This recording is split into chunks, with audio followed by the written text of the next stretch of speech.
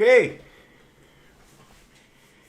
I think I have everything good and ready to go. Can everybody hear me? Is anybody there? How's it sound? It probably sounds all echoey. I'm in a different room today. What does that mean?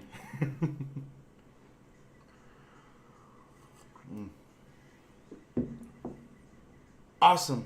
Okay, because I was trying to do a recording the other day on Saturday, and it was really echoey and ugly and everything.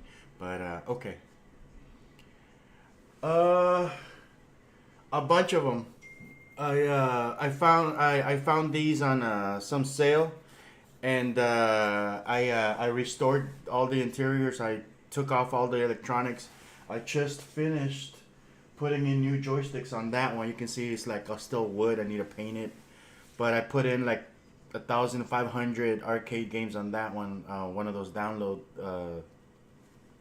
things, and this one is like the original 16 game arcade. So yeah, it's got Donkey Kong, all this classic stuff. I'm probably gonna erase all that shit, and it's a work in progress.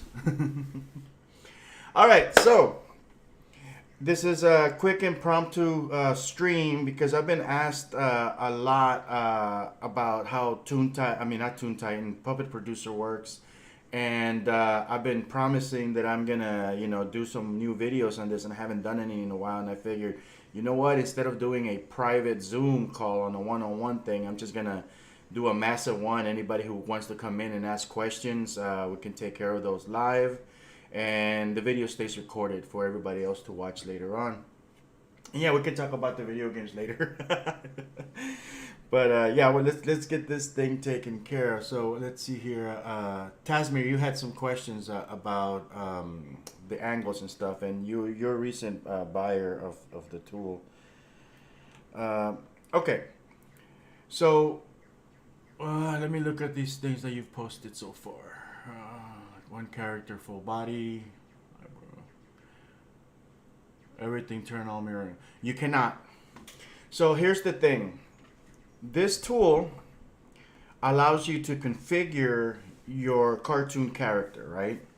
And you're gonna draw your front angle, all the pieces, and you're gonna use these buttons here to configure each piece, right? When you're done configuring your front angle, you're gonna move on to one of the other angles. For example, this is the 45-degree angle. You're going to draw this angle, okay? Simply changing this, like I think what you were trying to do when you messaged me, you were probably trying to select the character and doing something like this, expecting the tool to simply do the work for you. No.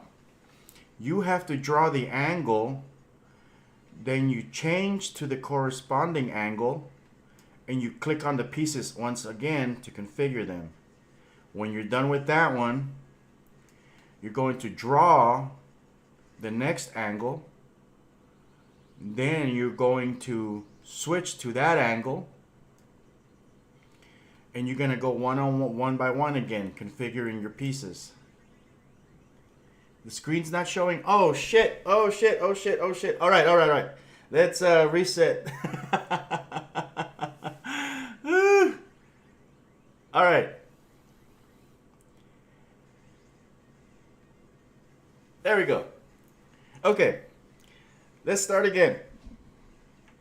So this is going to be like, you're going to start with your front angle, right? So I'm going to do like the quick run through, and then I'm going to actually like draw one myself, and I'm going to try to do it a full character in as little time as possible. It's not going to be the best artwork, but it's going to get the results done. So here's your front angle. And what you were most likely doing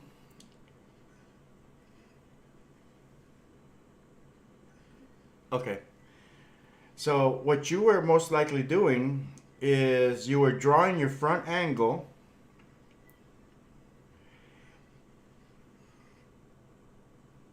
and then you were clicking this button expecting that this was going to change the angle for you automatically or mirror it somehow.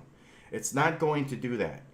So for every angle, every major angle, you actually physically have to draw these angles because these are 2D characters. Okay, every new angle has to be physically created. So we're not at the AI tool phase yet where it's going to automatically do these angles for you. So you're going to create this 45-degree angle next, for example. And after you've done that, then you switch your character here, your angle in the tool.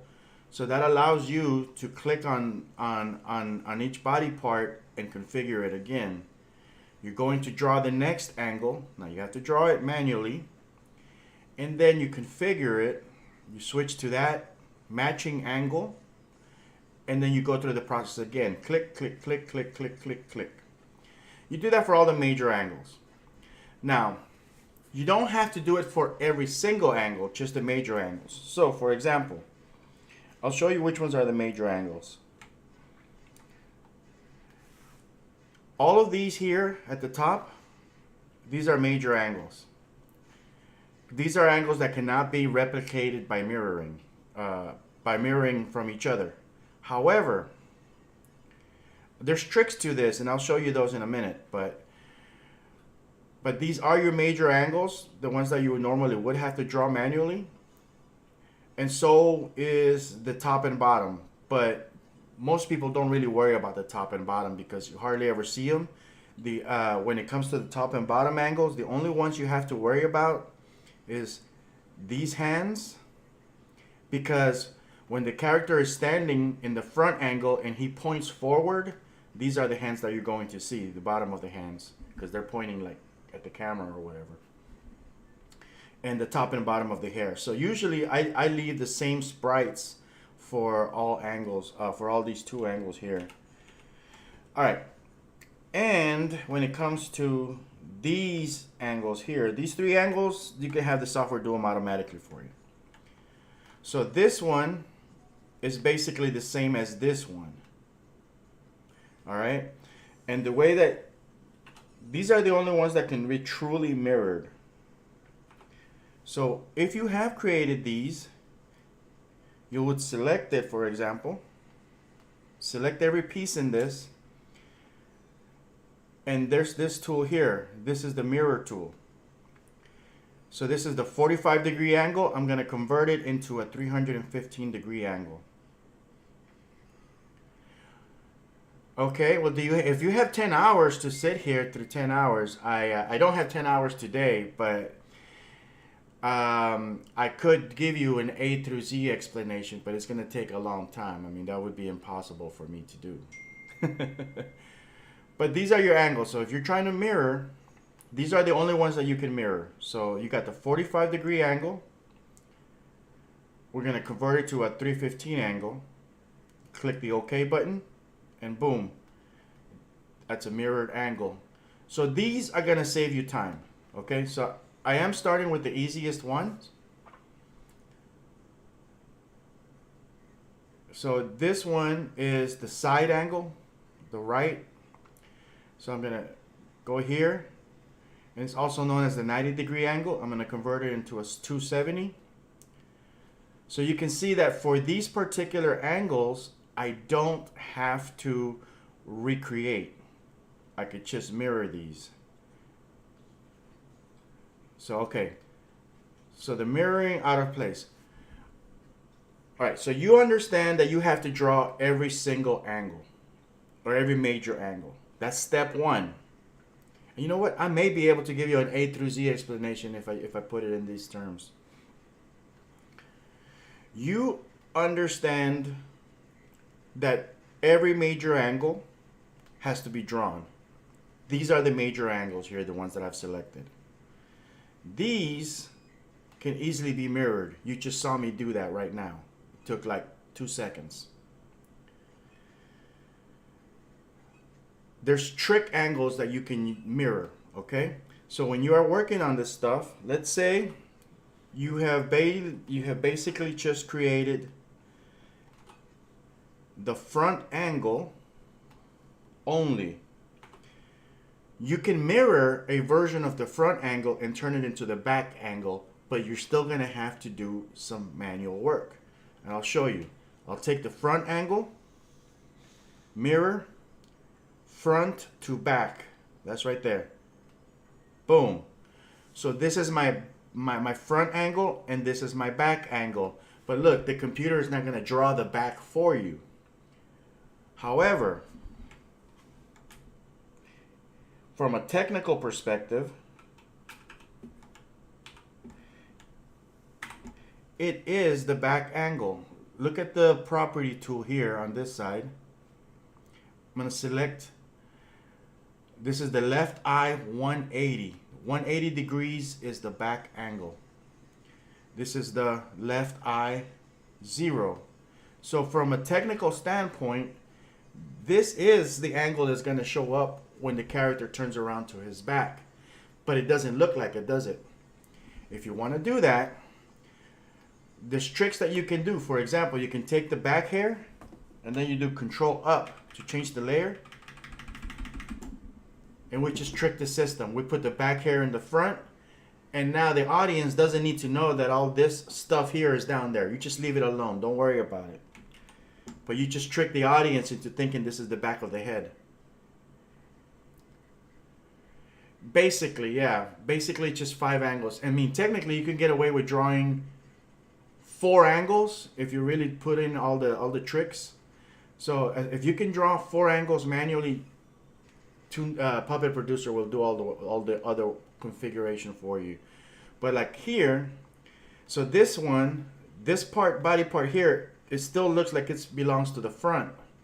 So here's the trick to this. You're going to, let me see here. I don't know.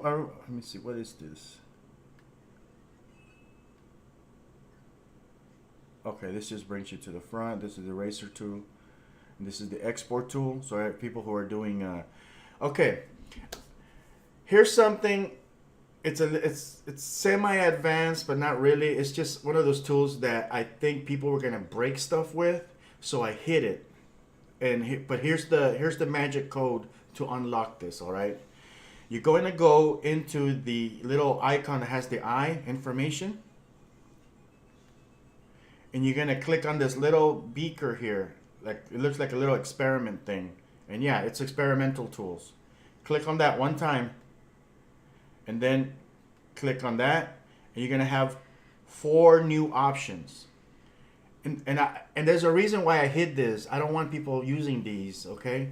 But in your case, I'm gonna recommend this 3rd button here. This one is a sort of a duplicate function, all right? Now, you can do this yourself by right-clicking, select duplicate symbol, call it back Sprite, and that turns it into a completely different symbol. Because see, what happens is, all it did was a mirror, a basic mirror, right? So like this sprite here, even though it's like, you know, the 0 sprite, and here it's labeled 180 sprite, it's technically the same sprite. So any modification that I do to this,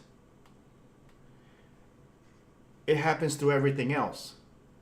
So unless you're going for something where you're just quickly trying to make like a Popeye character, I would stay away from doing it that way. But we want to make that sprite, this sprite, a unique one. So we made a duplicate of it. So this button, what it does is it does basically the same thing. We click on this, boom. It turned it into its own sprite. Let me see if I can see the name. Oh, there's the name. Look over here at the title. The name is back sprite blah blah blah and a bunch of numbers. That's based on the time code. I would recommend that you draw the broken pieces from the start. After I'm done with this basic overview, I'm gonna do one from scratch and you can see my process. But personally, I recommend just doing it from scratch, each piece by each piece, so that you can test how they articulate together. Because when you draw the whole thing, you can do that, but breaking it apart, it gets a little bit more difficult trying to cut around like the joint areas and fix things that could have just been made correctly from the start. So when usually when you have like a character and he's extending his arm like this, you cut it, then you end up with this big piece here, and then you have to make that little round joint. So yeah, I'll show you guys how to do that from the start, and I'm gonna do a basic character. But now that this is his own individual body sprite, I can go in here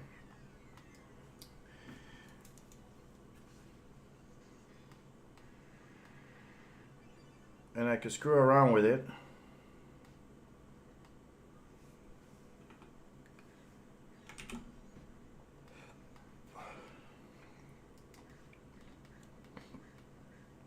And that's all I'm gonna do. I'm not gonna worry about this or this and stuff like that for the most part, because it looks the same. This one, okay, this has a fly in it. If I were to modify it, it would get modified there in the front. So we don't want that. So what we're gonna do is we're gonna clone it. So that's what this does. It's gonna clone the sprite. You're not going to see anything happen visually. It just does it. Like if I go in here now, look at the title. This body part is called Billy 12. But if I go in here, look at the title. It's called Billy 12 underscore and then a bunch of random numbers. So it cloned it. So by cloning it, I could just go in here and remove this.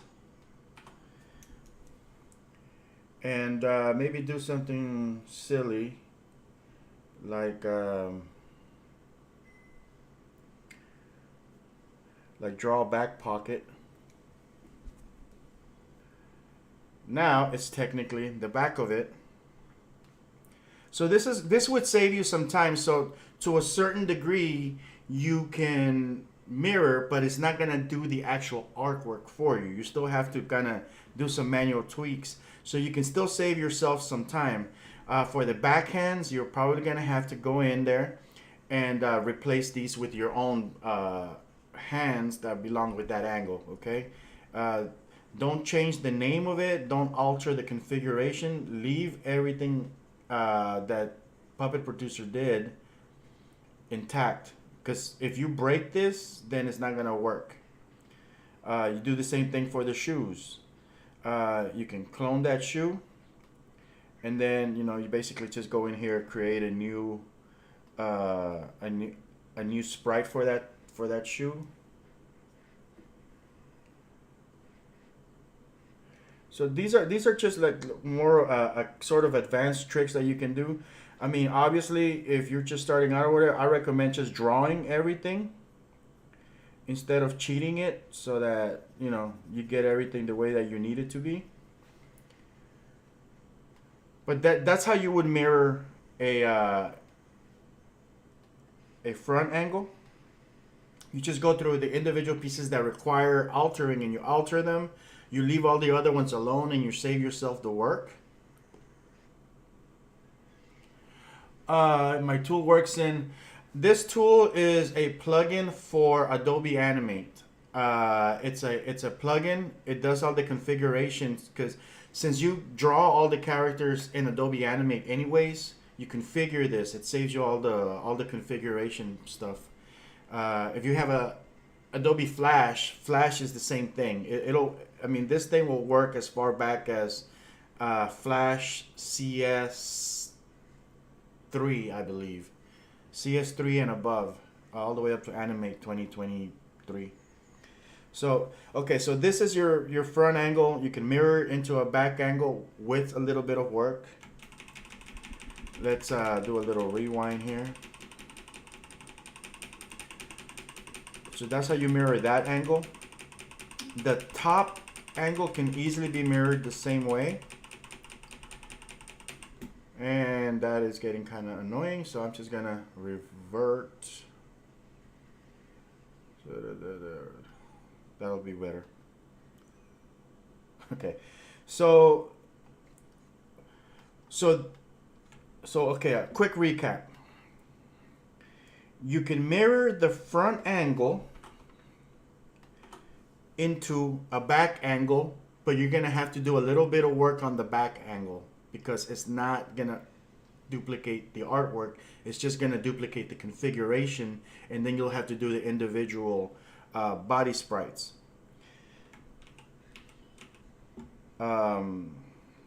You can also mirror the primary or these other angles here into these, and that you don't have to do any artistic work on that unless your character is asymmetrical. So if you're drawing a pirate whose left leg is a peg leg, you're gonna have to go in there and these angles here, you're gonna have to go in there and fix the drawing so that when you mirror that angle, that peg leg is still the left leg. So, you know, you're gonna have to use your own creative judgment when it comes to little things like that. For the top and bottom angles, it's actually a very similar thing. But keep in mind, like these are, like the hands and the feet are definitely sprites that are different. So you pick one. Either you prefer to draw the top angle first or the bottom angle first, and use that as your primary. So let's say that. So from your top, you're gonna select the mirror tool, and you go top to bottom, or you can do bottom to top. Let's do top to bottom. Boom. And then you take that, Control B breaks it apart just one time, and then you can get the pre-configured sprites. Okay, you're gonna move this to the bottom. Let's say, okay, this is kind of weird. Maybe that just needs to be a different color.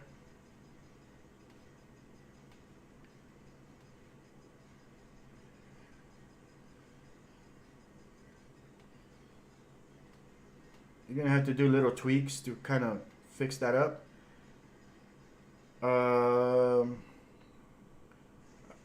You can hide these eyes. You don't have eyes on the bottom thing, or you can delete them or you can hide them. It doesn't matter. Actually, I'm just gonna put them here like that. Boom. Because this is when the character is looking up. You're just seeing the bottom of the neck. You're gonna have to go in there and redraw these hands so that they use the right angle, and redraw those feet, and you have that new angle. So these angles here you can create with a combination of mirroring and manual work, or you could just do manual work on them. It's your choice on how you proceed. So that's basically how you and these are basically 1, 2, 3, 4, 5. 5 angles are the ones that you really have to focus on the first time, and everything else is mirrored or mirrored with some assistance.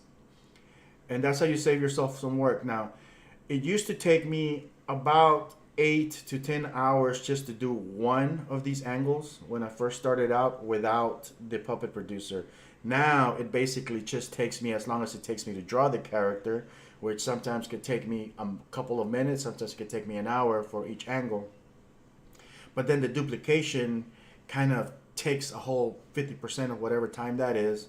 And the actual configuration, I mean, it's like a 30-second process. Click, click, click, click, click. All right. So I'm all over the place, I'm sure. If you have any questions at this point, go ahead and put them in there. I'm gonna draw a basic character. I'm just gonna go over everything real quick. And I guess you could see this as an A through Z, although it's not gonna be pretty because I am gonna be working very fast. I'm not gonna be trying to come up with some work of art, but I want you to see mechanically how everything works. All right. So I'm gonna get rid of this.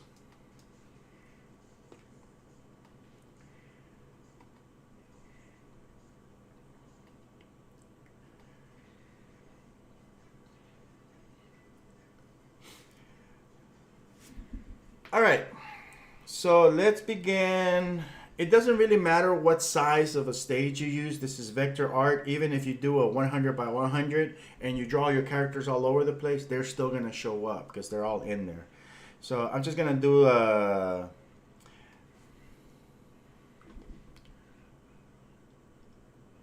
That's a lot of wood. So one gun.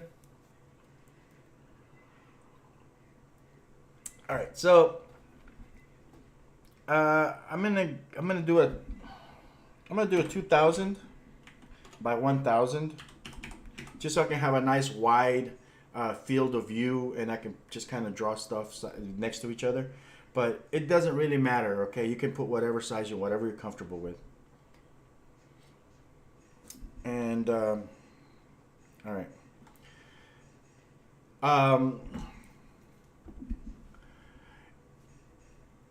I will tell you the actual drawing size of a standard character I have calculated to be exactly 1000 pixels tall. So if you want to have your characters be compatible with body parts from other G2 characters, either created by myself or the default Reallusion characters, you probably should create your characters roughly around that size. You can always readjust the body parts, but if you draw them about 1000 pixel tall, that's roughly around what's considered standard. Any bigger than that, then your character's by default going to be bigger, or smaller, he's going to be smaller. So, all right. Let's see if we can do this here. It's been a while since I've fired up this little device. And I have no idea what I'm going to draw. Normally my process is I just do a rough draft of whatever the hell I'm going to do, and I draw a clean artwork on top of that. So let's kind of do that. So let's start with a front angle.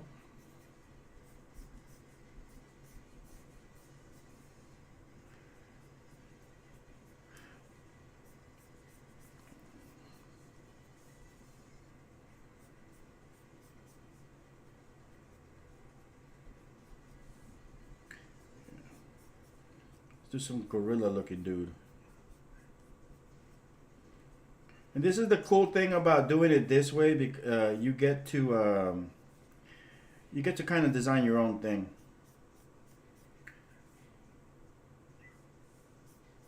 Okay, maybe the legs a little smaller. I'm just kind of playing around with it.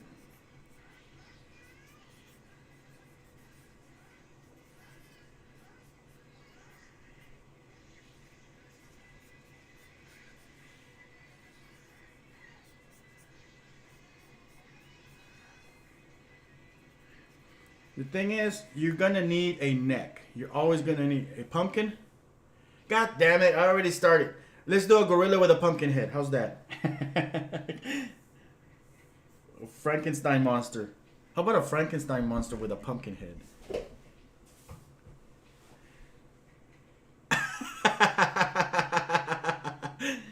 Okay.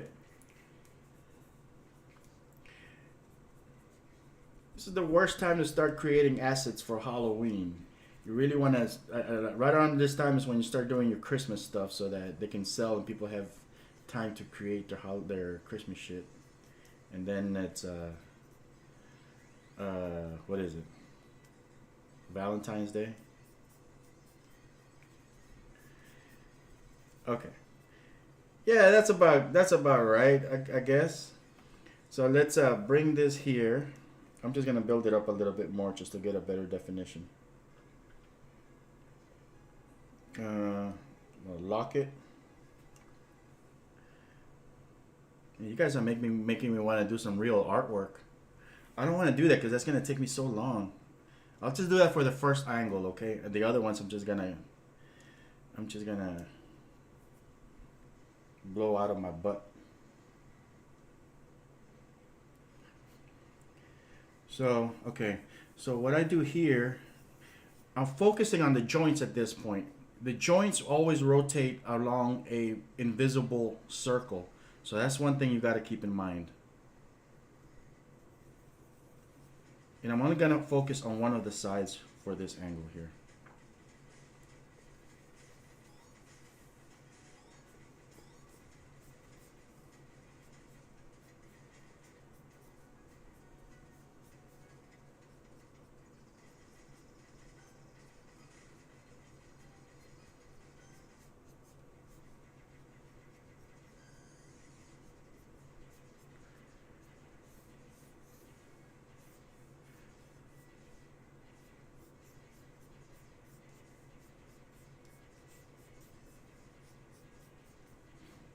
Okay.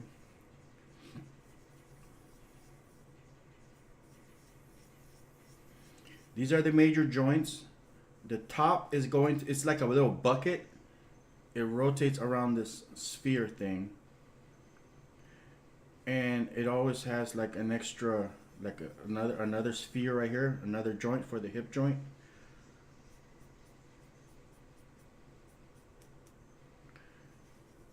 There's another joint right there. And there's another joint right there. And there's a little bit of extra crap right there. I'm just gonna give them a Frankenstein boot. Frankenstein monster type boot. I guess Frankenstein was the doctor, right? Okay. So we're gonna come out to that joint right there.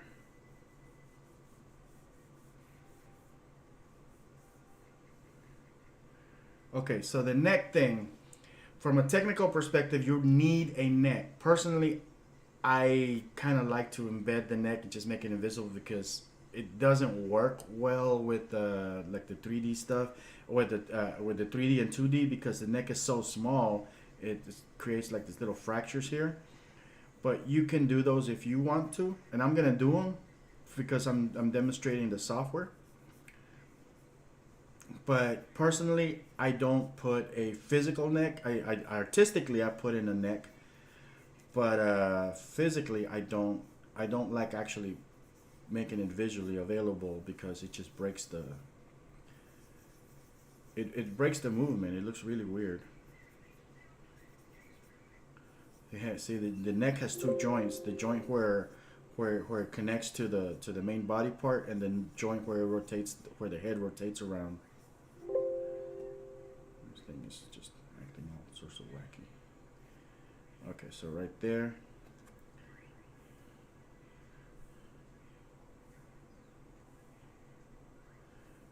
And we're gonna do like a big old pumpkin head.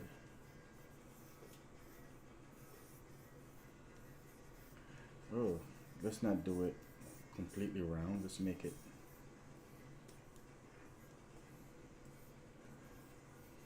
Let's be artistic.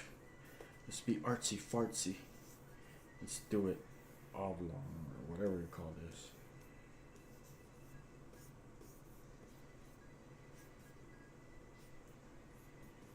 So it'll be something like that. And my rotation point is gonna be here. Okay.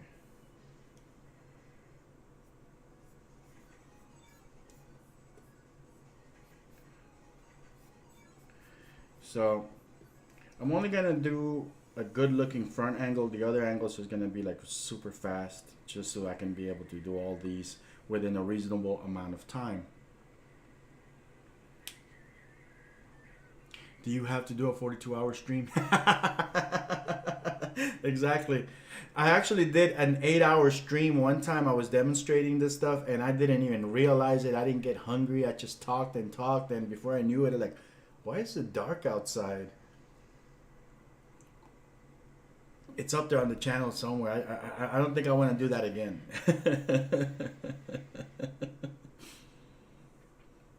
Okay. So here I have the basic of what I need. So I'm going to take, where's my keyboard? Control A, copy, Control Shift V, paste in place in the exact place. Modify, transform, flip horizontal, and then shift and arrow allows me to just kind of do that number. All right, that's good enough. Good enough with the girls I go out with.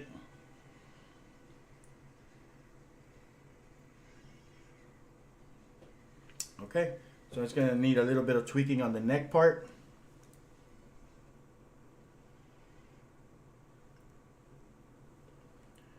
Gonna do that.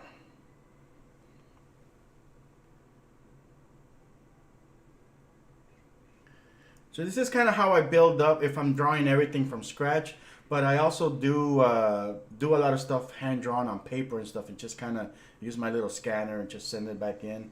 Or even when I do this stuff here, I'll print different body parts and stuff, and I'll just use paper and pencil to like do alternative versions of those.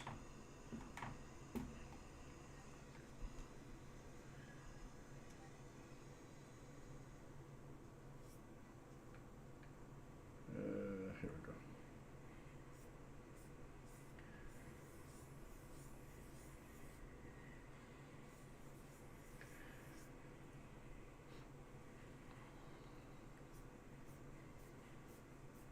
So that's where my primary joints are. That's where my character is going to rotate around, the neck, the head. And I can actually start putting artwork on top of this in a minute. So I don't, do I? Yeah, let me go ahead and clean this out.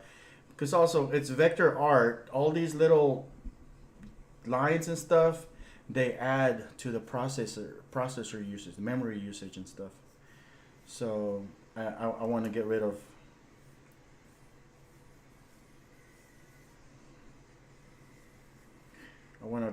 all the unwanted layers before I go too far out.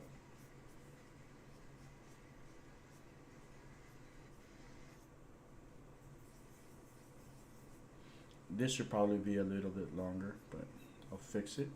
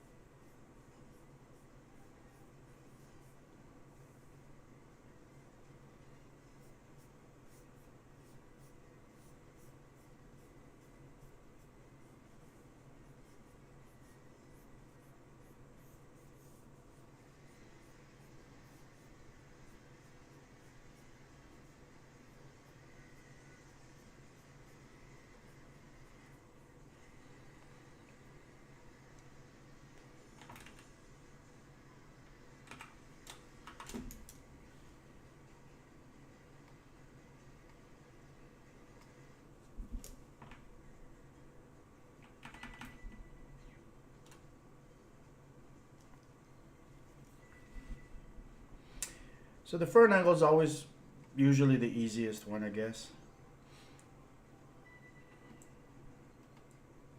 But here's the next thing, and this is something that you can do to prepare for the other angles, okay?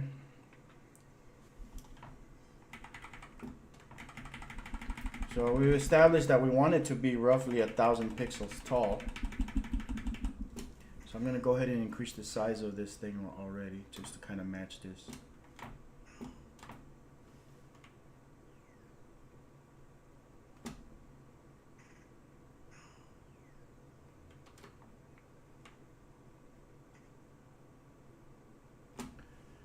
All right. What you can do is you can copy this to different places, like as many times as you need, and you'll be able to modify your character as needed. You can also do something like this: rulers, view, rulers. You see the rulers here? So this would be your top. Okay, this is you can grab these and just kind of move these lines around. So I'm just gonna use these like that, just to kind of give myself an idea of where the joints are.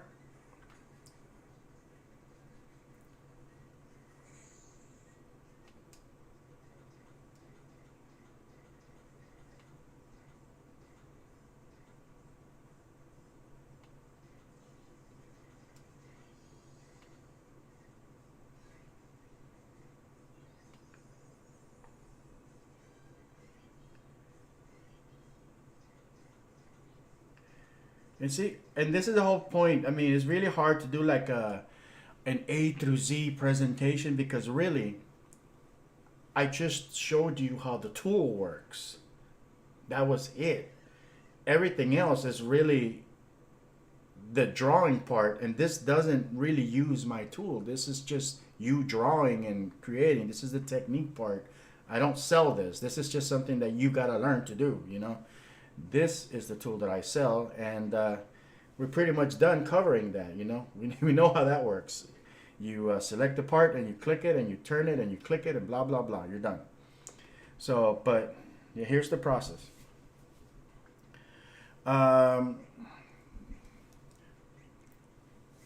So we know that this is roughly the size of my neck joint. Oops. And this would be the bottom part of the neck joint.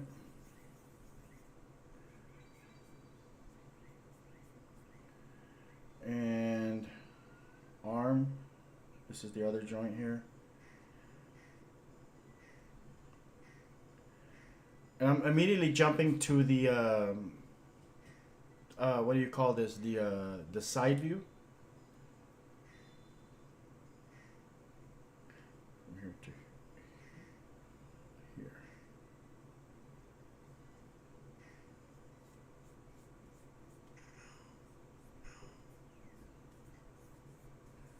All right.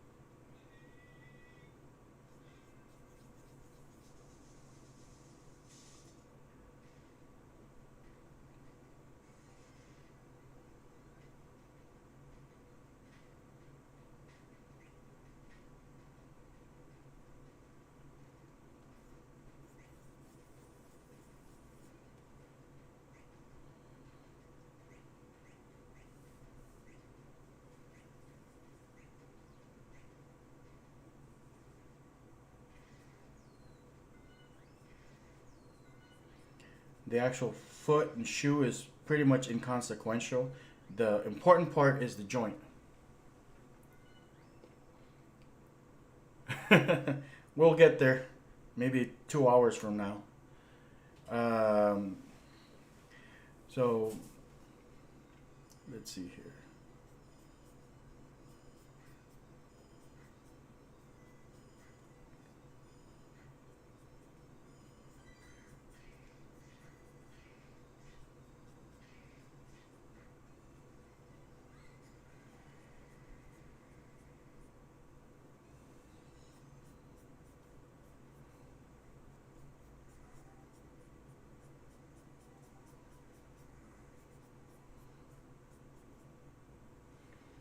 Okay, so another thing you could have done is you could have just copied this and used these as guides.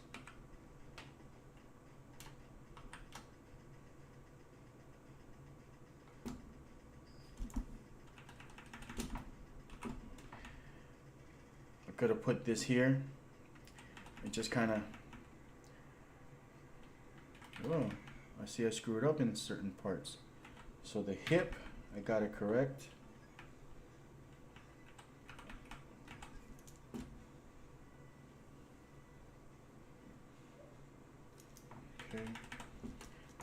I need my this joint there. So I think I did mess up on one of those parts.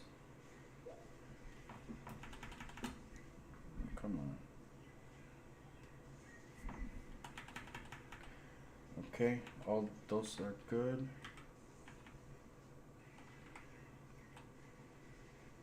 So I got it right for the most part. Close enough.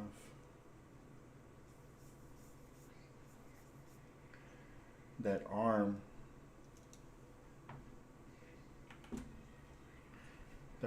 that shoulder joint, I didn't do it correctly. But I'll use this as a guide.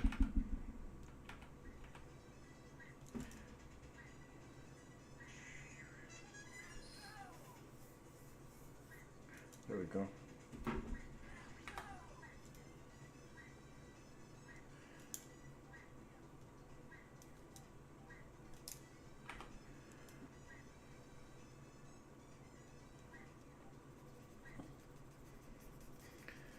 So technically it's not wrong, except that that's not where the joint is. That would just basically be part of the back of the character.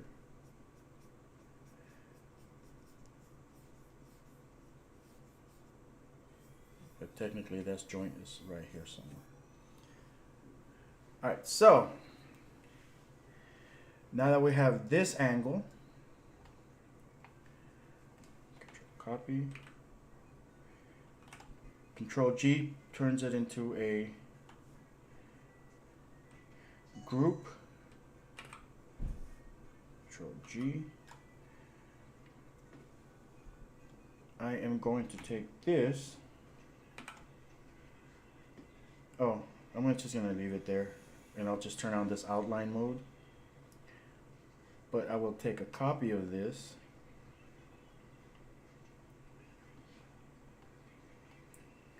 and I will paste in place.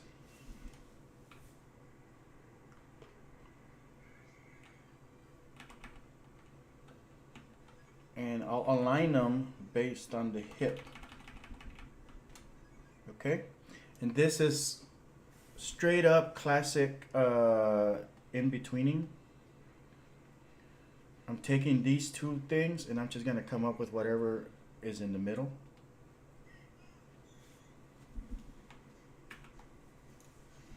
And this is how I usually, if I'm doing everything from scratch, I mean technically you can always cheat and use Character Creator from Reallusion to basically block out your cartoon character, export the angles, and just kind of rotoscope or trace over those angles with your 2D versions of that character. So that'll also save you some time. So between this shoulder and this shoulder, I'm going to put it right here. Okay, this one doesn't change too much. See how it's that one line on the outside, one in the inside. I'll put my line in the middle. It's almost like traditional in-betweening. So you got one line here and you got one line there. I'm gonna put one right here. Well, did I do my shoulder? Yeah.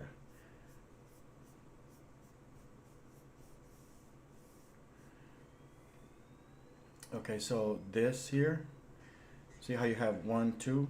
I'm just gonna put it in the middle. Connect them. So you have, there it is. Where is it? Okay, that's the arm. So this is the joint for the hand. This is the other joint for the hand. I'm just gonna find a middle ground. This line here and this line here, well, that's gonna go here. We're just in betweening. We're just choosing a middle point. So the arm is like, the hand is completely to the side here, is to the front here. We're just gonna have to kind of guess what the angle would be at this point. Not completely to the side, not completely to the middle or whatever, the front. Somewhere in between.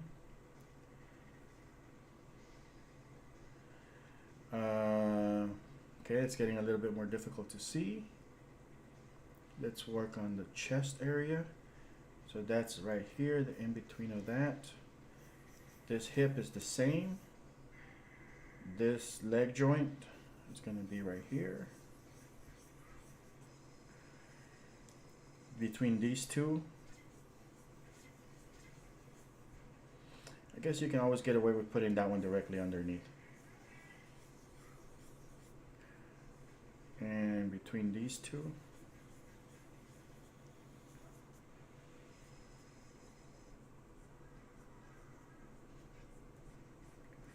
It's more of an angle.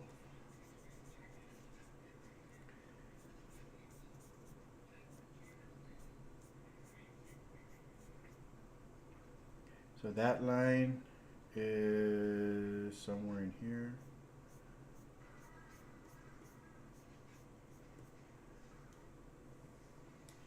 So between this edge and this edge, we're looking at somewhere in here.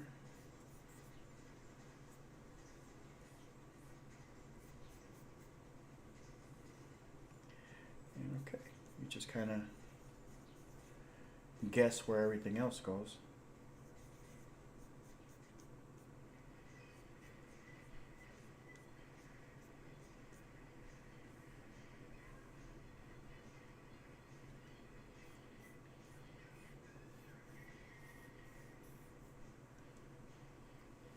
And that's our 45 or quarter angle or whatever it is. It's somewhere in the middle. I'm going to delete that.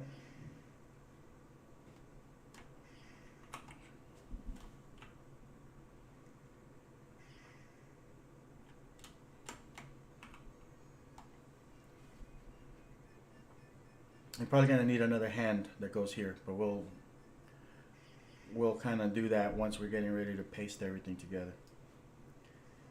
All right. Let's see here.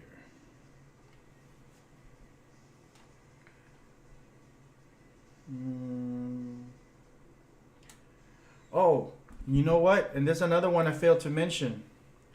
You only need to do 4 angles actually, because that quarter angle can also be mirrored with the assistance. So forget that said 5 angles. You only have to do 4. Because this angle can also be mirrored and just kind of tweaked around a bit.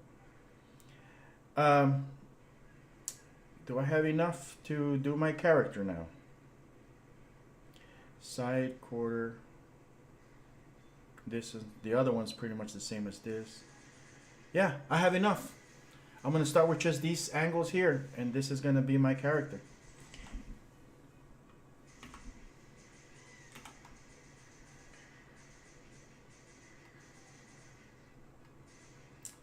All right, let's get some actual character stuff done, or drawings.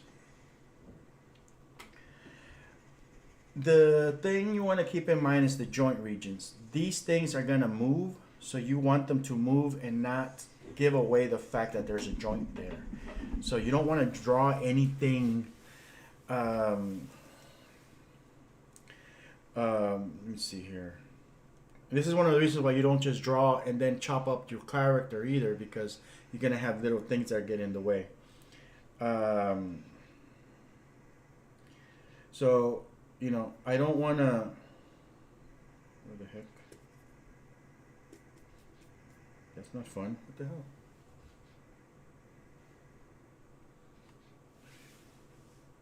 Just painting a weird color. Save.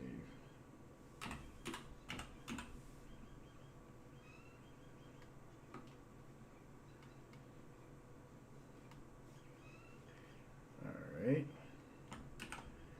Well, let's kind of refresh this because I think it's having memory issues.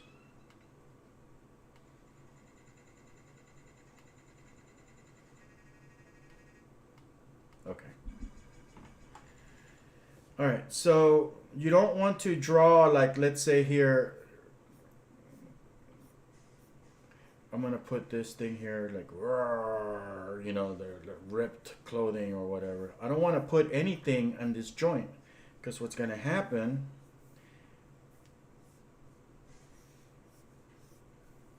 is, hang on a second, I'll demonstrate.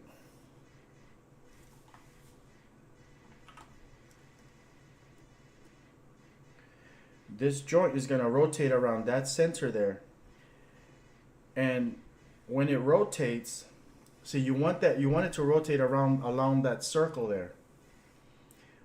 But if you put stuff here, that stuff is also going to rotate, and you got stuff here that's going to break. So you want to keep all your major artwork away from that joint. And that's technical stuff. That's not, it limits your artistic freedom. So your character's clothing, if it's a t-shirt, for example, you're gonna want to do your sleeve right here, but you're probably not, you're gonna have to draw this in a way that it doesn't interfere with that edge of that joint.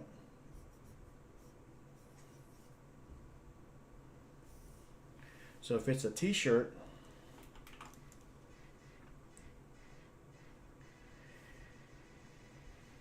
if you had drawn like a line right there, then that line would be coming out here. It would be looking really weird. You want to avoid drawing anything within the joint regions. That's the one thing that's going to give you some kind of like professional realism or look or whatever when your character moves, because especially when the sprite switching, it switches and then another sprite might have some kind of artifact in there. It's just going to look like it pops, pop, pop, like all fucked up. You don't want that. So I'm gonna work around that. I'm gonna put the torn part of this character of this character's sleeve. I'm gonna put it outside of that joint.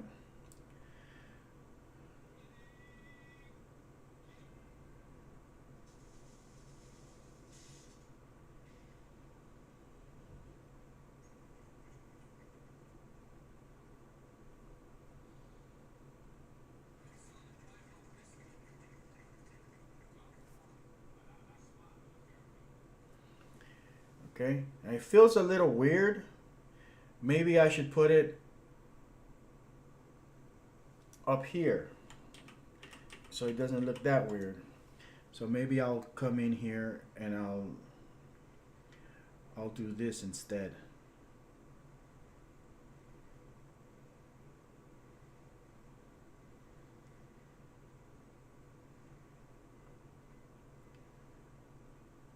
Yeah, I'll do that.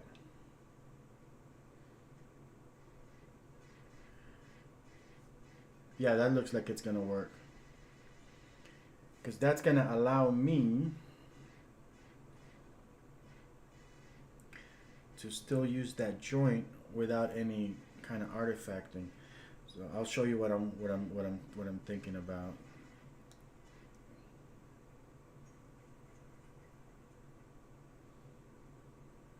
Stay away from that thing in the middle.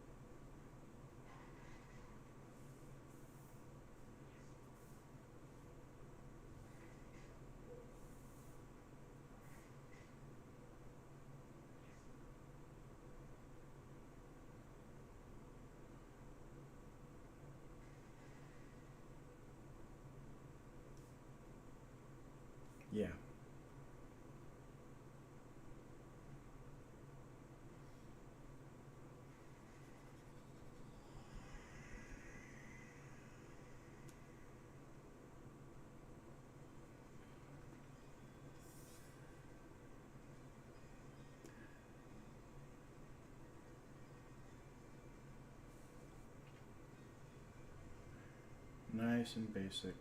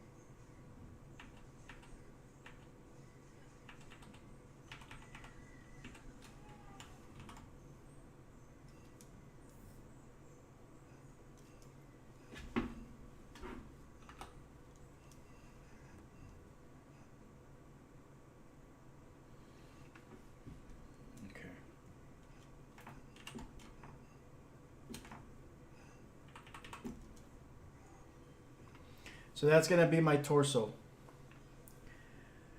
And the torso is going to be underneath those arms.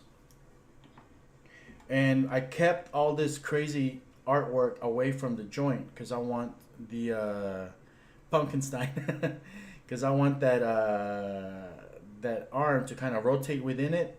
And I don't want it to be obvious that there's a joint there. So I'll show you how that's going to move. The joint for this hip is going to be right here along the center somewhere, along the center of this hip. The joint for this torso is going to be on the center of the hip. So when it rotates, it's going to rotate like that. So it's important that we keep any important information away from that middle region as well.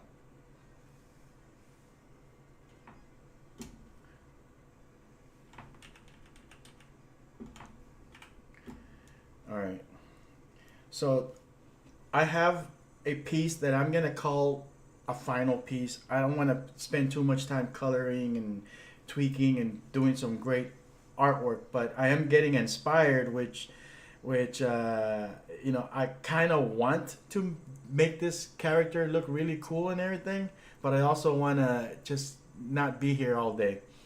I think I'm gonna have to do a full version of this character, take my time with it and release it, because this is, I like where the idea is going, so I might want to do this. Anyways, so I got this piece. It looks to me like pretty much final artwork. Fine, let's call it final. And I'm gonna turn it into a symbol. all day. So modify, convert to symbol, or I can press F8 on my keyboard.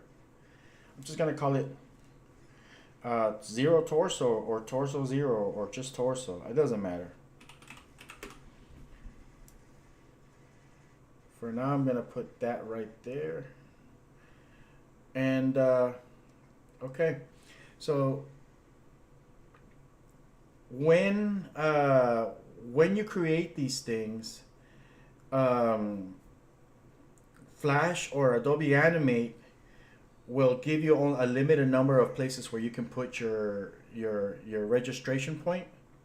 That's that little X right there. That's your center. That's what's considered the center of your symbol. Of course, by default, it's always in the center here. So you can take this little rotation pivot and put it there, and then you have that. Puppet Producer uses the location of that little X to place the pivot. So I'm going to show you how that works. Since this is already a symbol, a movie clip symbol, I can click here and it'll configure it for me. I'll do it right now, and I'll undo it because we don't want to be doing that step yet as we go. But this is how it works. You click it. Error. Valid 3. Valid. Publish changes. I have an installation issue on my end, so let's see here. It did configure it, but it didn't add the pivot, and that's because I don't think I have the pivot in the right place. Hang on a second.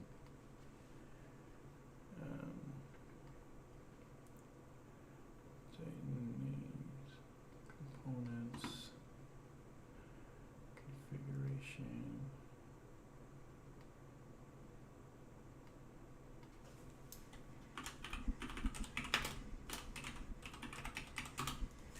Yeah, I have it. I didn't have it installed correctly. Copy here. Okay.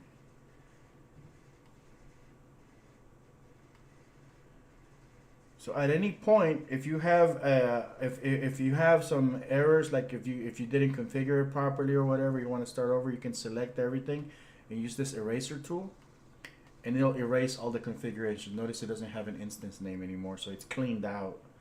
So I'm gonna try it again. Did it do it? No, it didn't. I gotta restart Flash. So I'm gonna save it. I'm gonna restart it because I'm having to do some additional tweaks. Okay.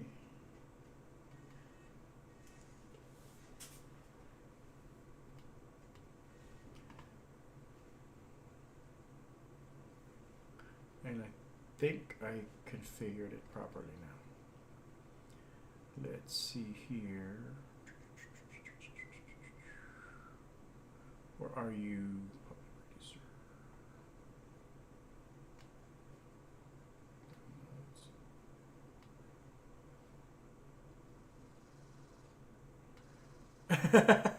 No, no wallpaper. Basic blue. Basic blue, and all my windows look like windows from the late 90s. All these square, no fancy colors, no shadows underneath the thing. Those shadows use up a lot of processing power, man. You gotta get rid of all that shit.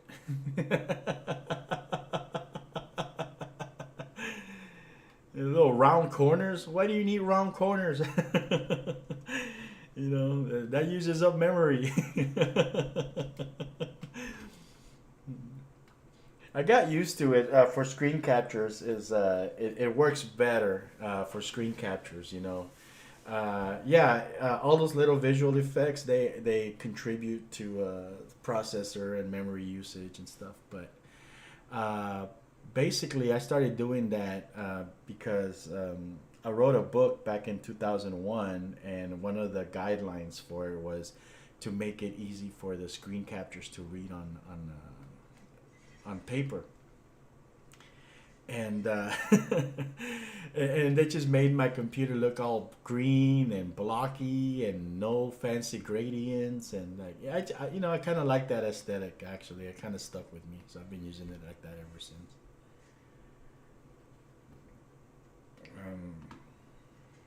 Here we go. Let's see if it works now. There it is. So yeah, I just had to restart it. So it placed the pivot point exactly where that little cross mark is. So that's how it detects it. All right.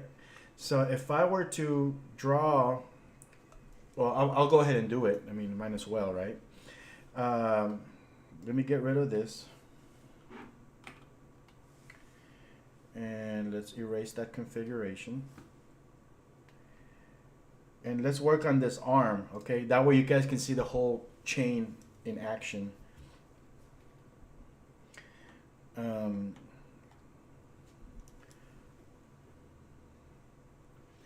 So in a different layer,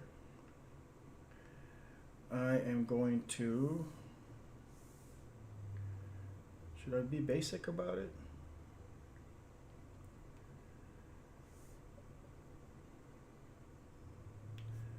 I'm going to do something like this.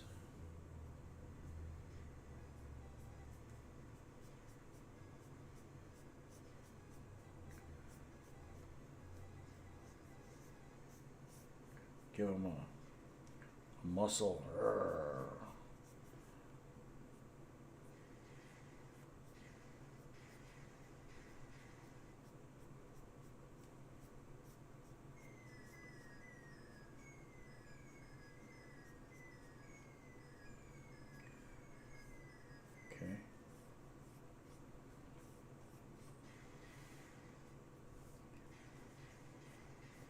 dude is ripped. Okay, and it's gonna go like that. And I'm gonna go ahead and draw the outline for this forearm as well. So this forearm is gonna be in the back or in the front, is your choice. Just whatever you choose from the start, that's what you need to stick with on the other angles.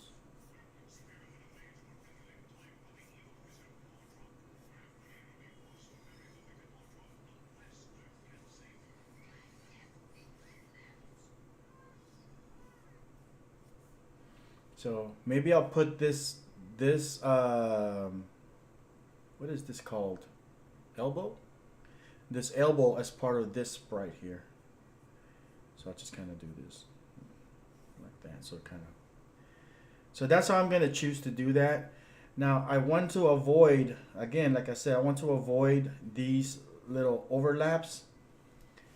But as long as you stay consistent, you can get away with these.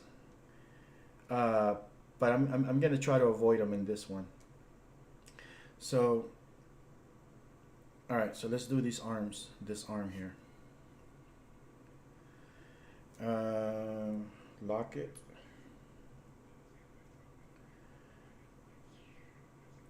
I'm just going to go over it with clean.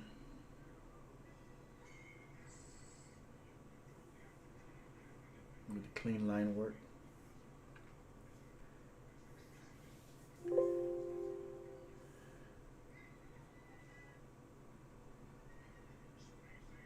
come back to that.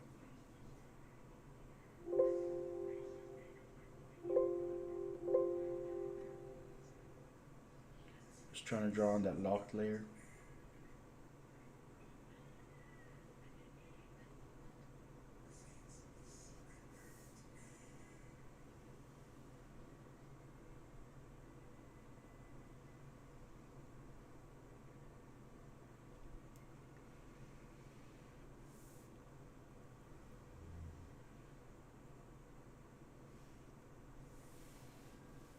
All right. Good enough for the girls I go out with. So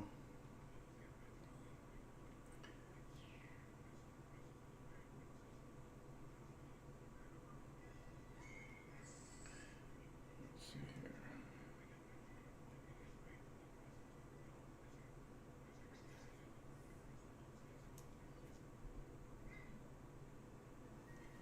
I want to see what's underneath that layer there, but it won't let me grab this.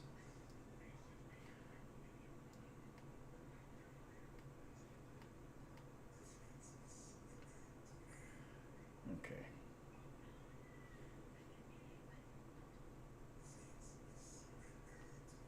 All right, let's try this again because it's kind of confusing me.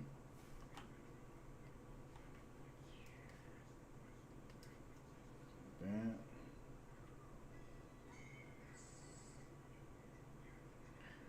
Those are the only two that I need. There we go. And I want to see, not that layer. Okay.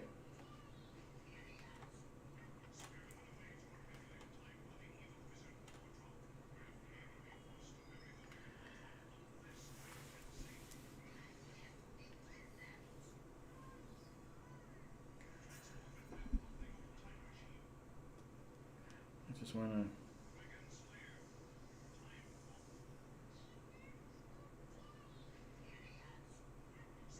as long as I stay slightly inside of that, I should be okay. You definitely want to get rid of that black line that's there because, like I said, you don't want to interfere with the joint regions.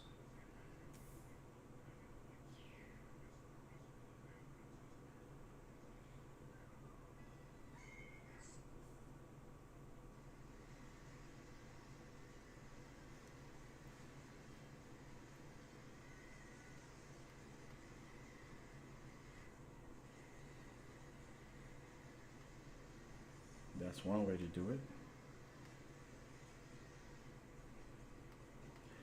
Okay. Just gonna fill this in.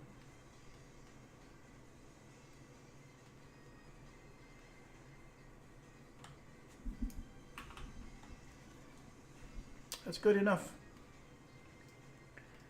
Just convert that into a symbol. Okay, so this is one of the ones that, yeah, I have a Dell Canvas. It's kind of like those one of those Cintiq tablets. I think it uses the same architecture. 27-inch, but it's made by Dell, and they call it the Dell Canvas. It's no longer in production. I guess not a lot of people bought it, but this thing is pretty solid. It's good. I actually like it better than the official Cintiq tablet because it doesn't have this weird thing where you can accidentally click on buttons on the sides and all this stuff. And I also have I wish I had that detachable camera I could show y'all, but maybe I'll do that one of these days with the other camera. I'll show y'all my gear.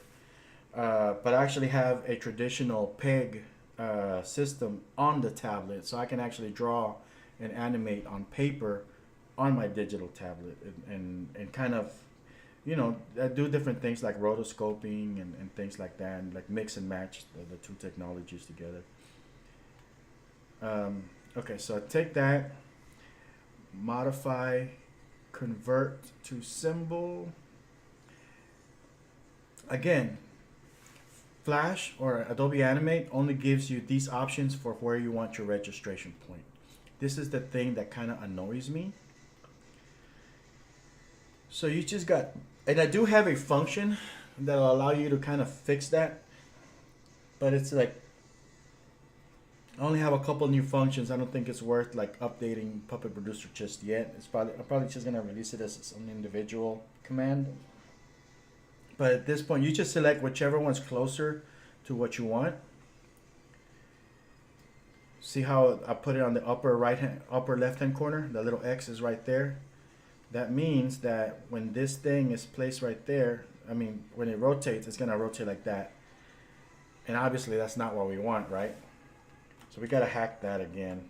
It's kind of fucked up, but this is one of those things that it's more on the technique side. So I'm gonna click, I'm gonna move right there, come back out, and I'm gonna place this back to where it needs to be. But now that little X is right where it needs to be, right? I can adjust it. So whenever it gets imported into Cartoon Animator, that's where that joint is.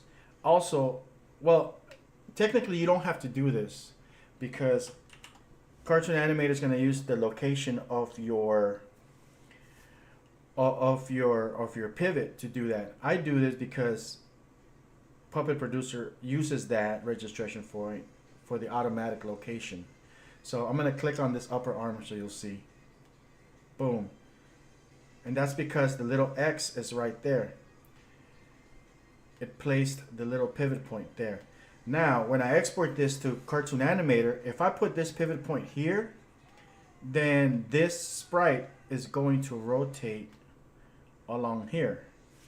So technically, you don't have to go through this crazy part where, you know, you modify the thing so that you can end up with a little registration point where you need it. I recommend that you do, but as long as you manually locate this to where it needs to be, it'll be in the right spot. I do it also because it allows me to better visualize while I am drawing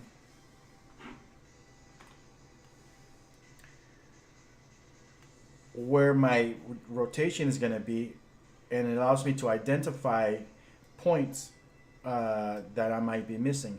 So take a look at this here, like this little part here where the muscle is joining.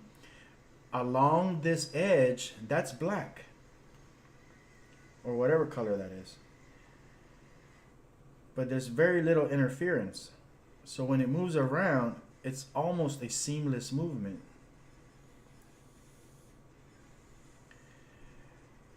So you can see that Affinity Designer. Affinity Designer does not have the ability to, it doesn't allow third-party plugins. And Adobe Animate is slowly, I mean, Adobe itself is slowly withering away the ability for developers to create plugins. So even now, if you want to install this in Adobe Animate, you kind of have to do it manually because they're really screwing with us. They don't want us developing plugins anymore, or third-party plugins. Anything that we develop, they want to be able to sell through their store. So they've been slowly taking away our ability to do this. So, okay, so the reason I recommend these pivot points and adjusting them as you go is because it allows you to just visualize how this character is going to move, right, from the start. And I can see that from a design perspective. Maybe I want to see some more shit here in the background, you know, more little tattered clothing or whatever. So I'm going to go into this sprite here now. And maybe I'll add a little extra to it.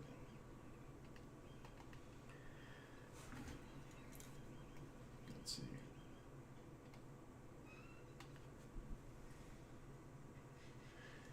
Maybe I'll put something over here.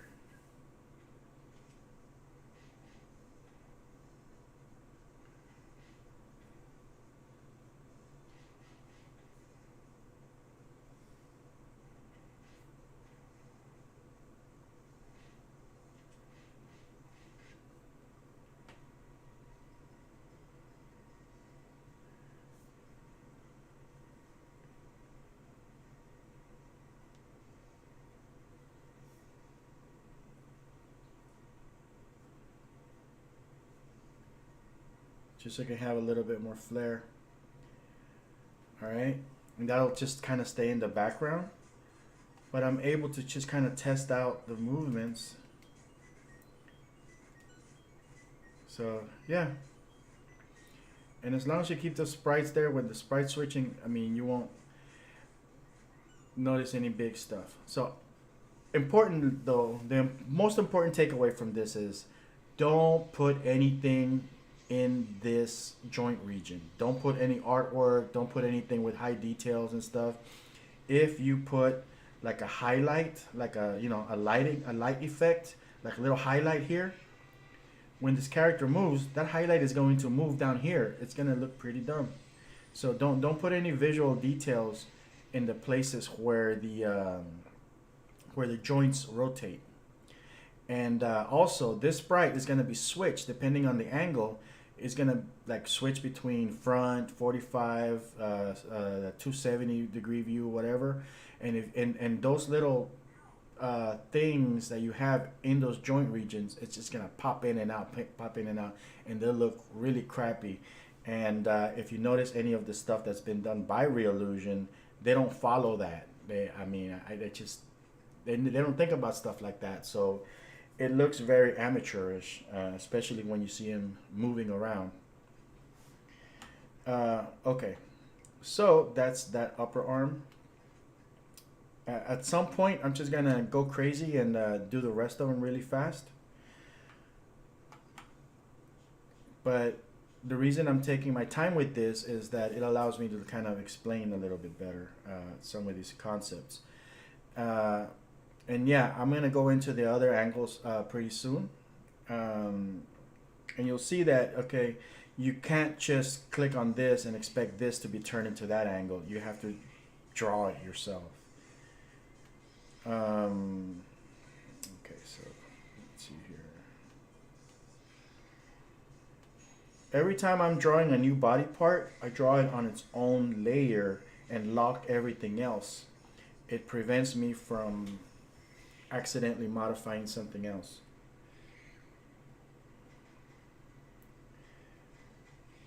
And whenever possible, the bottom layers, just kind of turn them into outline view so they also don't interfere too much in how you see it. So this one is going to have like a little elbow tip right there, and that elbow is going to move with it as it rotates. So that's kind of cool.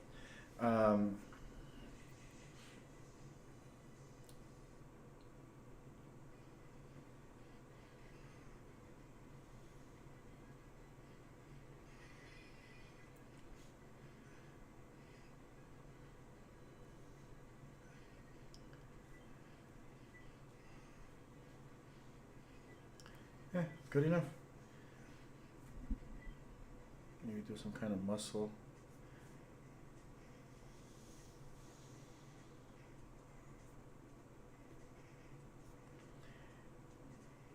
You know, with vector art, the less amount of work that you do, the better, because all of this stuff translates to processing power.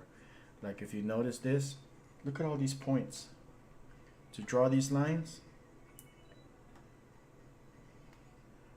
each one of these points, it's a mathematical computation. So all of this, all these curves are calculations that are taking place in real time. The least amount of that you have, the faster it's going to be, the less processing power it's going to require, and the more artwork you can have on screen. And a lot of people don't think about this, but you have 2 or 3 characters that are drawn very highly detailed or whatever. That's going to fry your computer. Your frame rates are going to be dropping down to like 2, 3, 4 frames per second. You know, like South Park says, gonna have a bad day. You can alleviate some of that. Go to modify, shape, optimize, and you can try to kind of fix that a little bit. So you used to have 141 curves, now it has 55, 60% reduction. It almost looks the same, a little bit cleaner, but look at the number of points.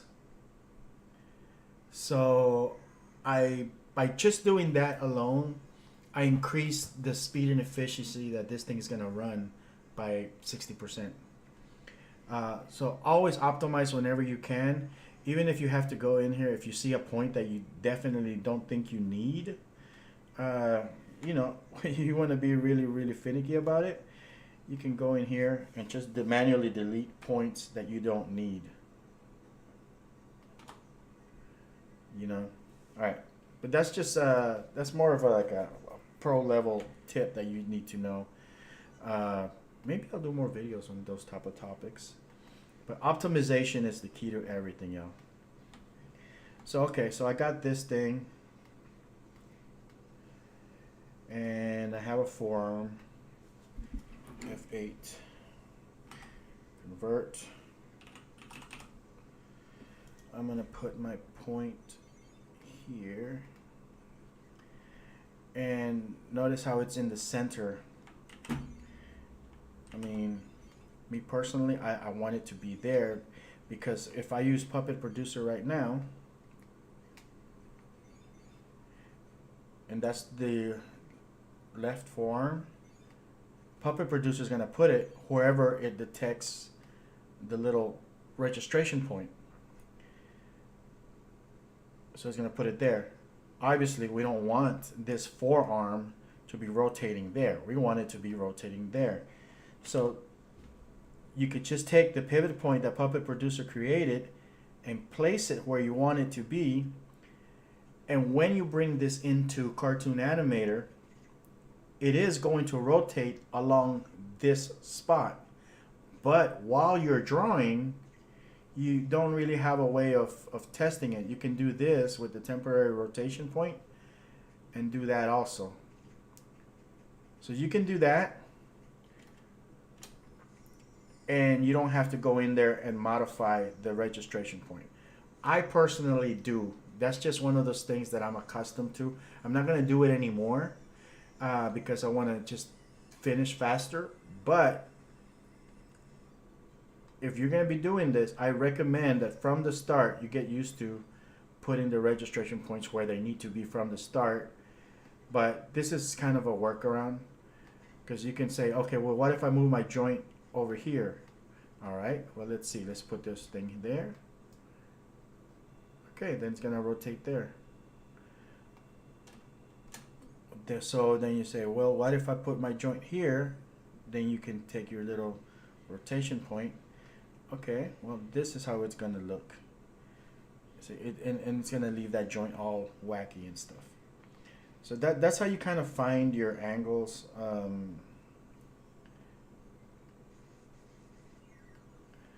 So now let's put this a little bit more to the test.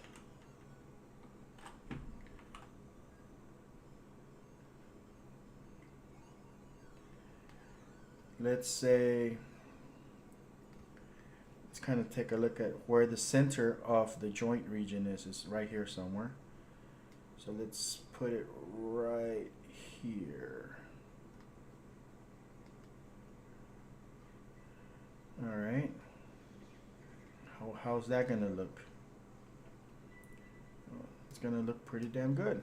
See how this line is rotating along that line right there?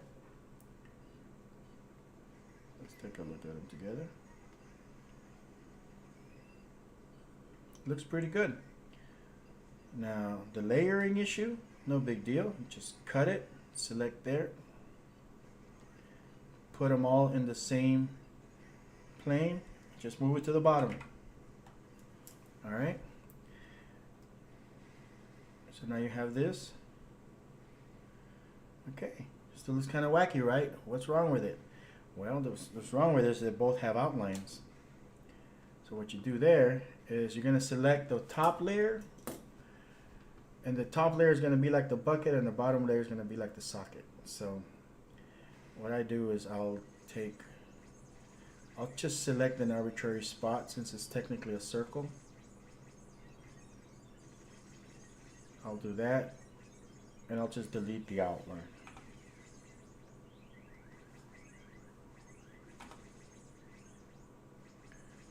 Kind of smoothing that out. So now I have that. This is at the bottom, so when it rotates, it's going to rotate like this.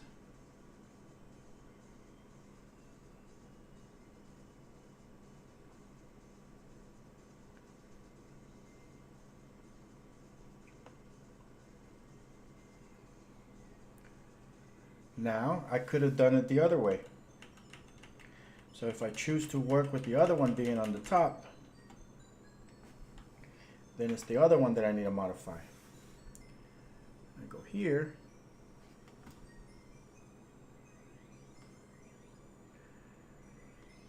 I'll just select the point of interest. And I'll delete that right there. Let's see how that looks. So now this is being at the top. Let's kind of clean that out a little bit. Oops. See, I don't like those little things right there because it looks like you just chopped it off, you know. So you have that.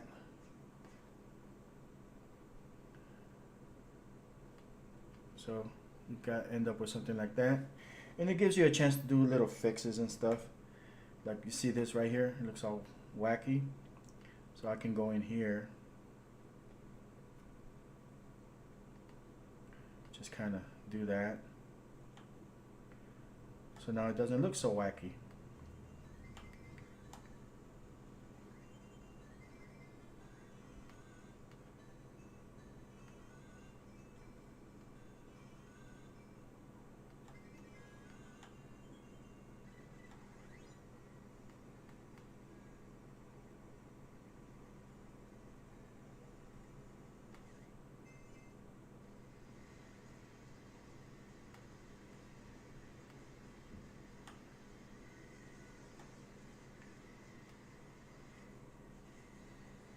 But now when this goes up like this, it's definitely gonna look wacky on this side. Right there. I still don't like it, so we're gonna have to make a compromise. This is why these type of streams is really hard to do, because it's all really around the artwork and drawing and technique. It's not so much about using the tool at this point.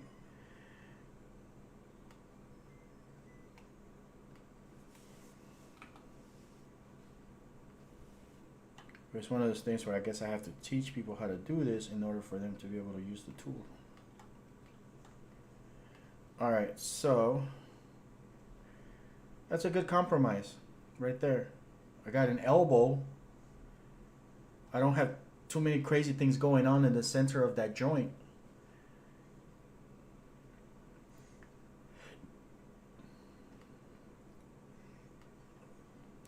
Maybe I'll go in here and make this a little bit thicker. Excuse me.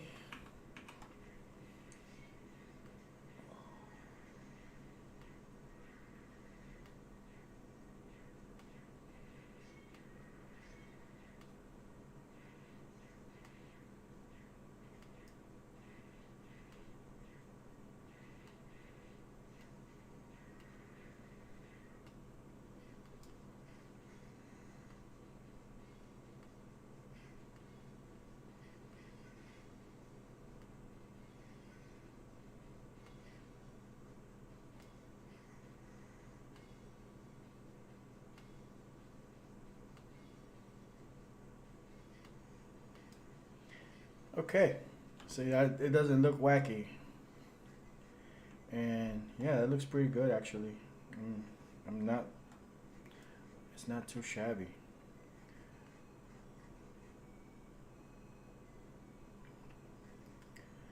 So in a minute, I'm gonna show you how it just kind of. Well, I guess I'll show you right now. Fuck it.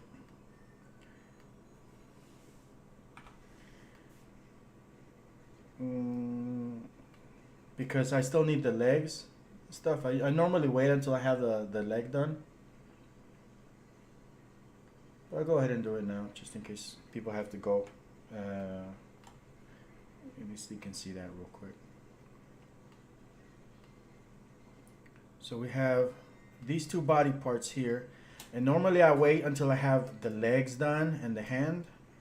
But I can go here and go copy, Control V, Control C I mean, and then Control Shift V will paste in place.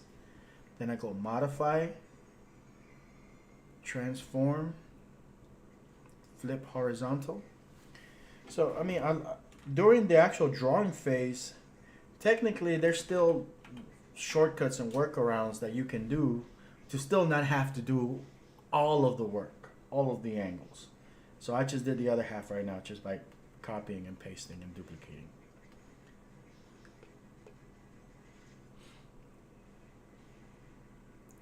All right, so the hip is a single sprite. The hip is basically just a circle. The essence of the hip is just a circle. It's really about where this one is going to rotate around.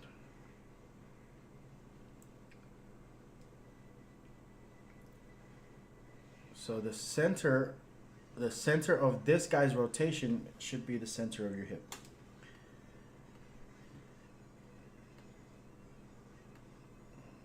Let me see if I can consolidate some more of these sprites. Cut, paste in place. Put this in here. Okay, I don't think I need that anymore. And what else do we got that could probably be deleted? Like that. It's getting too many damn layers. Old school Flash animators, Flash developers swear by just putting everything in its own layer and labeling them and keeping everything organized. 2 or 3 layers max is all I want. You know, I just, it's just too much.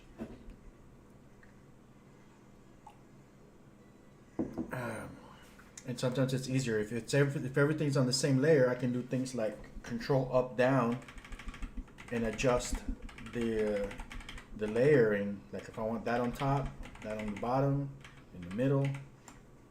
It helps me do stuff like that too while I'm working. So to me, it's a little bit more helpful. I'm gonna go to View, Rulers, and turn that off, so I can turn off the rulers, and also turn off the guides. Okay.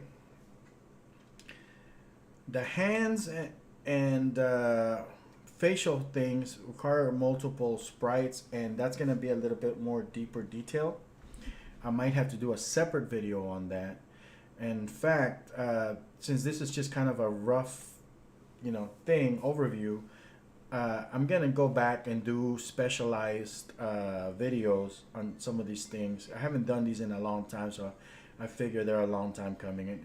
With Cartoon Animator 5 coming out soon, and Reallusion still kind of, sweeping under the rug G2 characters, which G2 characters are the most freaking advanced characters available to this system in the first place.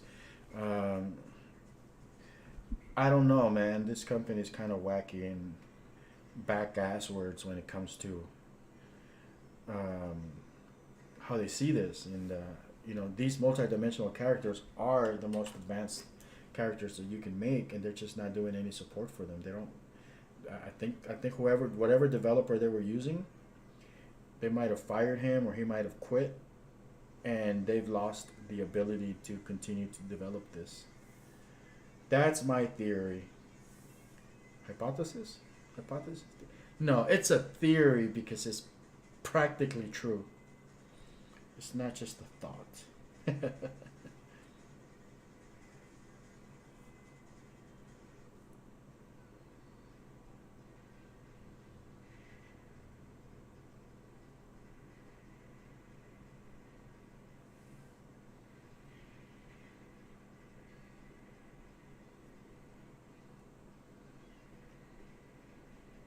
I always get on people's case. I always get in people's case when they say things like "it's my theory" or "it's my" like. You mean hypothesis? Because a theory is like theory of gravity, and we all know that's real. It's like scientifically, a theory it's something that's technically proven to be a fact. Hypothesis is when you just come up with an idea. And maybe I'll try an experiment on this and see if I can prove it. Like, it's just a film theory. You mean a film hypothesis? I'm an idiot. Sorry. Go on my little stupid rants. All right. Well, that's a hand right there. Convert that into a symbol. Modify. Shape. Oops. Modify, convert to symbol. I'm going to do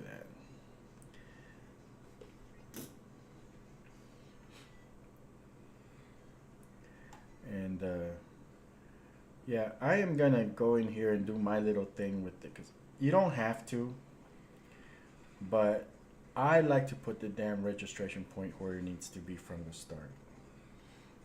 I can't stand it. And then of course when I do my little trick for duplicating this thing, and then that just means I'm gonna have to do it multiple times. So let's see here. Yeah, man, it really sucks about the talking about those vids. Yeah,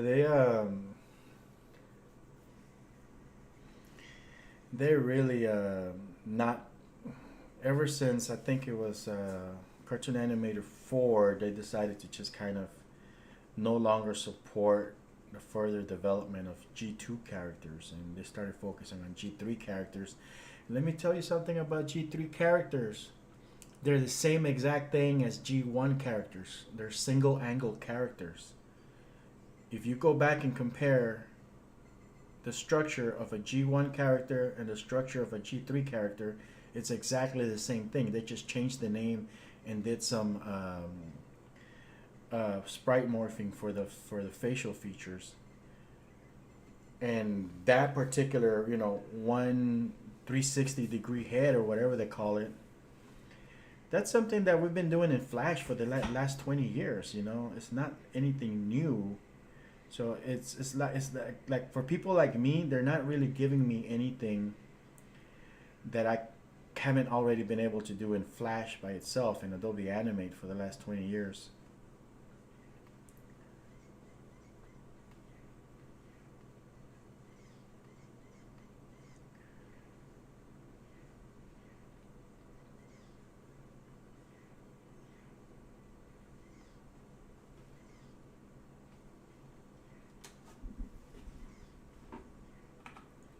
One of the things I like about Flash is like this vector artwork thing. It's almost like working with like 2D putty. You know, you grab these points here and you just kind of pull and drag and manipulate them.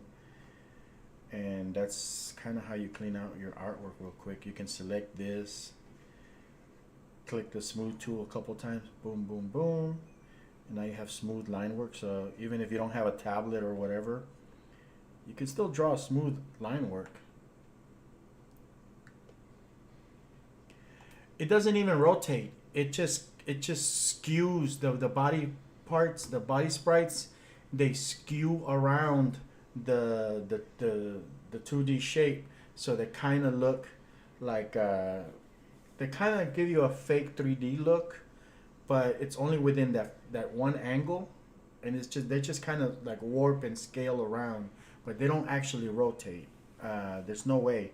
They're stuck to one angle. I mean, these rotate, but it requires sprite switching, but they really do rotate. Yes, I've tried Moho. Actually, when it first came out, I started using it a while back, and I never liked it. It's too developer centric, or it's always been like that. I think it's getting a little bit more practical now for artists. But even up until about maybe 2-3 years ago, which is the last time I played with it, just drawing the most basic things takes the the hardest, like the craziest, longest amount of time, you know. I'm like, one of the things I always do whenever I get a new tool is like, all right, let's start with like a basic bouncing ball technique. Let's see how it handles me drawing an animated bouncing ball. That's like a basic animation exercise. In Flash, I want to draw a ball, I draw it. You know, boom, outline, fill. I have a ball. Took me less than 2 seconds, right? In Moho, you have to define the outline, you have to use Bezier tools, you have to tell it whether you want it to have a fill or not, support a fill. You have to draw in a way that this stuff gets close the line. It takes me like 10-15 minutes just to draw that same freaking shape. It's stupid. I never liked that. And it's just, it always felt like it wasn't something that was developed for artists. Although once you do draw stuff, you can use the morphing stuff to animate, which you can also do in Flash. You can morph shapes in Flash and come up with some really beautiful, intricate animation. And I've managed to do it. You know, I can come up with some beautiful Disney-like, you know, full in between animation just in Flash using morphing animation, and nobody will know the difference. Oh yeah, there was some weird thing happening. I don't know what the deal is with their licensing, but at first there was, yeah, Lost Marble, Moho, and then I think the guys who I forgot what their name was. I don't know if it's the same people. The guys who owned Poser, Micro something. I forgot what it was. The company. I gotta drink my coffee.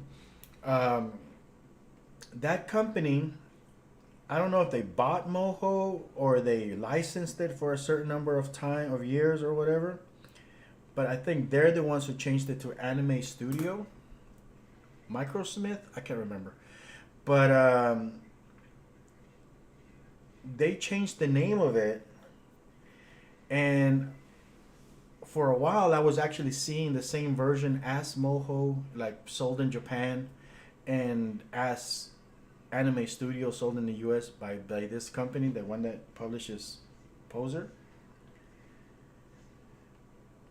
Smith Micro? Yeah, I think it's called Smith Micro. And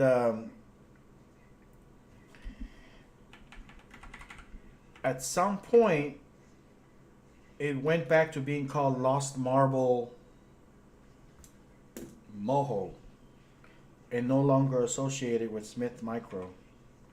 So I have no idea what the story was. I never read any articles about it, but I thought it was a weird company change, and the name goes back to going back to calling, was it Meta Creations? No, I think it was called Smith Micro, the company.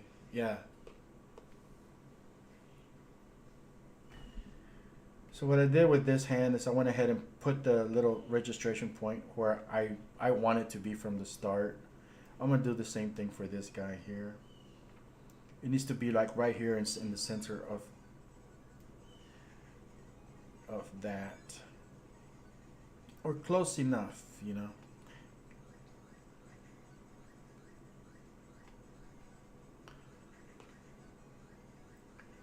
Oh, did they? Is that the company that's running Poser now? I used to use Poser a lot, man, back in the day.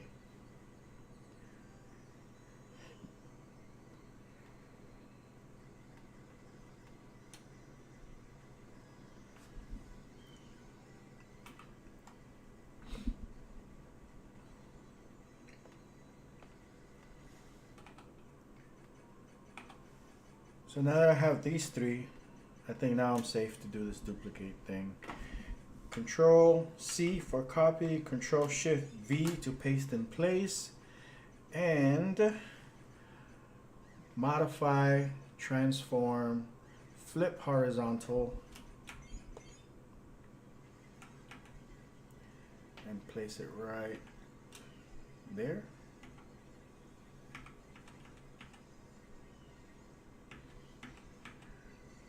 Yeah, right there. Okay, so now I have this thing, and I've tested from the start how it's going to move. And daddy likey. So I'm getting everything right from the start. I'm not having to go back and forth between Cartoon Animator and this and that. I know how my character is going to move. Yeah, but you are actually, Sphinx, you're actually a 3D person. You know your shit around the 3D program. I'm still the guy playing with Poser. I'm just doing iClone crap. I'm buying everybody else's hairstyles. And oh my goodness. If it wasn't because finally people are publishing hairstyles, I'd still be using the same 3 stupid hairstyles that iClone the iClone has by default, which is why everybody makes their films with like bald characters, you know. That's cool, man. You actually know how to do like 3D stuff from scratch, so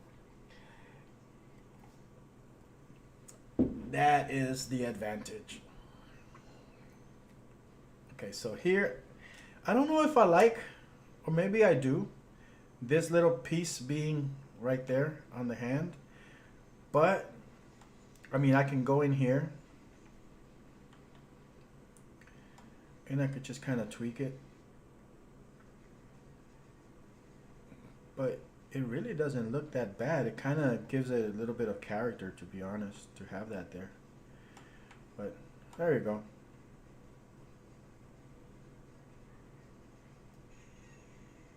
It's never gonna bend that far. No, so that's about as far as it's gonna go in the rig.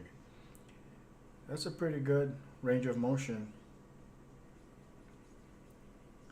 Yeah, I think that's about as far as it's gonna go in the little edge right there. That's kind of cute. Maybe I'll keep it. It's not that hard if I don't like it to go in here and remove it. You know, I just kind of do that if I really want to be finicky with it.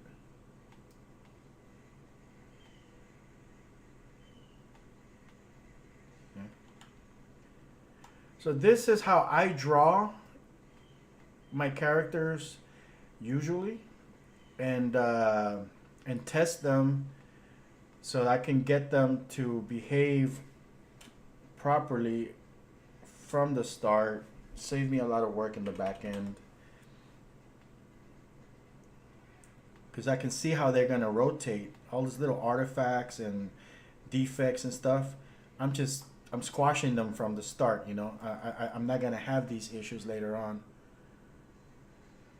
It still needs a little bit of time. I need the legs. CTA 4 is not gonna let me import it until I have the full rig, at least for one of the angles, but I'm almost there. I'm gonna speed up my time real quick, and I'll import it, and you'll see this in action. And after you see this in action, I'm gonna go back and do some more boring stuff and finish the rest of the angles, just so it's documented. And of course, these angles, I'm just gonna run through them really fast. I'm not gonna make them as detailed as this. Even this is not really detailed. This is kind of crappy artwork, but I want to cover a lot of the issues that you would run into when drawing and stuff. And of course, these are the same issues that you would run into on the other angles, so I don't think I need to replicate everything. So here, this torso or hip, I'm gonna do it like this. Oh shit, what happened? I accidentally created a group.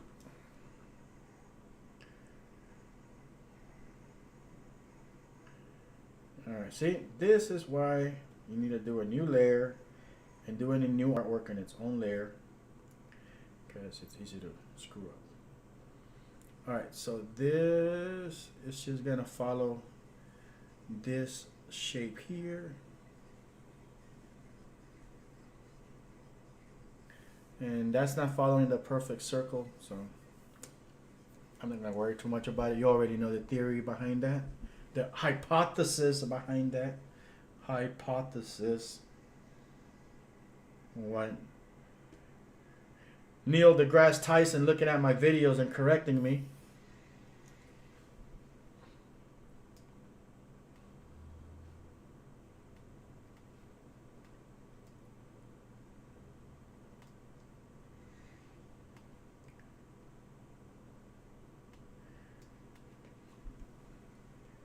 I'm going to keep it simple with this hip.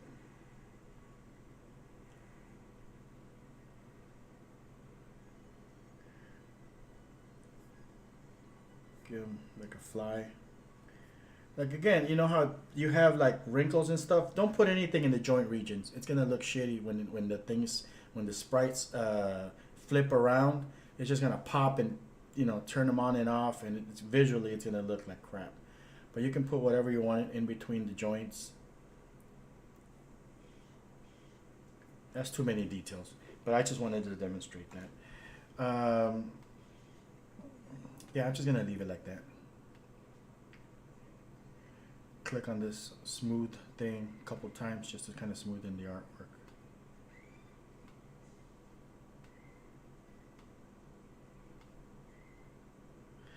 All right.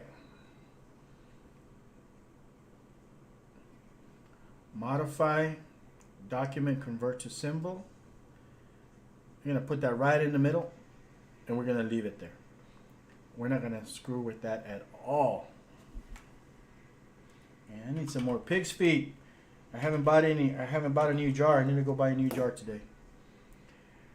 This is around the time where I go, man, I need a pig foot.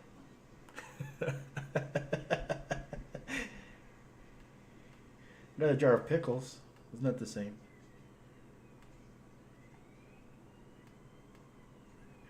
My daughter came over yesterday. It almost ate all my pickles.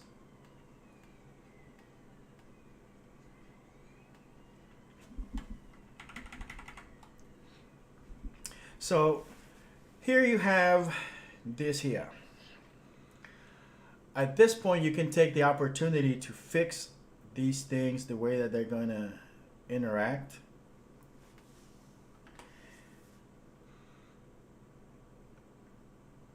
So you can kind of make creative decisions as to how you want this to work. So let's see here. I can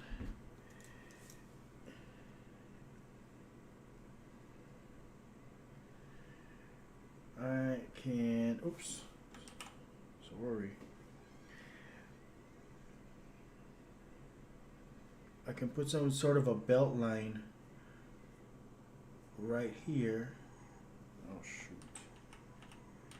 It's on there. Come on, Ibis, follow your own advice. I can probably put like a belt line right here outside of that joint region where it bends. And put some little rough edges right there. And have that part be green. This here, so it blends with that. So this is how I like to work. I mean, you guys can come up with your own method. Shit. So I gotta go back out and grab me a sample of this color. And okay. So I'm gonna try to do this well.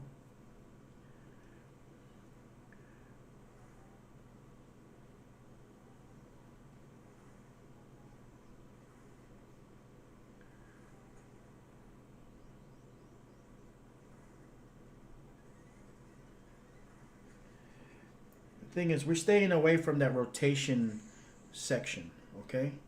We don't want anything that happens in the actual zone where stuff is going to be interacting and flipping and switching sprites on you.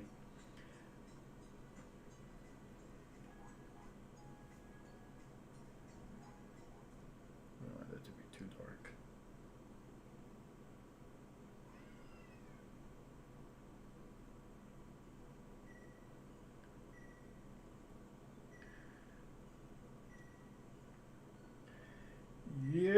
Yep. That'll work.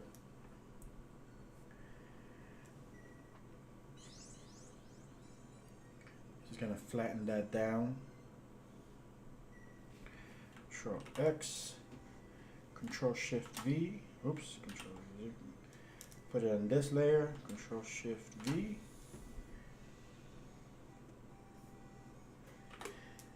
And still somewhere in here there's kind of some color issue. Alright, this is how we'll solve that. If I can find the damn pencil tool, which they've hidden. Like why would they hide the pencil tool? We'll take this and we'll just draw a line through there. That line creates an intersection and allows me to select anything and not go past that line. So I don't want this section to be selected, so I'm going to draw another line there and there. Let's see that. Perfect. Oops.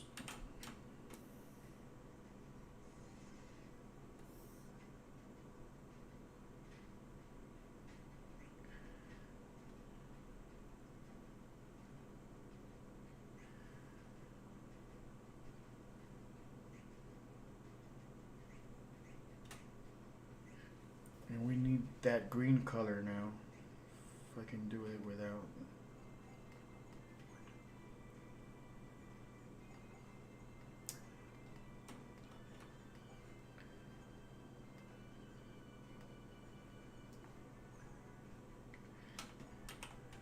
Sometimes it's a little finicky. There we go. Thought I had it. Try it again. There we go. So now we'll use this green color. It'll create a nice little blend.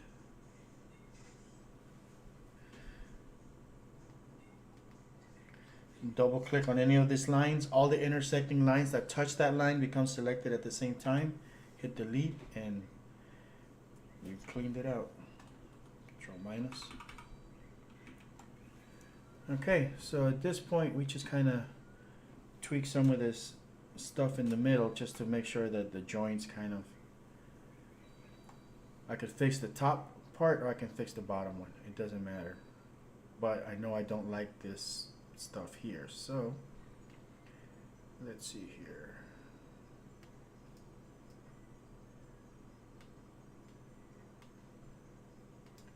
Let's go here.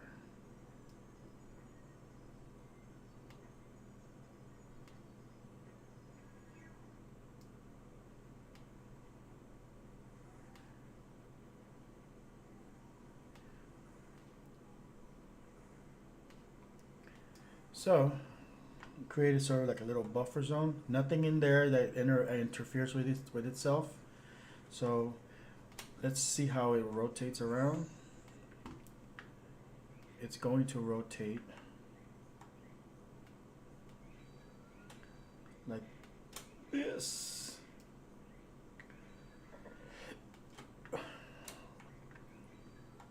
There's really not a lot that you can do to work with this crap here.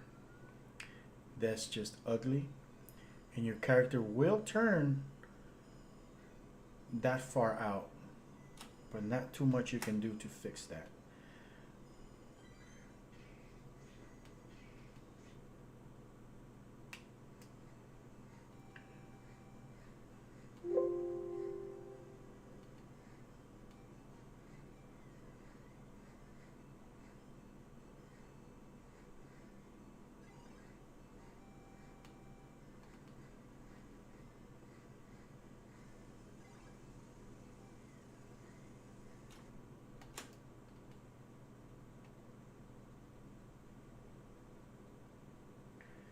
All you can do is try to minimize it so it doesn't look too weird.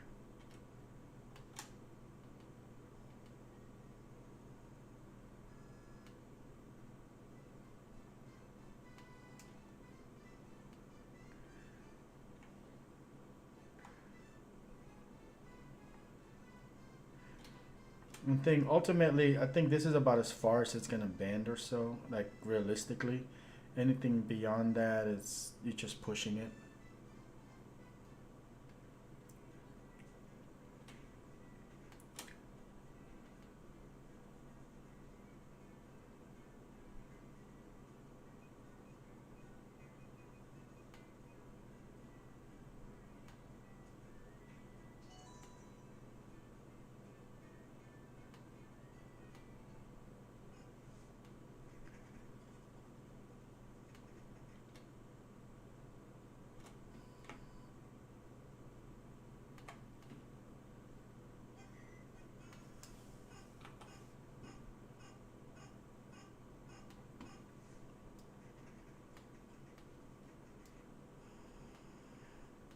Being a little too detailed, and I keep forgetting that this is just supposed to be a demo. These little things, too many details here, they're gonna create issues when I import them. So I'm gonna run a quick optimize.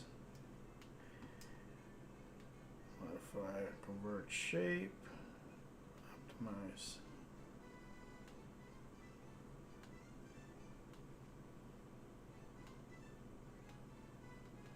I'm pretty sure that's still gonna cause issues.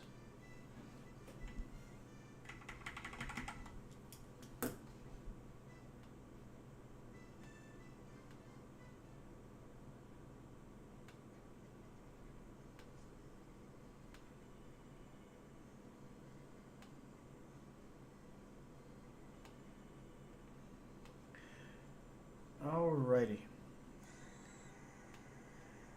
Good enough. Let's optimize it. Modify shape, optimize. You can never go wrong with a little bit of optimization. Okay, so when this thing rotates, it's gonna look like this. Oh no, it looks like shit right there. All right, let's fix that.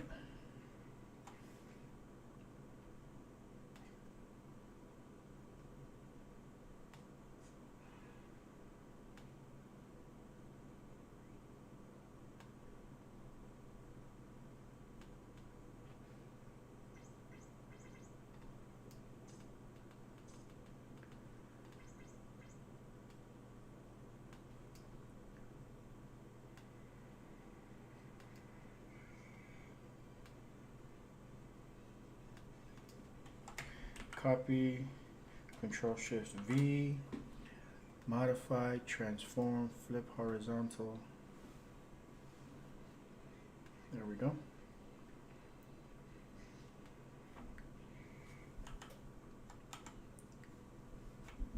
Control minus. It's not too bad. It's kind of weird, but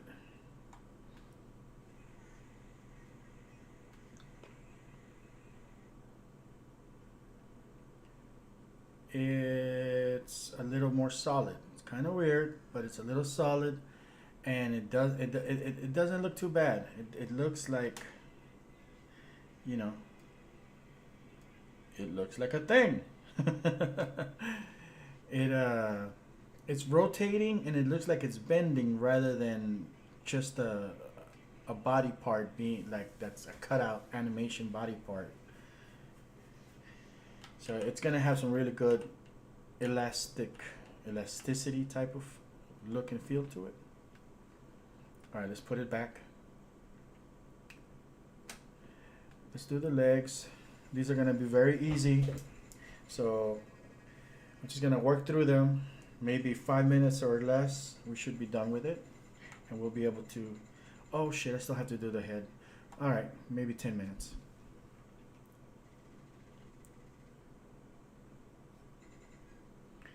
I'm just gonna rush through this part.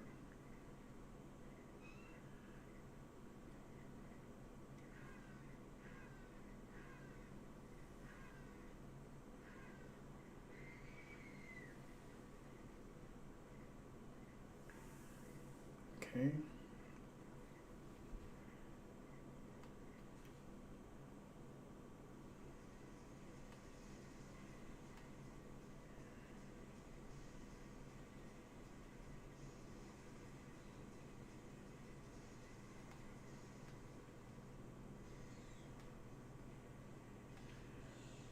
Modify, transform, convert to symbol. All right.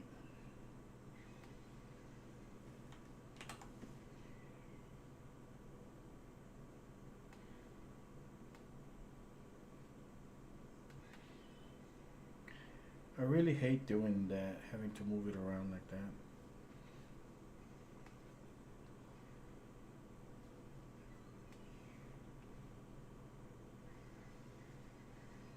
All right, that's good enough.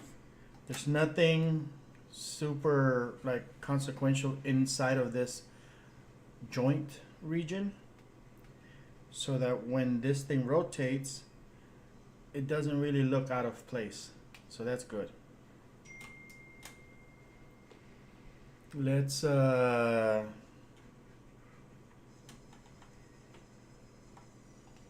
take a look at this part now.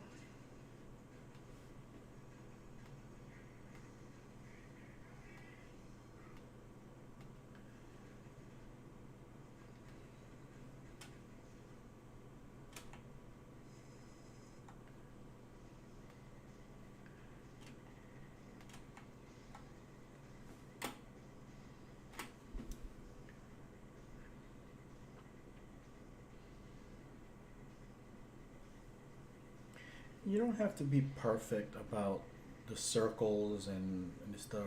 You know where the stuff is, and you can do all sorts of crazy advanced things with it. The key point is don't draw anything inside of the joint regions. That's all that is. But like these pants, I could have done more stuff with them here, like that. That would give it a little bit of flair. I'm not gonna do that I'm gonna start speeding up so I can go ahead and try to finish this today within the next hour or two. No, I don't think I want to go in 2 hours. Maybe 1 hour. It's most of them I want to do today.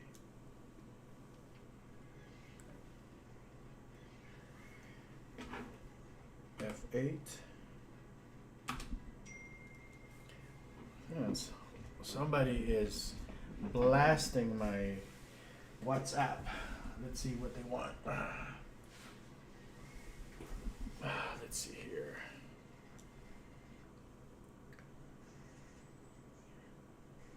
Yes, it's front view. Front view, make all mirror angle one click properly. Starting one character from front angle makes all angle full body, etc. Starting one character from make all what angles make all other angle full body. So like this, I write comment already. Hi bro, I'm really triads, not secful. I am not secful all mirror. What? I'll try sem nothing change. Bro, possible zoom quick. Post your comments in the YouTube chat because I'm live streaming right now. So if you want to get my attention, that's the best place to do it. The mirror function in Puppet Producer mirrors the configuration. Again, it is not going to draw for you. It's going to change the configuration so that it applies to the new mirror angle. You still have to draw the other angles. You're not going to get away from that. You know, drawing is drawing. It's 2D artwork. So, let me see here. I'm almost done with this front angle, and I'll show you how we do the second angle. I mean, it's the same thing. You just got to draw it. Drawing the second angle is exactly the same thing that we did. We draw the front angle, except that we're drawing it from a different perspective at that point. So, let's see here.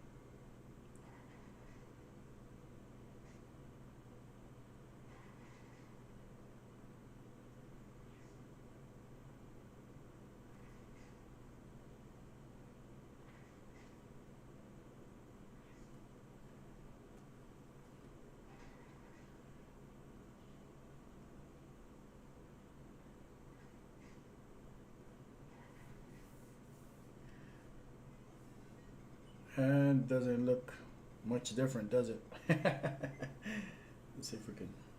I don't like using black because black is it uses a lot of burnt pixels basically.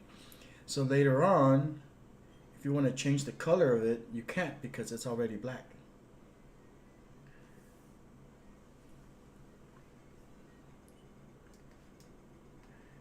Or completely white, you can change the colors of white, but I prefer using shades of gray. It's a lot easier to work with.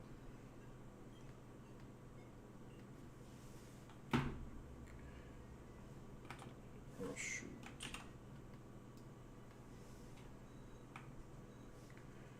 Why did you do that? Okay. F8.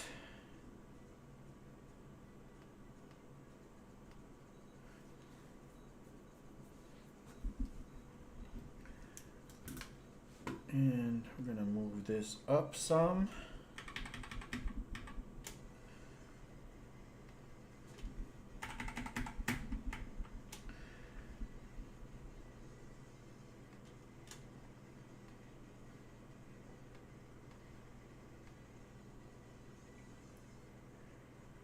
So I'm just gonna, oh, Control X, put it where my hip is, paste in place. Put that on top. And then put the shoe below that. And I'll just kind of maybe fix this around a little bit.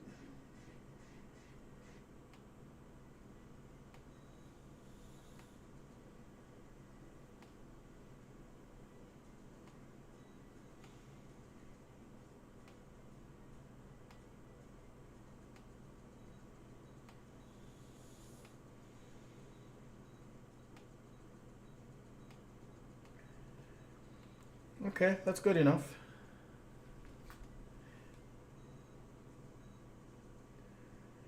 I think my misc problem. I don't understand what this message is.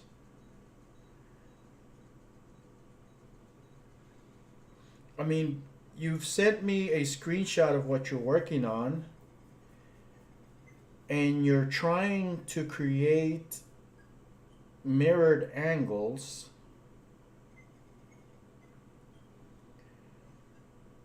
But I don't actually see you drawing any of the new angles. You think that I think that you're thinking that by selecting one angle and clicking the mirror function, that's also going to redraw your angle to the different angle. That's not going to happen. I'm not sure how much more clearer I can explain that. But I'm getting ready to do that right now in a minute, and you'll see that it's not possible. And hopefully that'll clarify things. So I'm going to take this leg now, Control Copy, Control Shift V, Modify, Transform, Horizontal. We almost have a full front view of this character. We almost have a G3 character, y'all. We have a single angle character. Okay, let's do this neck.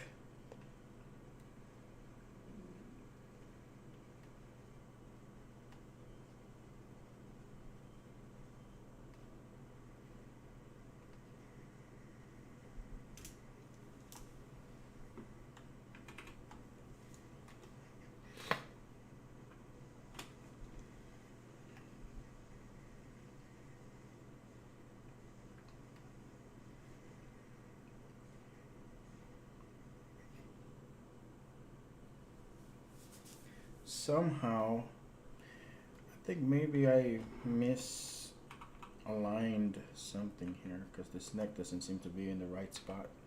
I'm not gonna worry about it. We'll just put it where I feel like it needs to be. So this will be the neck.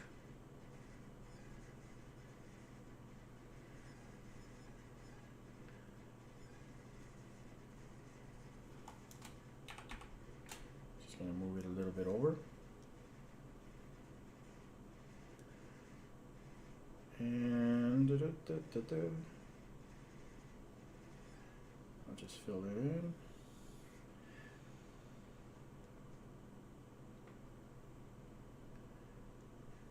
This is another thing that you can do. Modify, shape, expand fill. It's already set to 4 pixels. Maybe you can do 6. It doesn't matter. Expand. Make it a little bit bigger. Copy. So I'm going to change the color of that. So that's my outline color. Now I'll paste in place. This is stuff that you just learned from years of experience. You know, Control Shift V. Placed in place. Modify. Shape. Expand fill. We do inset. We'll go 4 pixels in down, and we end up with that. So instant outline.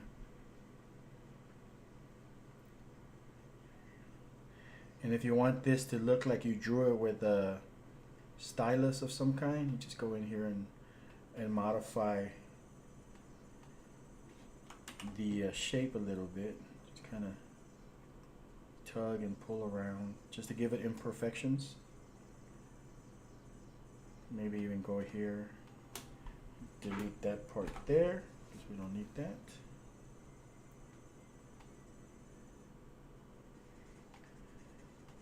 All right, we have a neck. F8. All right, we're down to just the head. I'm not gonna do the eyes and all that stuff as part of independent sprites yet. I'm gonna do a separate video where I'm gonna do this entire character from scratch, and I'm gonna do it the proper way with the works and stuff, and make it look really beautiful. And you know, I like where it's going. It looks like it could be a very interesting little random character to have. I have no use for it. But it looks like, you know, Frankenstein with a pumpkin head, kind of. That looks interesting to me.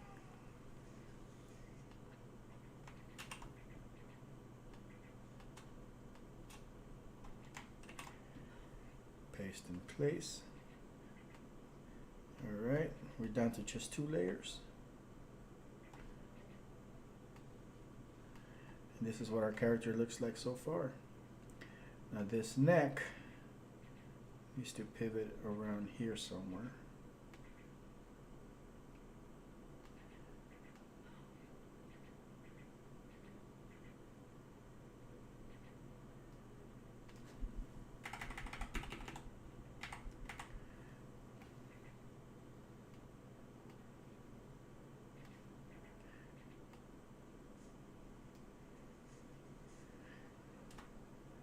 I am just flat out gonna go in here and cut this whole section off.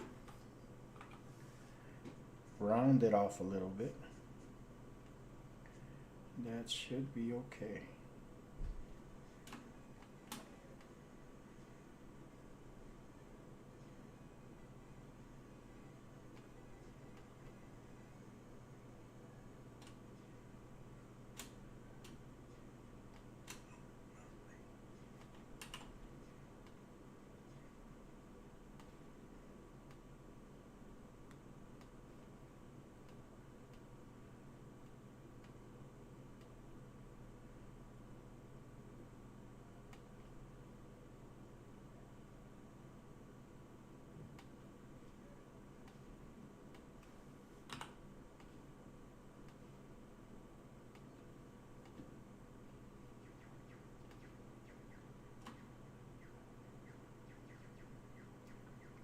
That looks fine. Okay. Now we're just gonna draw a crazy little pumpkin head. Call it a day for the front angle.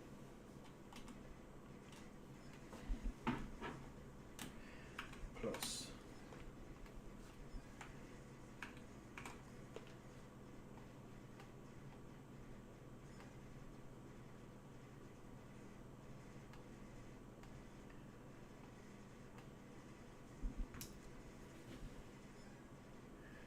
Okay.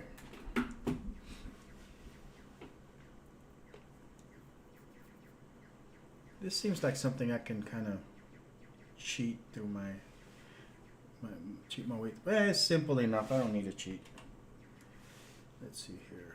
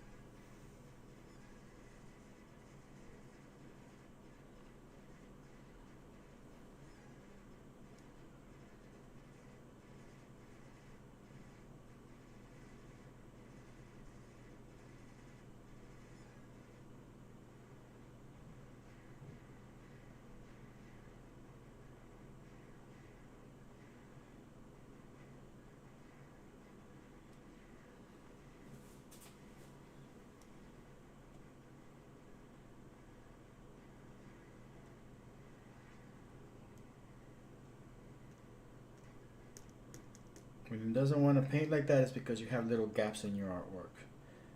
So we're just going to tell it to close the gaps. And I think it was right there. No, in this one right there.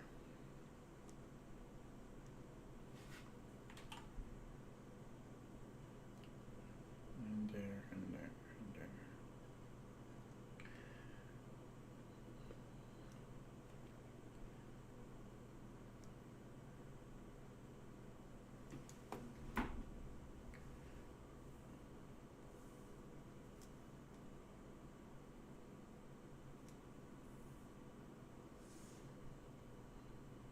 It's a little bright. I'm not gonna worry too much about it though.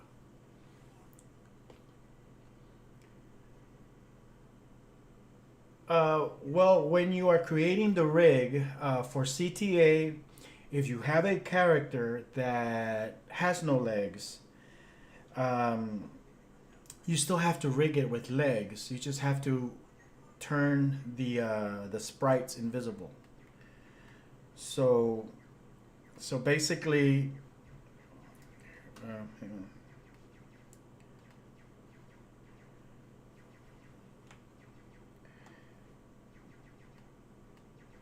So let's say, okay, so this guy has no legs. When you rig it,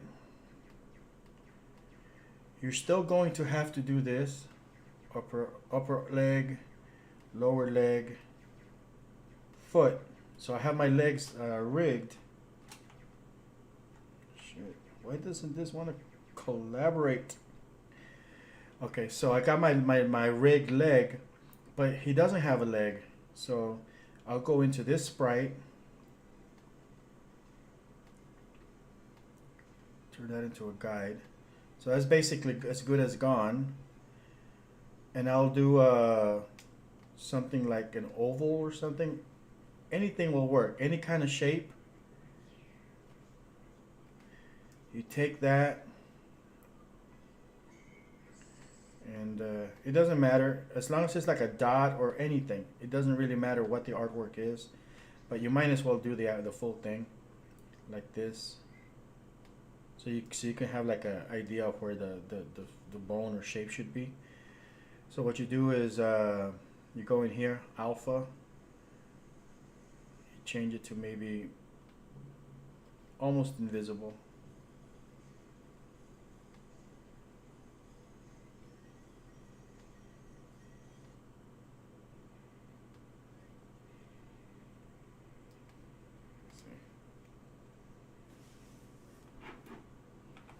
Delete.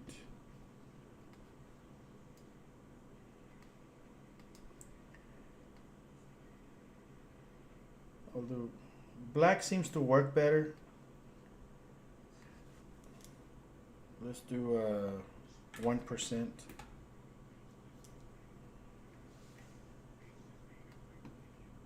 See, it's still there. I select it, it's still there. But when you bring it into CTA, it's pretty much going to be invisible, even though there really is a body part there. And you don't want to do it 100% invisible, because at that point, nothing's going to import. If it's 0, it's just going to say, oh, there's nothing here. So put like 1% or something. That way, at least there's some artwork in there, like a placeholder, but you have an invisible leg. And technically, you still have all this stuff. Now, for a ghost, I mean, you can cheat. I mean, all this stuff is just, these are bone structures. You can turn this into like a little wave of like a curtain or something. They don't have to be legs, you know?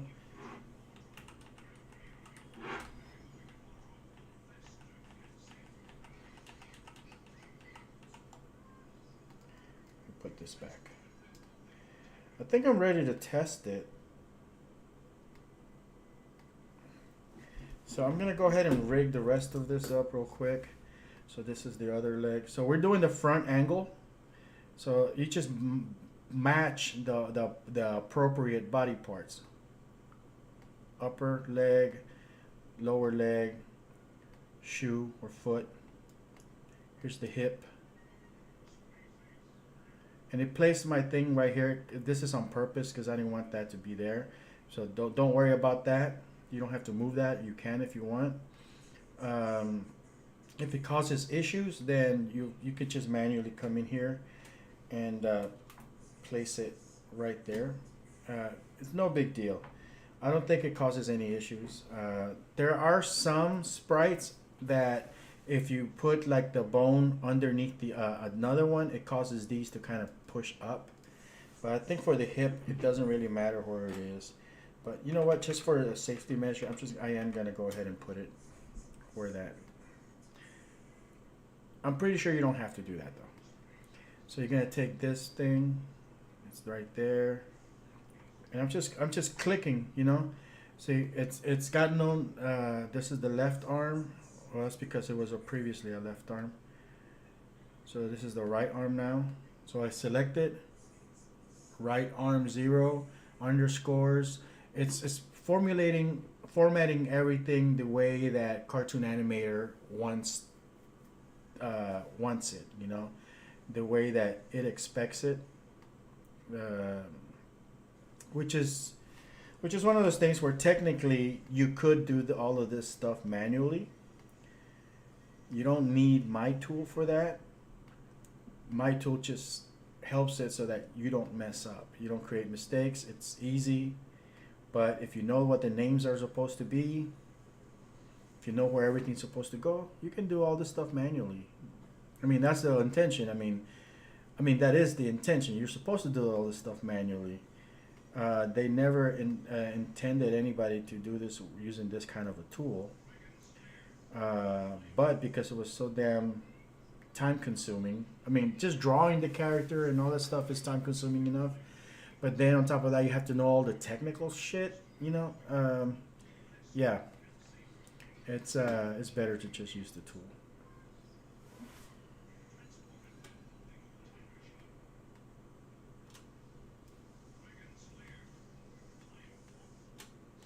All right, something else is selected here that I don't want to screw around with. All right, Pumpkinhead. F8, F8, F8. I'll put that towards the bottom.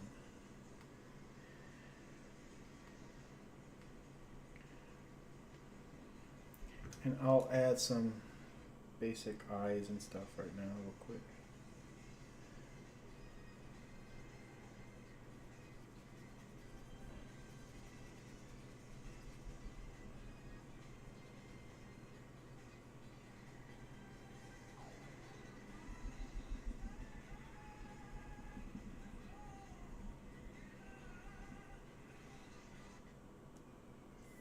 Good enough.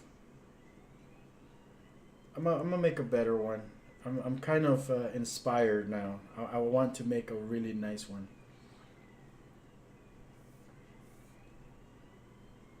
But I know that if I set out to do that while I'm doing this demonstration, I'll be here. I'll be here for like 10 hours, and I don't want to do that. And I would love to show off my baby though, Toon Titan. This is my baby right here. Because I could take Toon Titan, grab this color, automatically calculate my cell shades.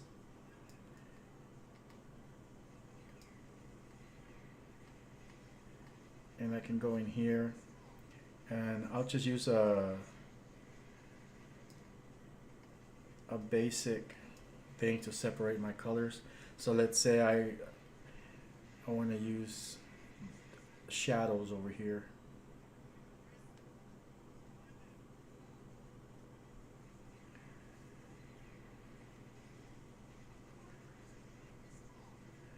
And maybe put a highlight over here. So basically now all I have to do is click here, apply my shadow, click here, apply my highlight. Oops. That's my base color. And I think there's a little gap here. Apply that highlight. That's a shadow. That's another shadow. That's a highlight. Then I go in here, reconnect all this crap. Double click. Delete. And I have a nicely cel shaded piece of artwork. But I'm not gonna go through that. Toon Titan is my baby right there. And this is one tool that has kind of become a household name for the industry, really. Anybody who does flash animation pretty much has bought this tool. NASA has it. They use it for a lot of their stuff. Disney uses it. Cartoon Network, Nickelodeon, Foster's Home for Imaginary Pets. All these like mainstream productions, they're colored using this tool that they use Flash for. It's fucking awesome. But yeah, that's my baby, man. And I haven't done any demos for that in a long time. If you animate his eyes and mouth with flicker, you know what? That's a very simple effect to create. That's not part of this thing, but you know what? It's such a simple thing. I'm gonna do it.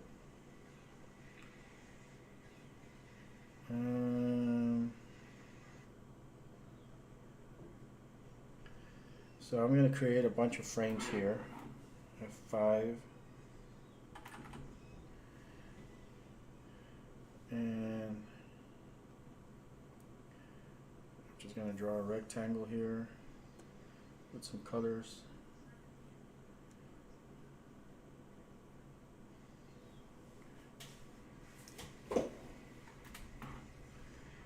F8. I think F9 is to create a new keyframe, or F7. Yeah, F7.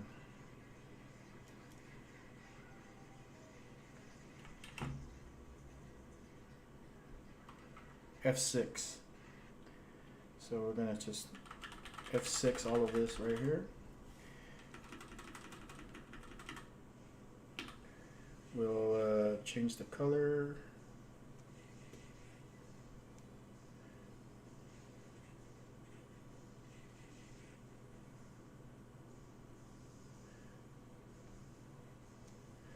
Just gonna go in different frames and just kind of pick random frames and rechange the colors randomly.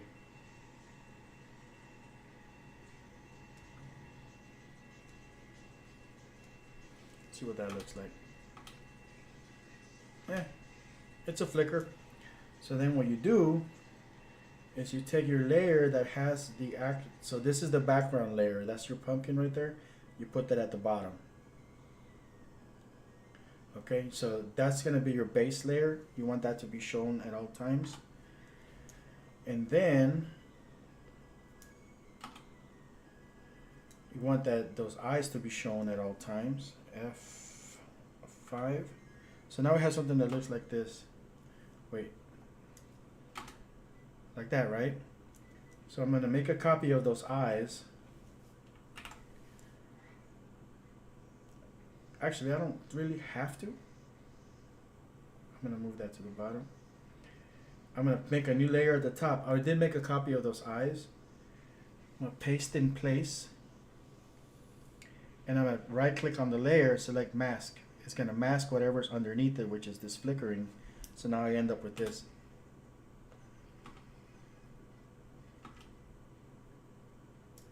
So now if you want to have an outline around that, since I did make a copy of these eyes at the bottom, I'm just going to make that bigger. Modify, shape, expand, fill. 4 pixels should be enough. So now on top of this drawing, I have this mask that looks like that.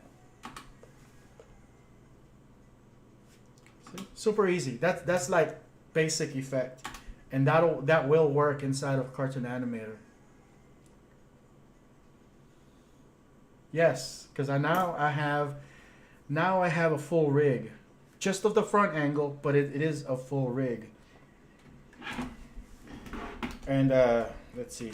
Let's take a look at what this looks like. I already know something that I haven't done completely the way it needs to be, because the hands are nested. So these hands, when I bring them into CTA, they're gonna be invisible. But I'll show you how to fix that, because really I have to come in here, and I have to select that hand, go into this individual hand thing. So I have multiple hand options. This is my relaxed hand, so I'm gonna click that relaxed button. All right. So now we have the outside hand, which was invisible first, and now we have inside, we have one action hand, which is the relaxed hand. And for that, I have to come back inside and just draw the other hands here. 11 hands, victory, 7, okay, pat, thumb, etc. But I'm just gonna leave it with that one hand. Control Alt Shift S, blah, save, yes. Cartoon Animator, let's launch it. Let's see what this stupid thing looks like. But I did all the technical work already, okay? So all the stuff about testing bones and adjusting bone structures and this and that and whether it's gonna align itself or not, I did all that within Flash. I was able to test it. I was able to rotate all my joints. I was able to visualize how everything is put together. So there is very minimal work that I actually have to do to make this work inside of CTA at this point. There's really, like, literally almost no work. I might have some issues with the complexity of some of these little lines here, but we'll see. So what we do here is we just gotta get a basic character. We can get a G2 or a G2 plus.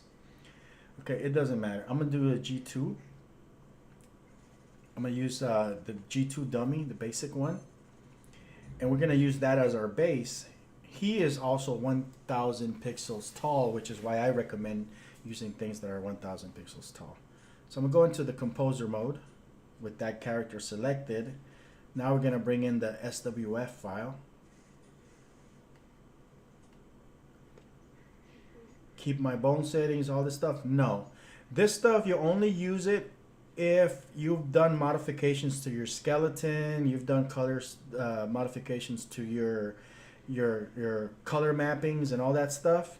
In this case, I just want to replace the whole thing. All right, we got some errors. I can see that there's no neck and no head, and there's some wacky thing going on with the arm. We'll find out what all that is. We'll troubleshoot it. So error log. It's missing a face, left brow. Okay, that makes sense. It's definitely, we didn't configure the head. So it is missing. It's missing the nose. It's missing the mouth. This is normal. We expect this because we did not actually draw these. So this is normal. But face, I did find the neck. It's just not there. All right, the neck is right here. It's all the way out here. All right, so let's see. This is the head. The base of the head is referred to as the face for CTA purposes. So I'm going to select that and click on the face here. Boom. So now I have the little pivot point here. Maybe I will adjust it so that it rotates along here. And this nub, this little blue pivot, that can be on the outside. That's just the outside, like that's the end point. Let's save it. Control Shift S, Alt S. That exports the movie again.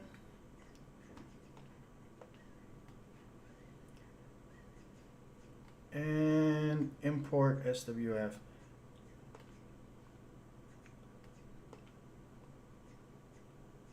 Bam. We still have some errors. But these errors are based on stuff that we didn't actually make. We got the brows, the right brow, left brow. We know we didn't do this, right? So these errors are expected. So are they errors? No. They're only things here that's reminding us of body parts that we need to do, to go back and do if we want to have a complete rig. But for our purposes, we have a full front end character.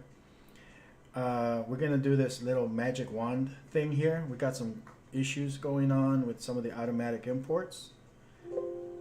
And this, what it does is that it takes the layering structure, like I have this head on top of the neck and the neck on top of this, and this arm on top of the torso. All those little quirks about how I have everything layered, it's gonna apply it to this. All right, so it did that. I'm still having some issues here. You can see that it's going through the arm. But let's kind of do a basic test, front walk. Okay, I don't see this animation happening here. Hang on. Why is it not happening? Let me test. Okay, it works inside of Flash.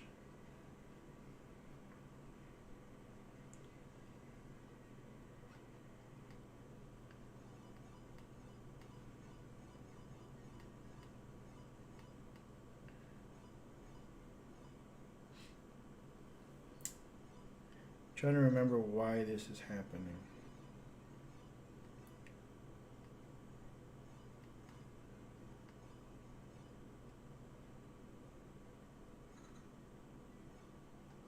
I'm gonna convert everything to keyframes.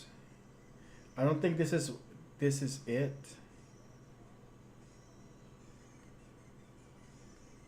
I don't think this is what's happening.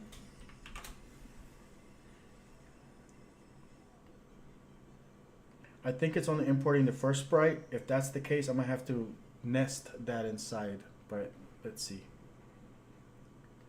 Or it could just be a function of the import. Let's see if it works inside of this thing. Okay, no, that's not it. So let's see if we can fix that. Okay, well, also, you know, these little things like this little artifact thing here, that's because of the joint regions, the sprites. Joint masking, I forgot what they're called. Let's see, mirror angled.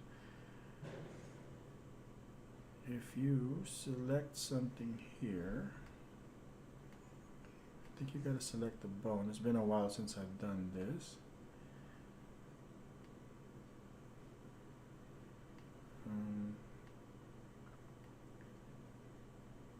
Where the hell is the joint? Sprite editor? It's not the sprite editor.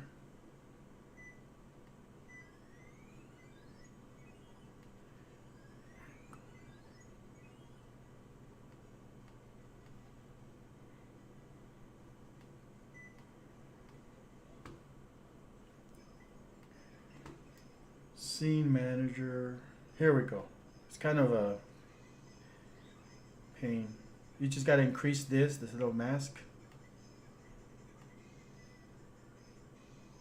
Just make it a little bit bigger than the original joint that we were working around.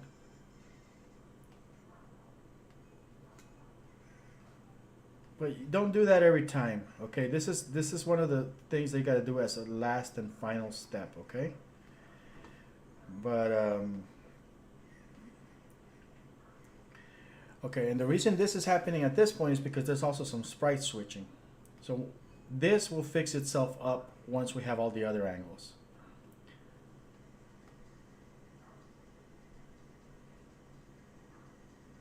All right, let's let me see what we can do to fix that little flickering thing on the eyes. That's just a bonus. Copy frames.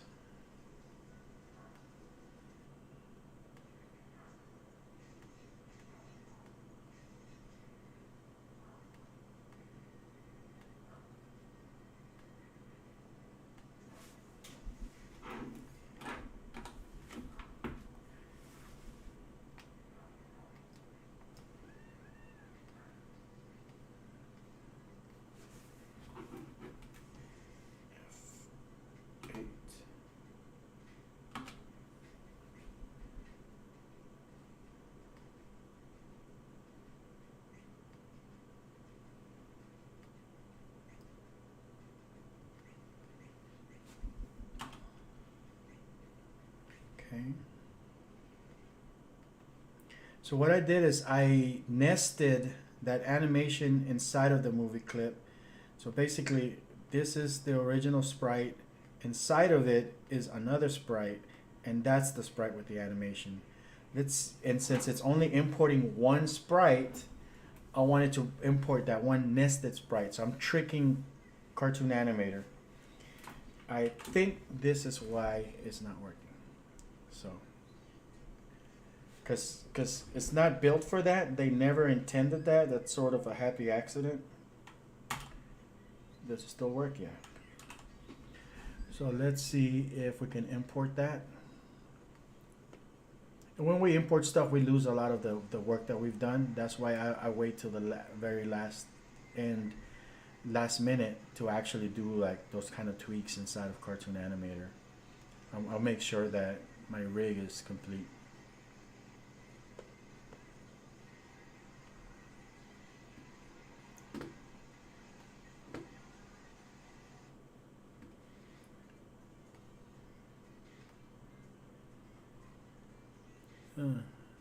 It's not animating. That's weird. Let me try one more thing, because maybe it's the import thing that's not working. I'll take that. I'll use export. Selected symbol. And I'm actually using Cartoon Animator to do this.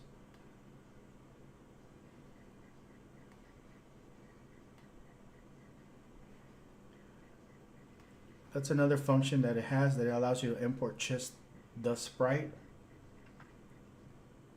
So let's see if that imports properly into Cartoon Animator by itself.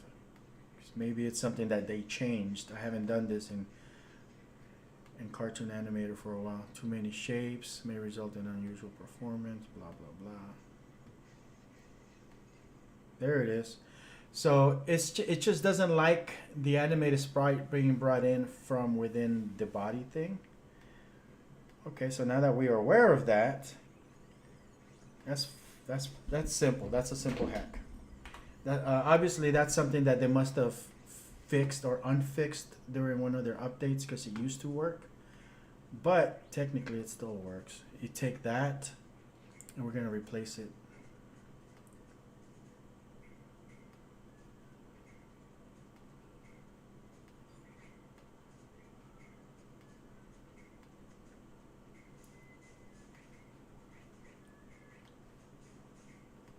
There you go.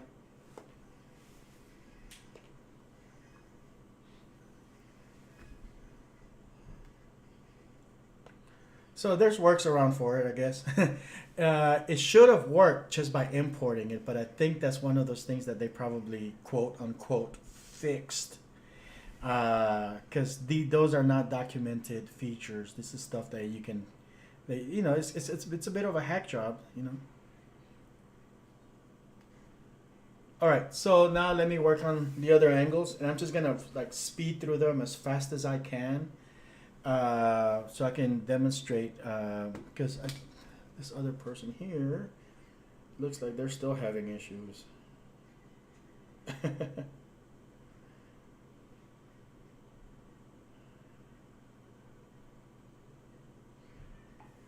Okay, so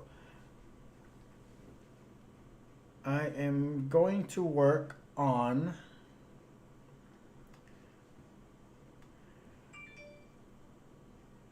I already demonstrated how to do the back angle, and I guess for this character it would be very easy. So let's just go ahead and do that.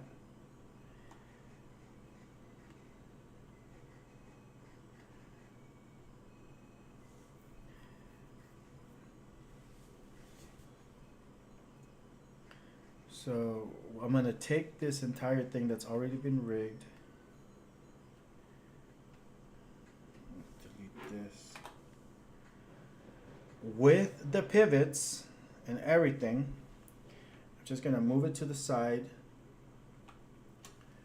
While it is selected, I'm going to go to the mirror function with the pivots and everything, and I'm going to go front to back.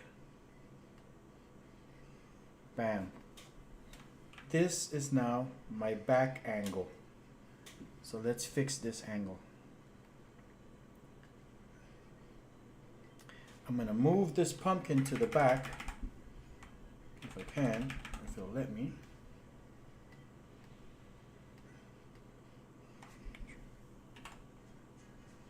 Did it do this correctly?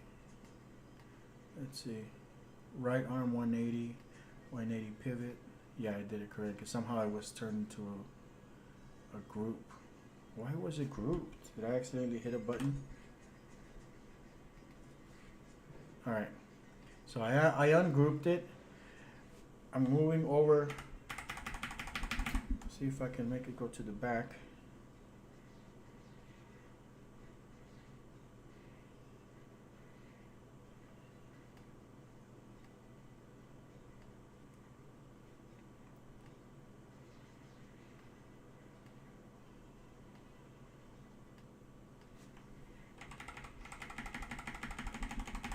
Okay.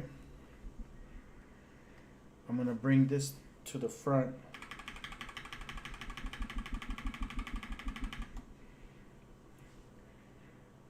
And I guess I'm gonna leave that alone. So this, I am going to duplicate symbol, which basically clones it.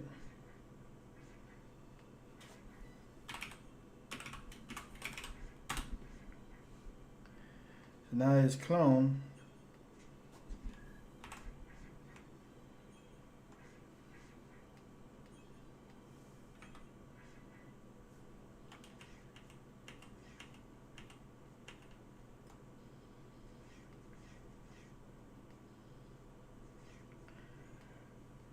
I really just need that head.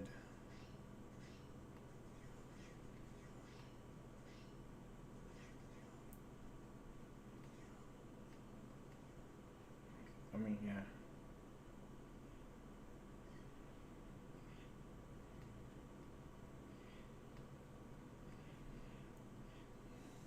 Delete. Paste in place. Oops. Paste frames. There we go. And maybe make it so that it's on the other side. Transform horizontal. Because obviously if he's turned around, this little leaf thing, the stub or whatever it is, the stem, is not going to be pointing that way. It's going to be pointing this way. So, like that. And now that we'll take this one, duplicate symbol, double click, Control Shift, Control plus. We'll fill it in, which is kind of guess or something, make our best creative judgment.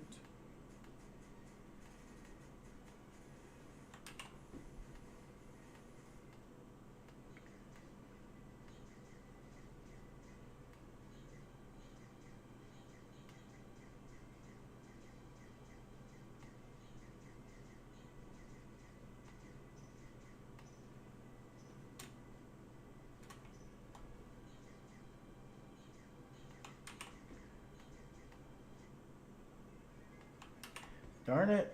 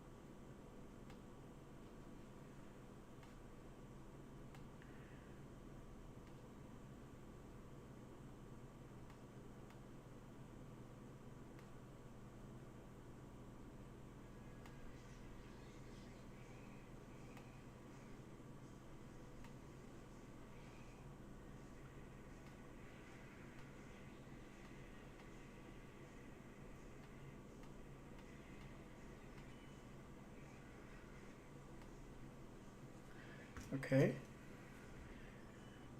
I need a sample of that outline color that I was using. So I'm just gonna use the eyedropper tool, and I want to paint over here. I guess for this part I can just paint over that edge, it's fine.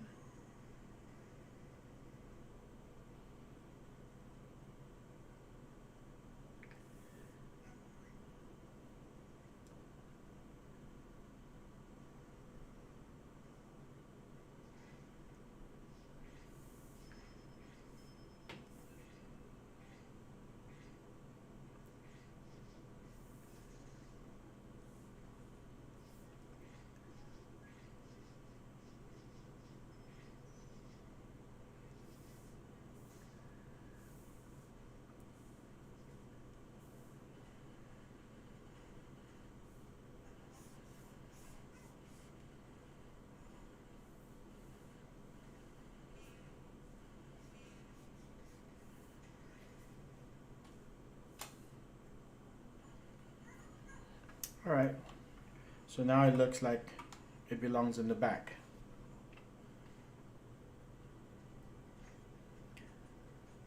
Take that hip,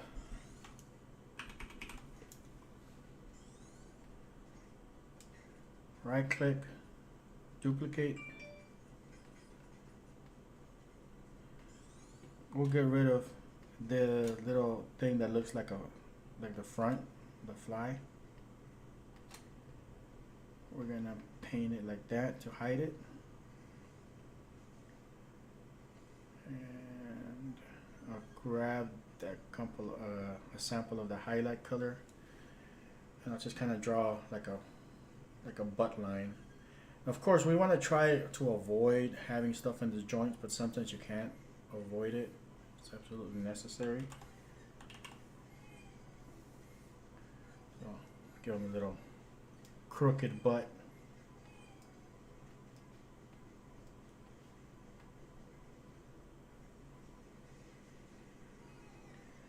All right.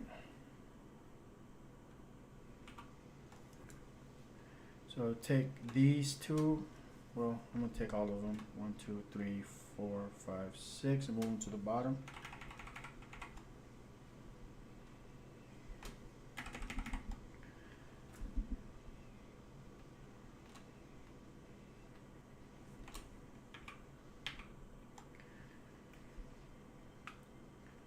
That's good enough. I don't think I have to fix those shoes, but you could if you wanted to, depending if you had some highly details on your shoes. Now the hands.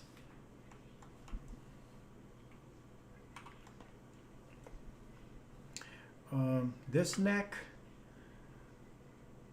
I don't care too much for it. I'm gonna do that trick with the invisibility. I'm gonna change the color to black, and I'm gonna change it to 1%. And it kind of looks like I lost it here. Let me try it again. So I'm gonna hit duplicate first so it doesn't get rid of that one. Now I'm gonna do the trick with the invisibility.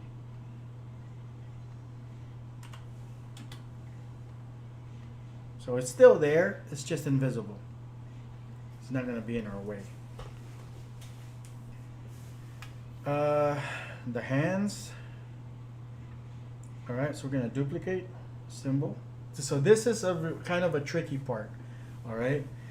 Because by cloning this sprite, we're gonna get a new sprite here, but it's not gonna give us a new sprite here, and we need this one to also be the back. So that one's gonna require a little bit of a trick. So let's see here. Control plus to zoom in. So we're gonna clone it. Right click, duplicate symbol, boom. The name doesn't really matter. So now that it's its own symbol, I can modify this sprite without modifying the other copies of it, instances of it. So that's good so far. And I'm gonna use my little rough drafting technique to kind of outline my how the hand is gonna look. before committing to it. So, oops, shit.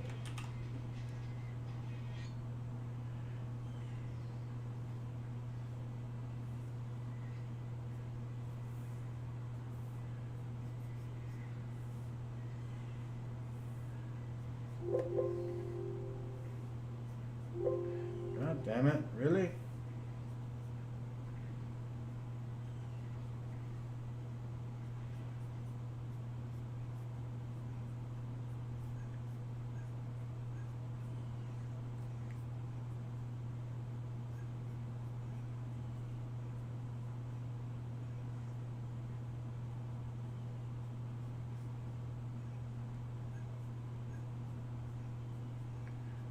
Yeah, that wasn't too bad.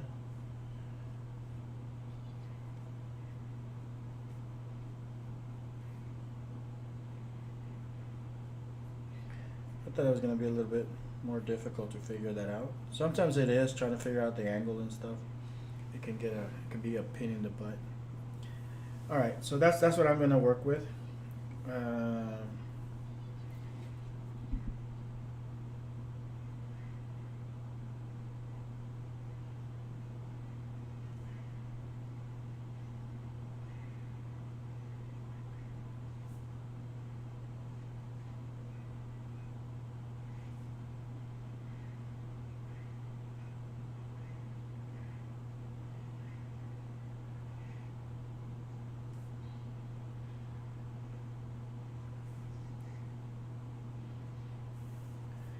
Yeah, might as well just do that. I can always come back and undo it.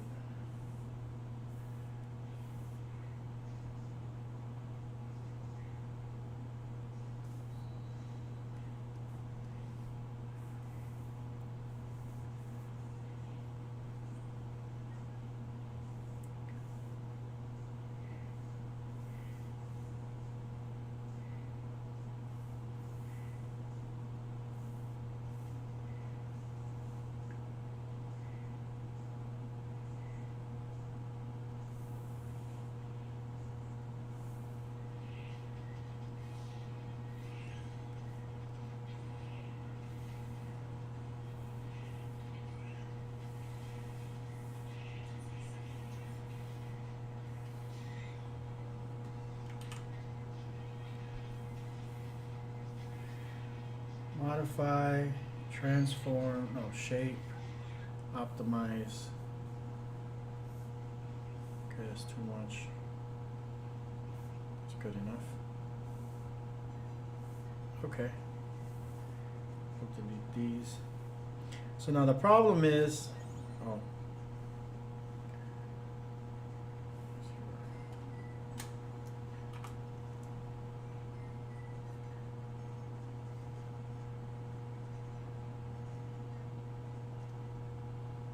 So now the problem is that I have this new duplicated sprite, and I go ahead and turn that into a nested sprite as well before I forget. It's my relaxed sprite. All right. So I have this new sprite.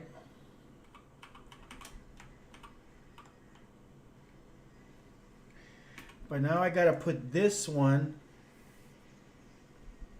sprite here without fucking up my bone structure. Everything that I did with the joints and everything. Because I could duplicate, copy, paste in place, modify, transform, horizontal, and try to just kind of get it in the right spot. And then, but it's still the right hand, so now I have two right hands, and I can change this to left, but now I'm still missing the pivot. It's a bit tricky if you're doing it this way, but check this out. This thing is called symbol to copy, right? If I double click on it, I can see the name of the symbol. So I can click on that, right click, I select swap symbol. There it is right there, symbol to copy. It puts it exactly where it needs to be without modifying any of the properties. So it basically replaced it with an instance of this symbol with the transformation options that this one had in the right spot with the right pivot. Everything works. Cats and dogs living in harmony. It's chaos. How does that movie go? All right. So we have technically what looks like the back of a character. So we just did the back angle. And I might be missing some pivot points here. I don't know if I deleted something accidentally. So one way to verify that is turn outline mode on, and nope, there they are right there. They're just kind of underneath. And bring them to the front, just so they don't throw me off. And you don't have to. You can actually just leave those pivots there exactly where they are, as long as CTA can find them. It'll work. But you know, as an artist, you know, you're a visual person, so you're gonna want to see where everything is. All right, so we have our front and back angle. Now, let's work on. Let's work on the stupid side angle. And yes, we can do a mirroring, but it's not going to do the work for you. Again, you still have to draw. So I can go mirror, front. Oh, I don't have that one enabled. It's one of my experimental features. So we're going to do, we're just going to have to manually do it. Fuck it. You guys are coffee break. Yeah, that sounds good. You know what? I'm going to do that too. What time is it? How long have I been streaming? No fucking way. 3.5 hours? I'm telling you, man.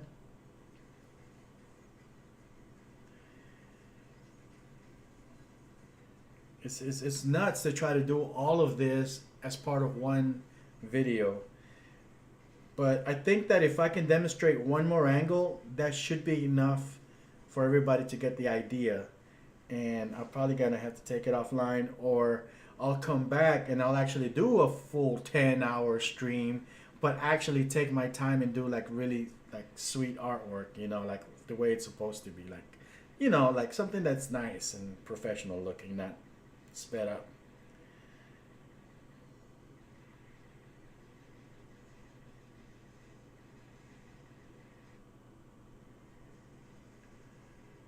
All right, so I'm gonna take myself a little break myself.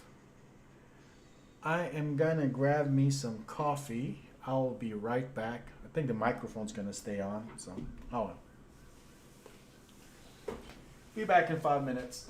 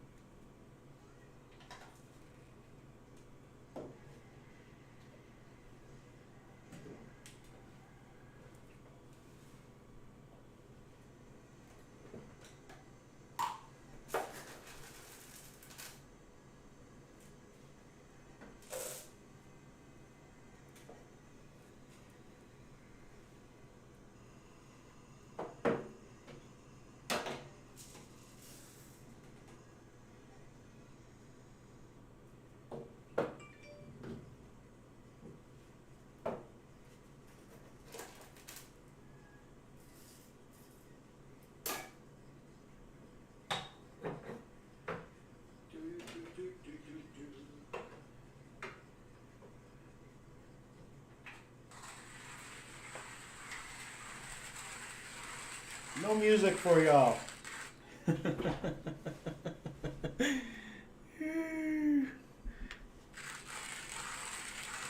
Is the camera even working?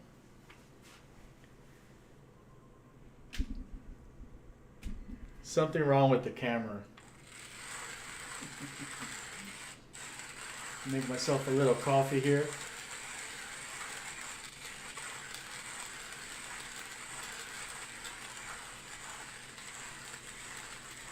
I'm glad you mentioned that, man, because I hadn't even realized how long it's been. Yeah, I wasn't displaying the camera, so somehow it froze itself. But there we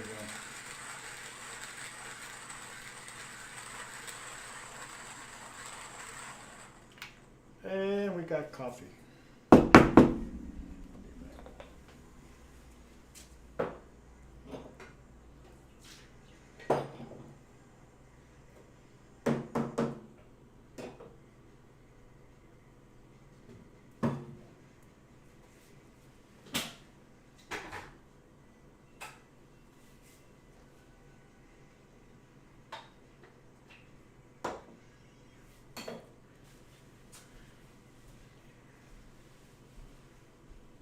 So yeah, I've been working on these arcade machines for the last few days, like getting them restored. I replaced most of the electronics. This one here, I put in like a full Windows 11 machine that I had sitting around for a while, and it's got about 1,500 games in it.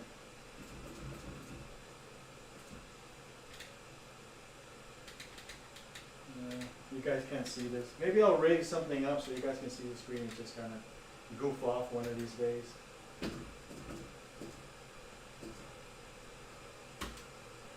This one has all the original games that came with it.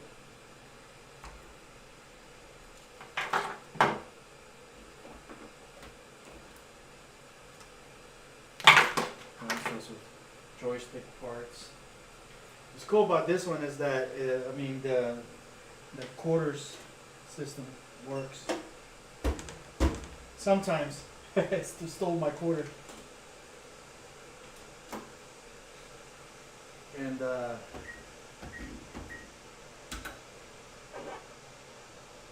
Junior Pac-Man.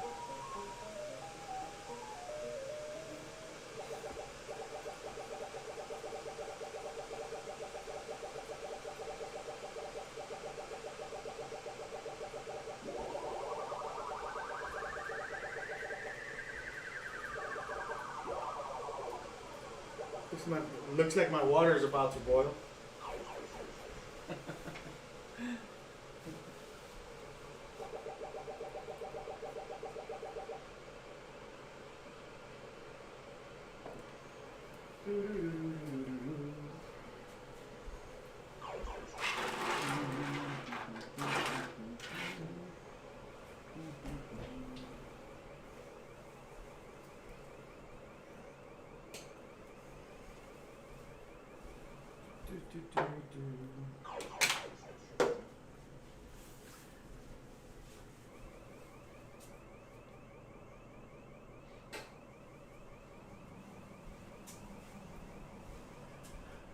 I'm really glad you mentioned coffee break because I had not realized how long I had been sitting there. And that's what happened to me last time. I was trying to do something that kind of covered everything. And I ended up streaming for over 8 hours without even noticing.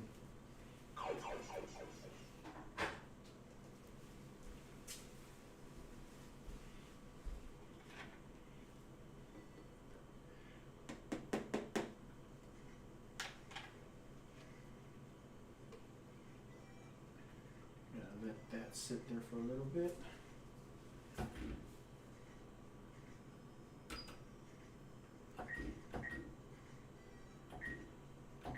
Woo!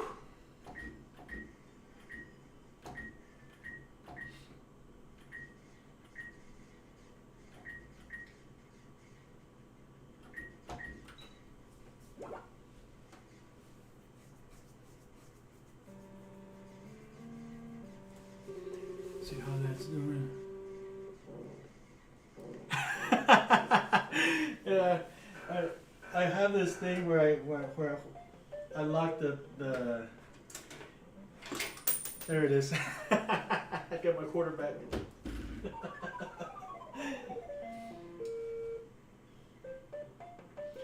I gotta fix the little key lock part of it.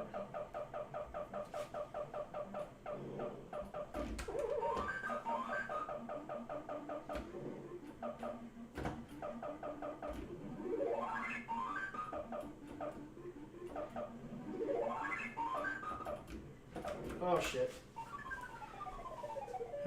I'm almost ready to come back to it.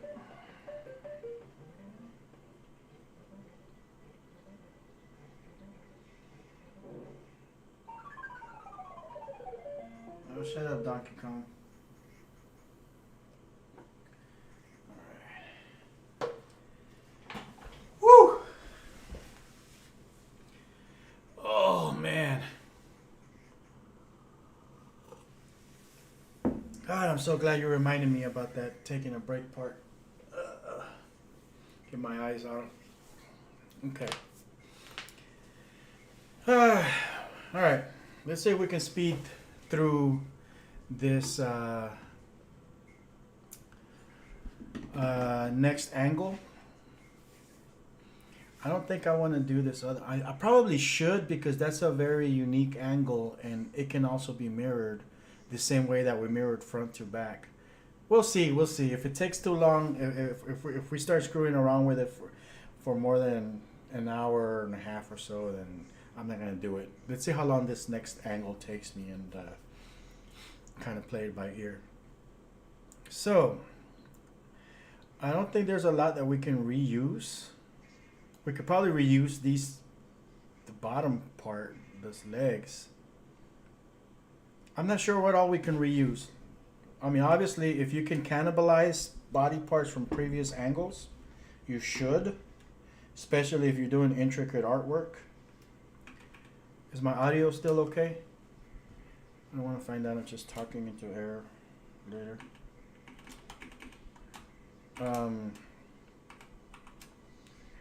keep putting shift minus instead of control minus. So I don't know how, if these particular sprites would work. Okay, good, thank you. But if they work, you know, reuse them, you know. There's no sense in, it doesn't make any sense to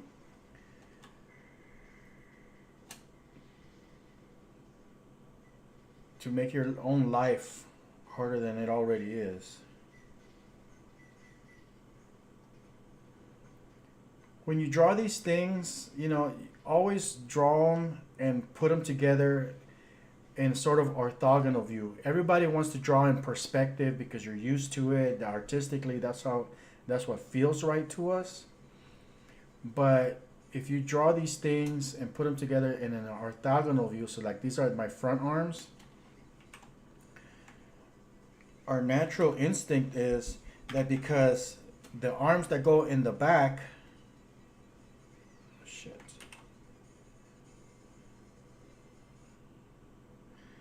Our natural instinct is that because the arms that go in the back are far away, they should be in some kind of perspective. So it should be smaller. Yeah, you're giving Reallusion too much credit. Okay. Cartoon animator's stupid. It's gonna import this and you're gonna end up with one character that has a tiny little arm and a big arm. So yeah, I was screwing this up again. So don't do this, okay? Drawing in perspective and trying to place items in perspective because it looks right to you, your brain is fooling you. This is a technical thing, okay? You gotta do the technical thing before you do the artistic thing. So what's gonna happen is, we take like this arm here, Control D, duplicate, and we're just kind of replicating this. Our natural instinct, of course, is to kind of place it in a way that makes sense to us and make it smaller and all that stuff. We don't want to do that. we want to do it so that the back arm and the back body parts and everything that goes in the back is the same exact size as the stuff that goes in the front. When it gets imported into Cartoon Animator, it's going to be assigned to a skeletal structure, and that skeletal structure is a 3D shape. So by placing these 2D sprites onto the 3D skeleton, it's automatically going to be placed into a perspective mode. So you need these body parts to be exactly the same size so that when it gets put into 3D, you don't end up with a tiny arm here and like a little dinosaur arm and then another big old gorilla arm on the other side. Okay, you want to keep everything the same size. Think in orthogonal perspective view. You know, don't try to be artistic. You know, don't try to be artistic. I'm killing your creativity here. So yeah, I'm just gonna put this to the side. I think that arm is gonna work perfectly fine without any modifications. I may come in here and just kind of like remove a couple of these lines and stuff, but I think the arm works perfectly fine as is. I'm gonna take this leg, tissue, Control D.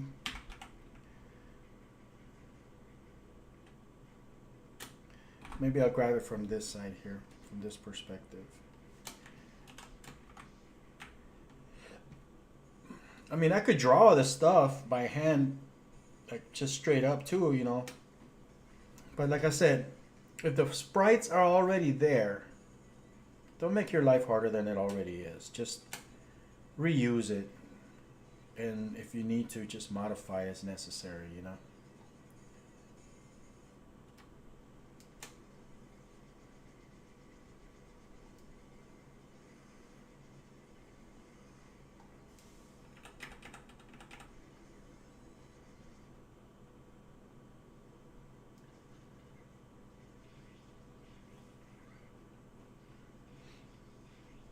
Really funky.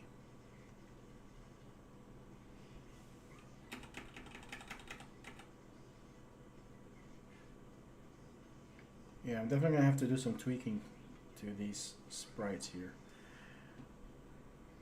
Yeah, works fine.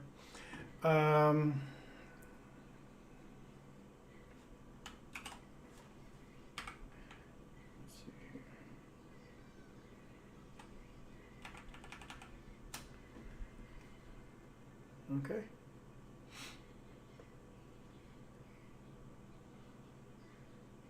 All right. So I'm going to start by working on this body part. I'm going to go to duplicate, because if I don't duplicate, any modification that I do to this is going to apply to the other one. I don't want that. This needs to be its own symbol, its own unique symbol. So, all right. So I'm using this sort of as a guide, as a reference guide only. And on top of that, I'm gonna rough out my new body part, which of course is gonna be about the same size.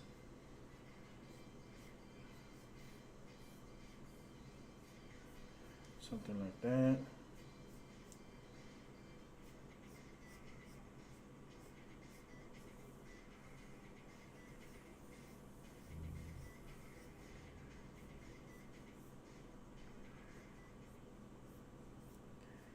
A bit of a butt.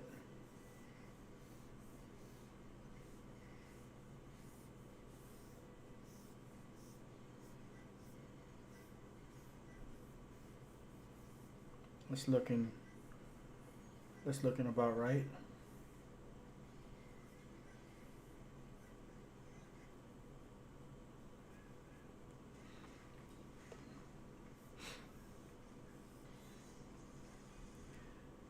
Yeah, that might work.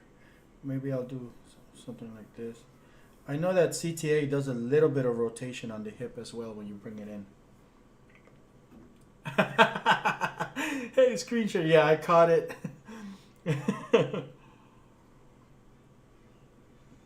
I don't know how long I was talking without actually looking at. I need to fix this thing, man. I gotta get my streaming game on point here. You know, I know there's a way to set it up so that when you click on a program, it changes the camera angle for you.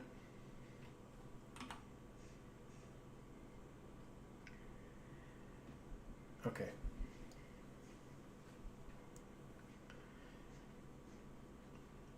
So I'm gonna take this, sample it, and that's what I'm gonna draw with. Bam, bam.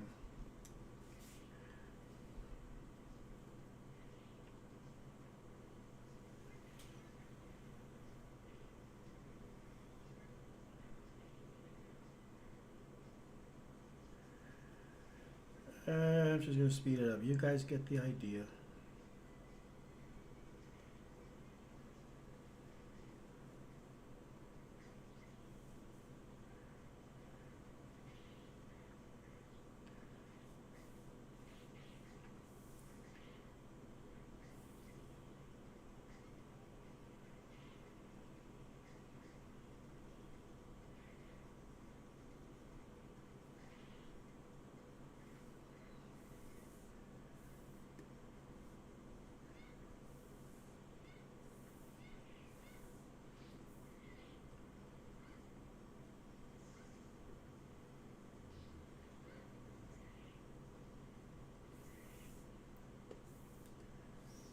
Okay. And I might have a little sample of that lighter color right there. Okay, I think you can go.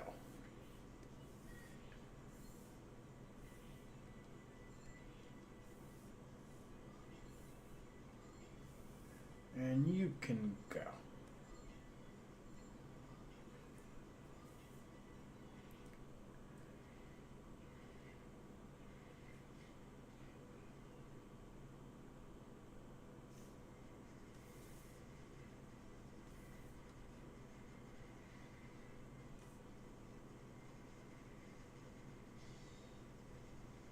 Sure, why not?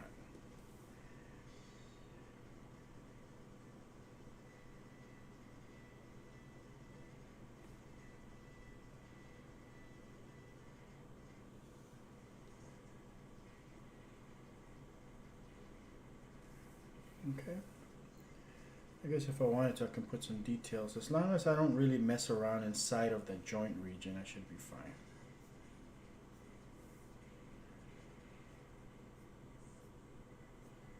Little pocket looking thing.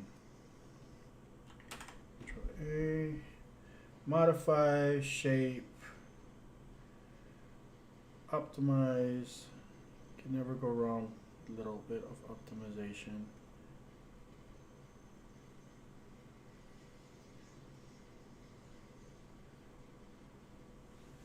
Okay.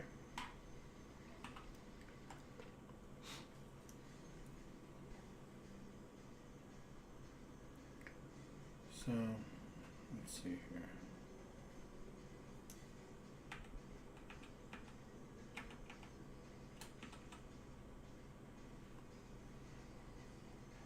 Yeah, that's fine.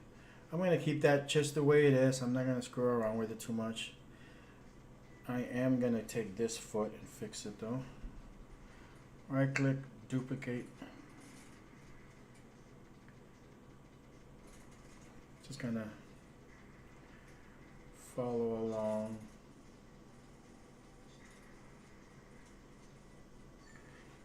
Just the outlines. Just gonna flat out draw it. It's such a basic shape, I think I can get away with it, just not having to rough draft it out too much.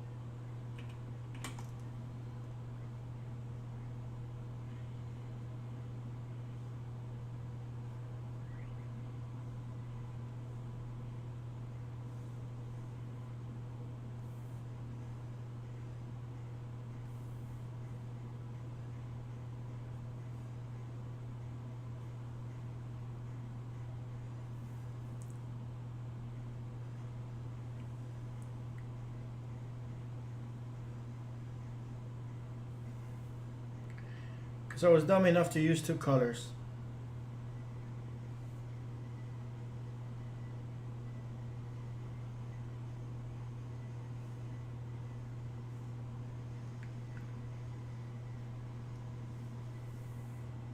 No biggie. Here's another trick. If you have an outline, you can convert that into a fill.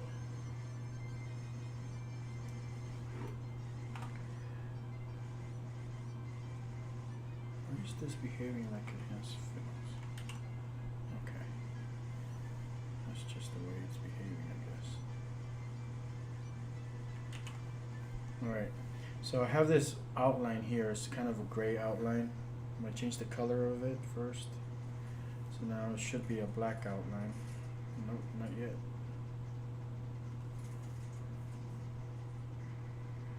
Come on. Let me select it.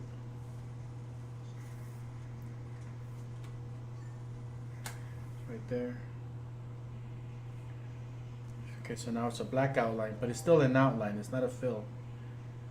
I can go here, modify, shape, convert lines to fills, and now it's a fill, and I can manipulate it like a fill rather than an outline.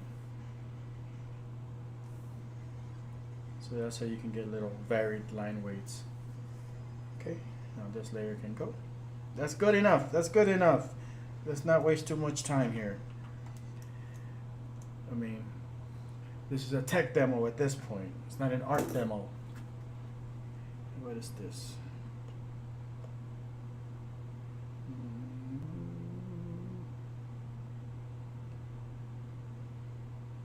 Okay.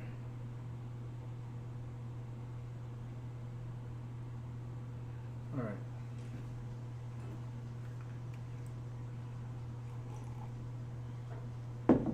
Ah. Ooh, that coffee's good.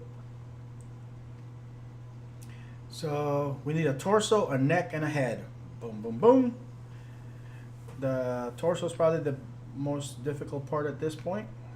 Let's take this leg, Control copy, Control Shift V, paste in place. So now we have two copies of that.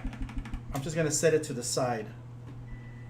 I'm gonna take this arm, Control D, up, down, and I'm just gonna set it to the side because, you know, we need two arms and we need two legs, but they're gonna go exactly in the same spot. So yeah, that's why we need to do that, and I still need to be able to configure them. So now let's work on this torso.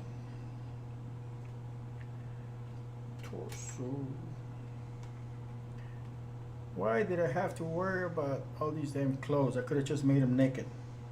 If I would have made him naked, I would have been finished by now. No, no, probably not.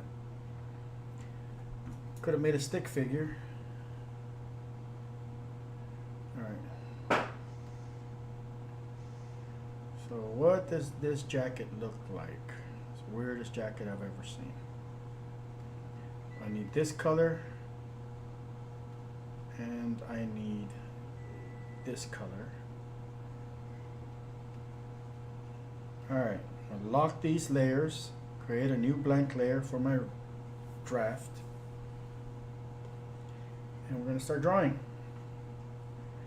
So if the joint is right here, and we got this weird fluffy Fist of the North Star looking jacket thing. Okay, I guess that's simple enough that I don't need a rough draft. Let's just wing it. Fuck it.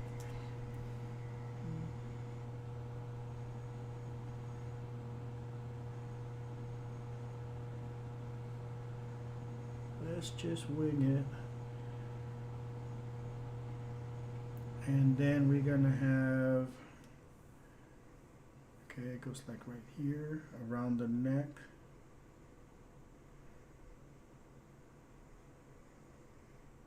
And what does it do when it gets here? Okay, it just kind of does this little number.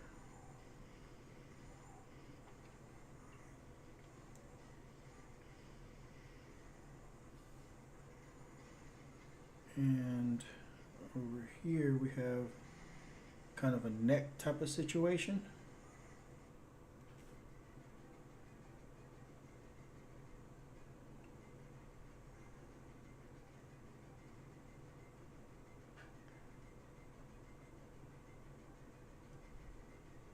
Let's give him a nipple. Nah, let's not do that because then I have to put nipples on all the angles, and that's too many nipples.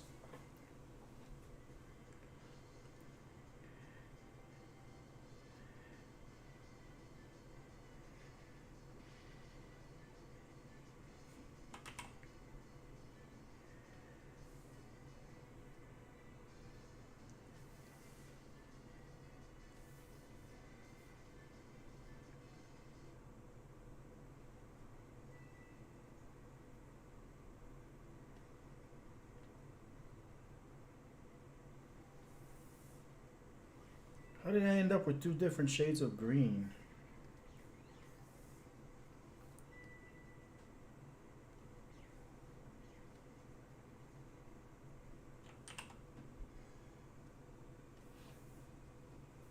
No idea, but let's fix that before it gets too complicated to fix.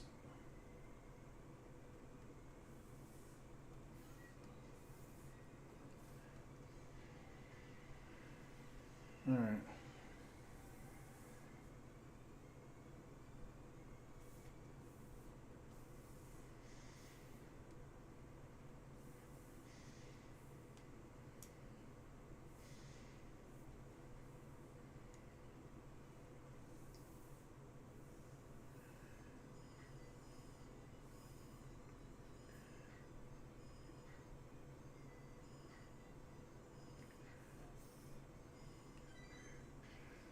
Modify, shape, optimize.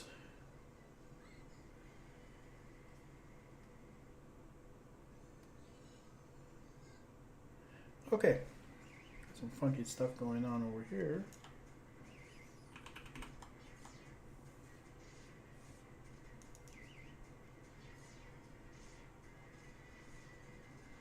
So I am actually, I think I kind of like the concept of this character, so I do want to make like an actual one with like really good, actual good drawings. So either, I don't know if I want to do it later today. This has already been a long stream. I have to do some work on the film. But either later today or tomorrow or something, maybe I'll start another stream and I'll just do the whole thing from scratch with really good quality artwork. And it won't really be so much about asking questions or anything. It won't be a tutorial, so it'll just be kind of like if you want to look over my shoulder and ask questions about what I'm doing while I'm doing that, we can do that. But we'll focus on quality, and it'll maybe take a few sessions. And we'll leave this to be the tutorial type of situation here, because it's kind of hard to like, you know, do like really good artwork and show the technical aspect of things at the same time, sometimes, especially with 2D stuff. I mean, it's such a complicated process, just drawing and stuff alone. And I know a lot of like newcomers and stuff, they see somebody demonstrating something with like really shitty artwork, they think, oh, you know, the results are going to be shitty, but that's not the point. The point is to demonstrate the technology, or at least the techniques and procedures and stuff. But for a lot of people, they really need to see the finished quality artwork as part of the thing before they can grasp their head around what's actually being done. That's good enough for the girls I go out with. There you go. We're going to leave it right there.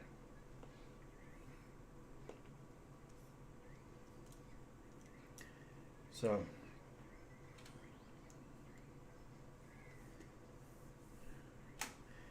torso F8. We don't worry about, you know, the name of it, I am probably, no, since I don't have to duplicate this part, I don't think I have to focus too much on making that pivot be too perfect, although I should, just for, but I'm not, but I won't, but I should, but I won't, but I really should. Nah, I won't. I'm just gonna leave it like that.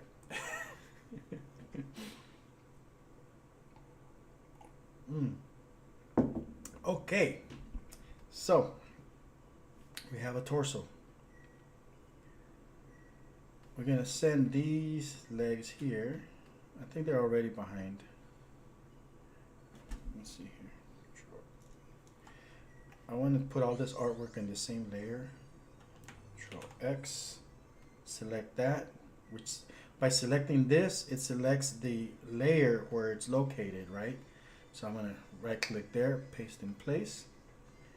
All right, so we still have this. What's in here? Something is being selected. Okay, it's that head right there. So we'll take that, cut, select that, paste in place. And we got 2 empty layers, and we're back to just 2 layers. And I still need that bottom layer there, so I'm gonna continue leaving it for now.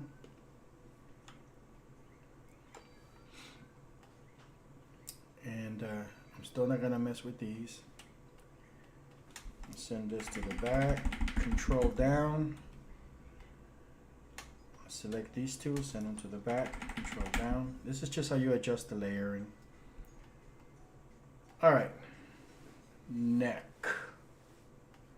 I can probably just cannibalize this one here. I'm holding down shift and the arrow key to just kind of shift it over. It makes it go faster. If you don't do it, it'll go really slow and you'll never get there. Another thing you can do is you can hold down shift, which locks it in place, and you can drag it with your mouse, which kind of allows you to kind of leave it like, you know, kind of keep it along the same level there, same alignment. So that'll work. Duplicate, which clones it. And I'm just gonna fuck it up a little bit.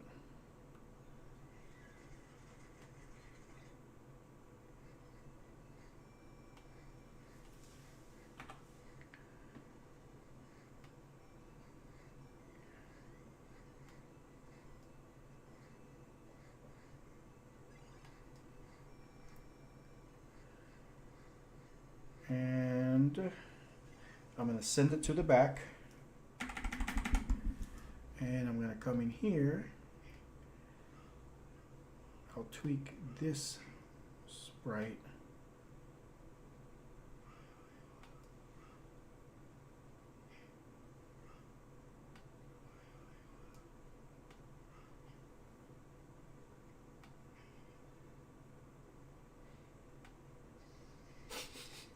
Why am I smelling Chinese food?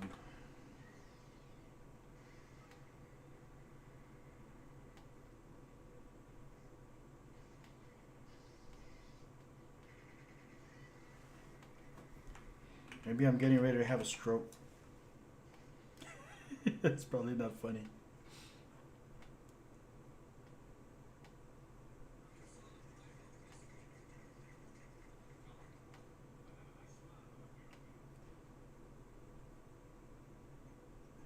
Man, I love working with Flash. All these little tools, man. Everybody takes them for granted. But it's like, it just kind of work. I mean, it's like digital putty, you know.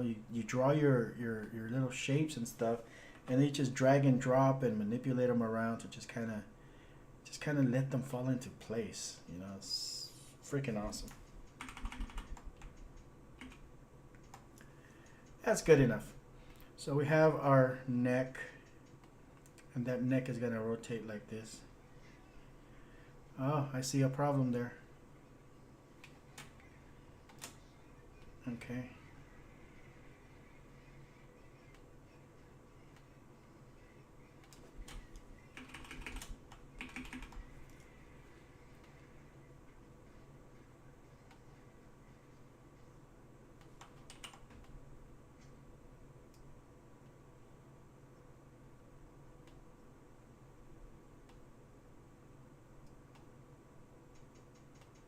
finicky.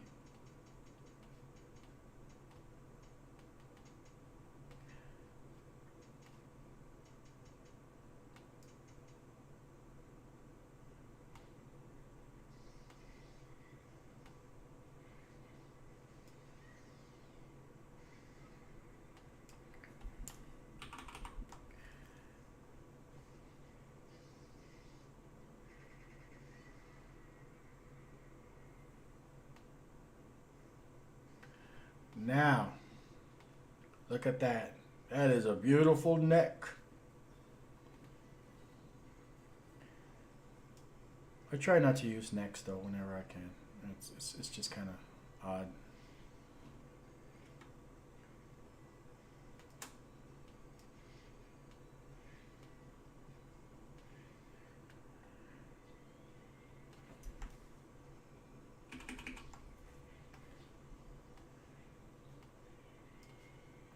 So I want to draw behind this thing, so I'm just gonna make my brush a little bit thicker,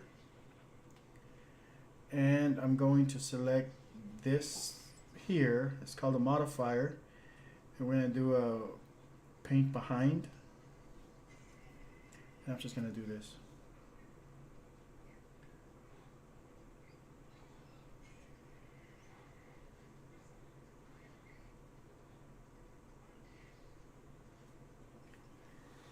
There we go. I freaking love Flash, man. It's such a cool tool. People just don't appreciate the awesomeness of Flash.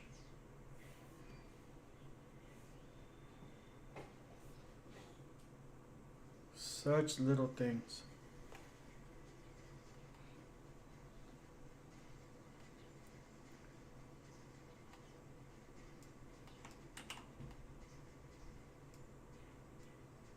Might be spending a little too much time on this, haven't I?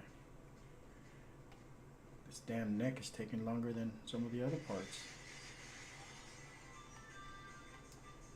Alright. Now it's a beautiful neck. But it's a good opportunity to show you guys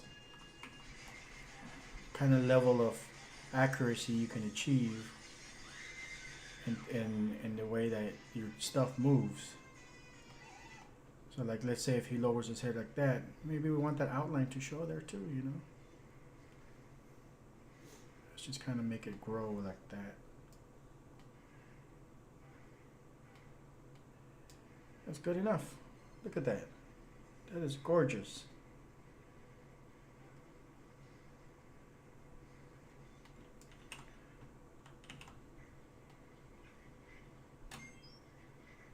Okay. So now we'll steal a copy of this pumpkin. Control D will duplicate. Shift up, shift left puts it back into place.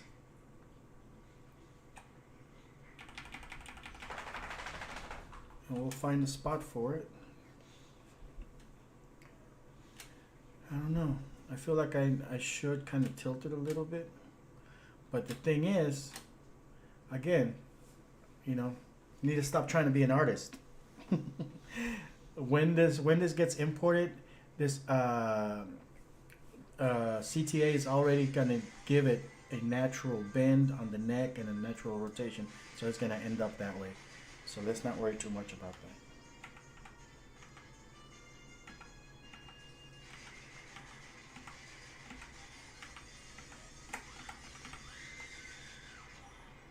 And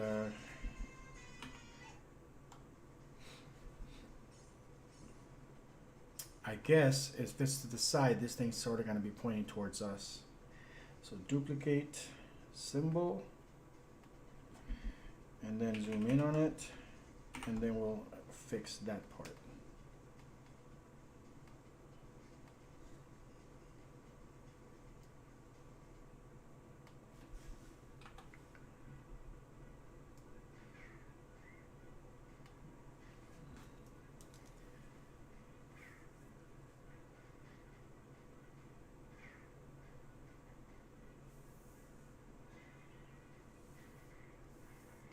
Get rid of that fill in behind thing, the paint behind.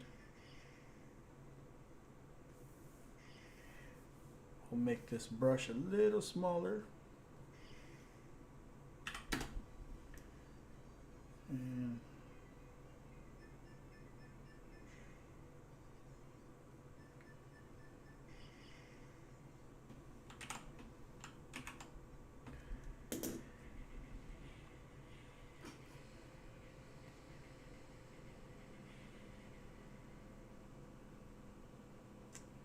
I don't think anybody will notice if I don't perfectly rotate these little things here. Ultimately, it's about the face, right? Let me see here. Control minus.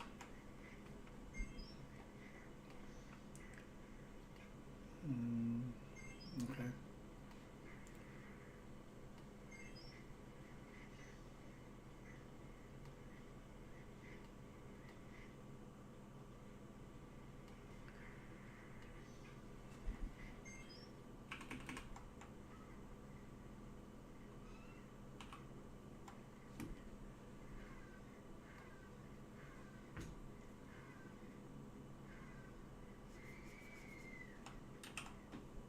Do it in a different layer.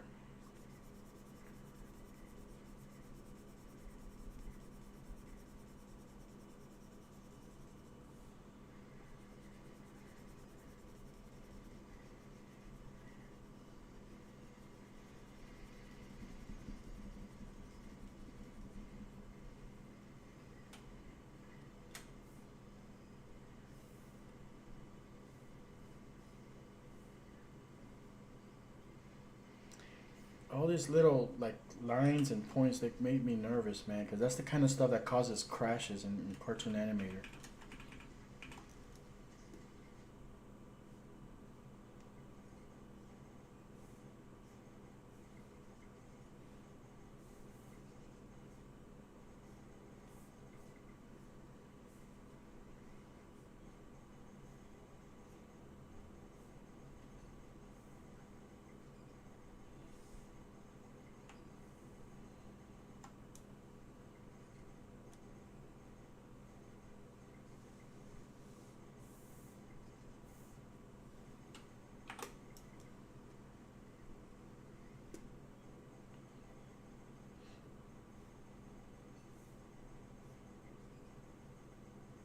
Again, I keep trying to polish this, and I keep forgetting this is not an art demo.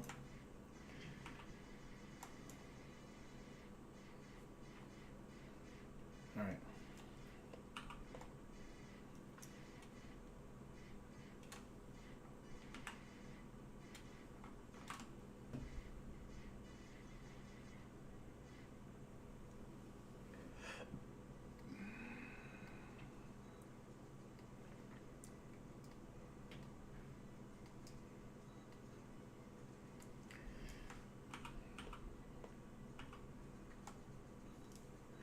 Good enough.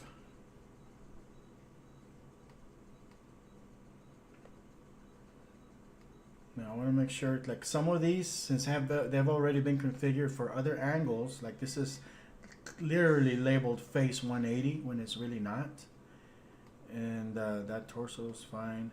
Like these legs, shank, 0 angle, 180 angle. This is the kind of stuff that causes also bugs. So we'll use the little eraser tool here. Boom. So that cleans it out. Well, the arms also. So it no longer has the name designations. And let's see here.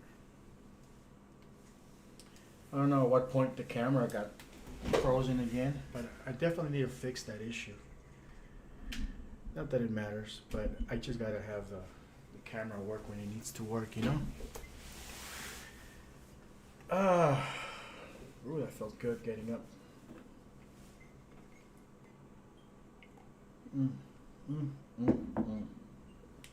Okay.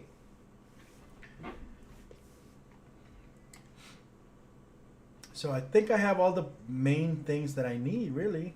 So I'm gonna put this in the back, actually. Let's see here. You know what? here's what I'm gonna do.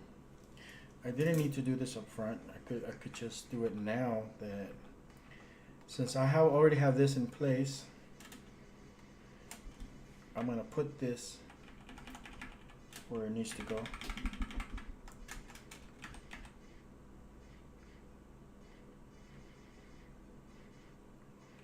Somewhere in there. All right, so now, didn't I have an arm, a hand? No, I'll just do it separately. Okay, so this hand, this arm is gonna go in the back. So I'm gonna control down, and then I'll do control D to duplicate, up left, and now I have two copies of it, but they're exactly like in the same spot.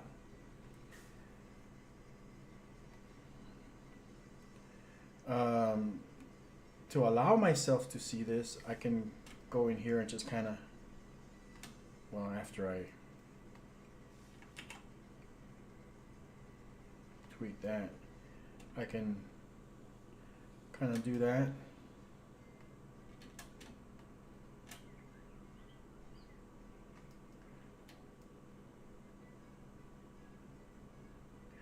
And I can see that, you know, the body parts are there.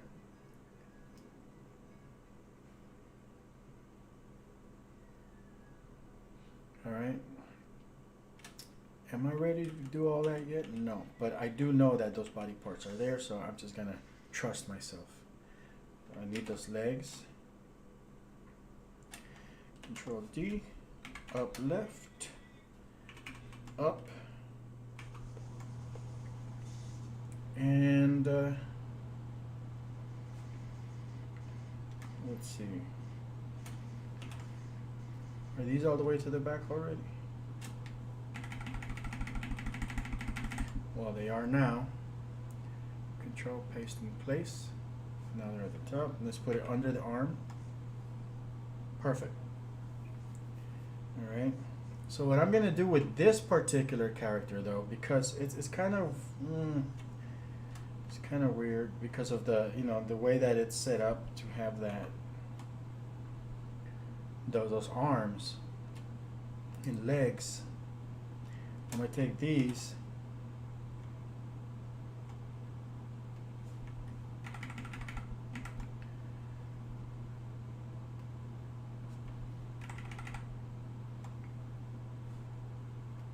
and I'm gonna put those on a separate layer for now.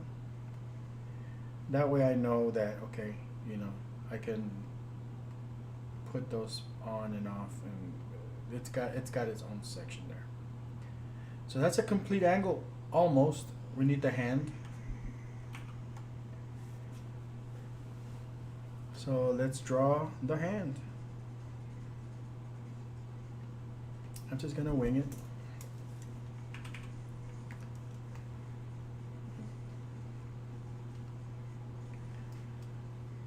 View, rulers.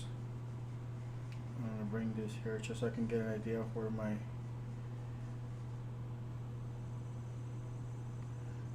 hand should be. So between these two here. All right. So it's gonna rotate around there. It's gonna drag its knuckle dragging hands.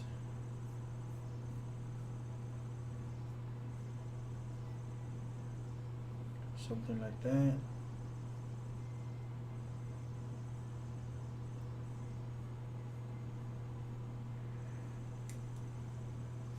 Yeah, good enough. Let's polish it up. Let's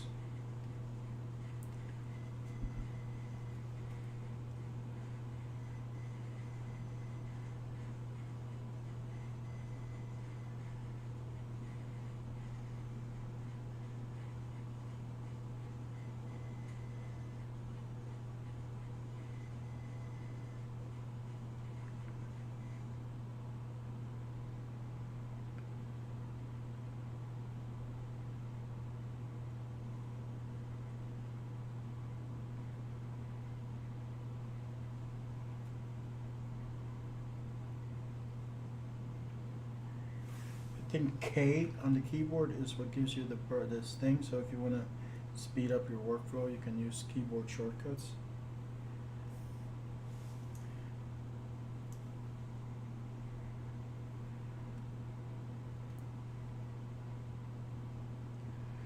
And like sometimes you don't really need to try to worry about drawing perfectly, because you can always come back and adjust your drawings by just tugging on the line work. Just tug it around, and that's how you tweak it.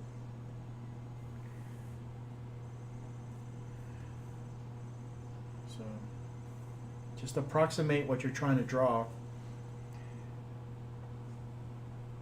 and then go back and play around with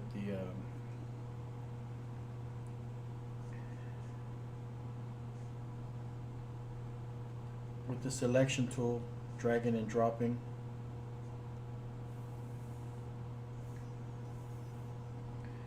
To adjust it and fine tune it. Okay, we have a hand. F8 to convert to symbol. Alright. I'm gonna move it so that this rotates around this little thing here. That which means now I gotta go back and put it in place there.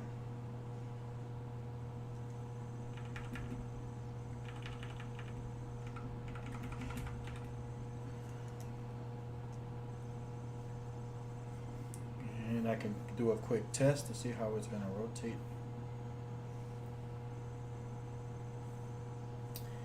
Yeah, it looks fine. I am okay with that. It's not bad.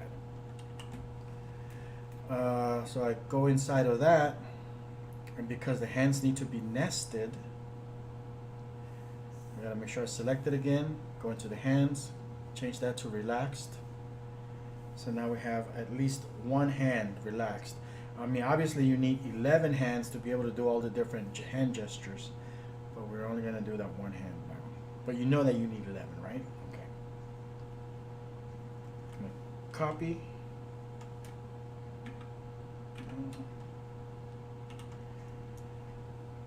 And bring that into my bottom layer, because that one also needs one.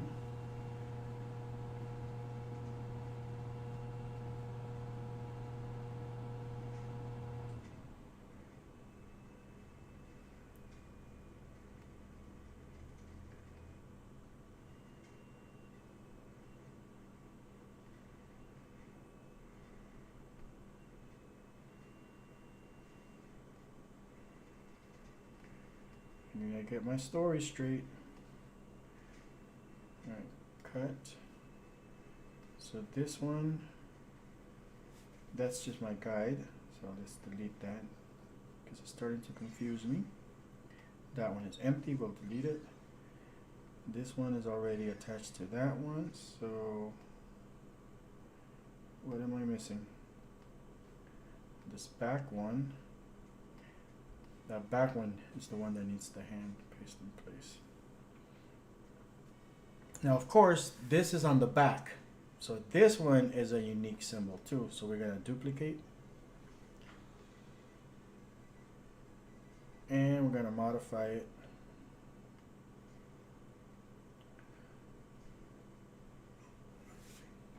Break apart. Because this one,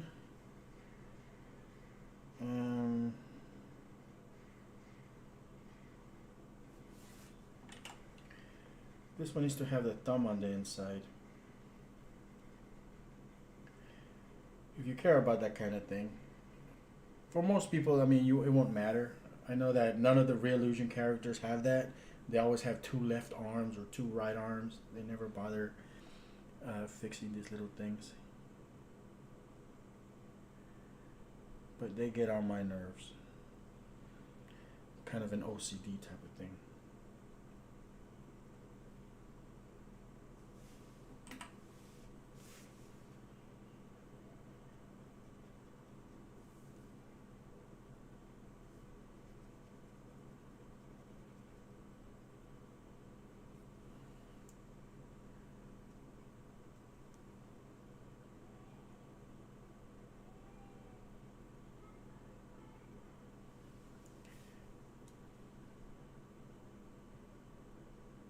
That looks weird as hell, but at least it doesn't look exactly like the other hand.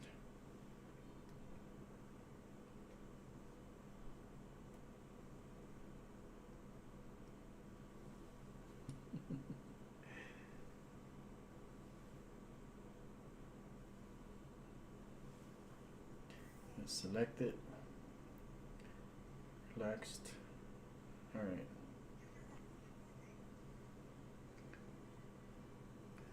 So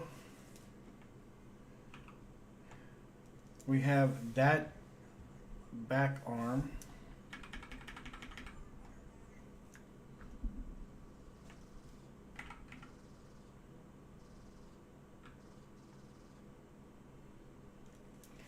I guess this could be tweaked a little bit also. Duplicate symbol.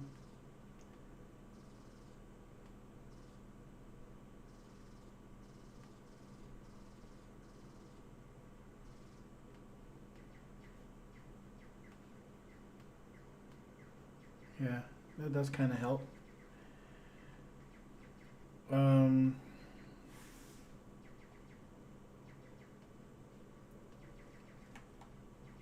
the other one. So this is why. See, we have two. So on this side, you have the thumb pointing towards the inside, and on the back one, you have the thumb pointing towards the inside. So you don't have like two left arms or two right arms, okay? You know, this little details, I think in most cases, most people won't even notice that. Is that two left arms I see?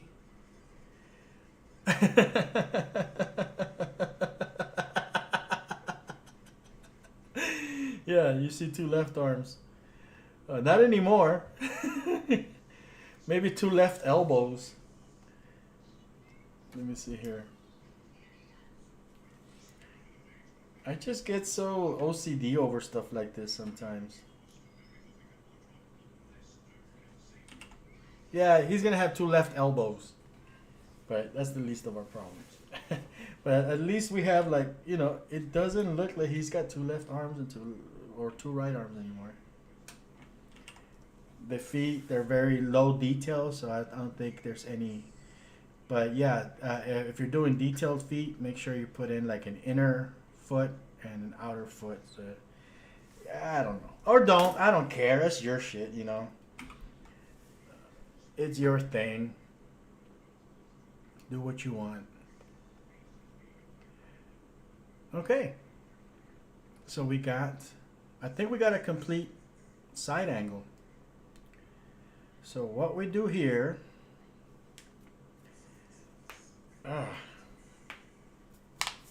getting my bearings here. Okay, so I kept these in its own layer, right? So I'm gonna turn this off.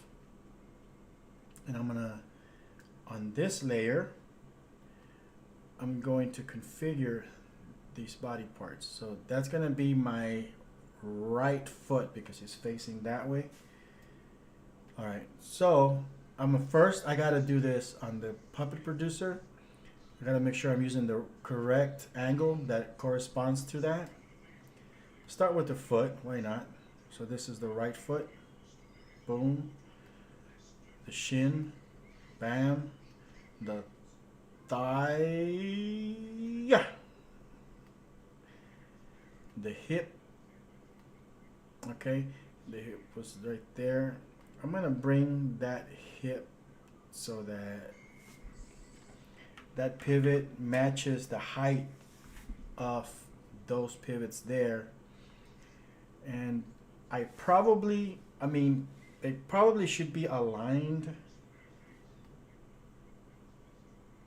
like along the center like that, all of them. I'm gonna wait and see what happens here, but ideally you do want these to be perfectly aligned on the center. So you can do something like this with the align panel. Align, bam. Easy enough, right? But I'm not gonna do that yet because I have a whole other leg to do.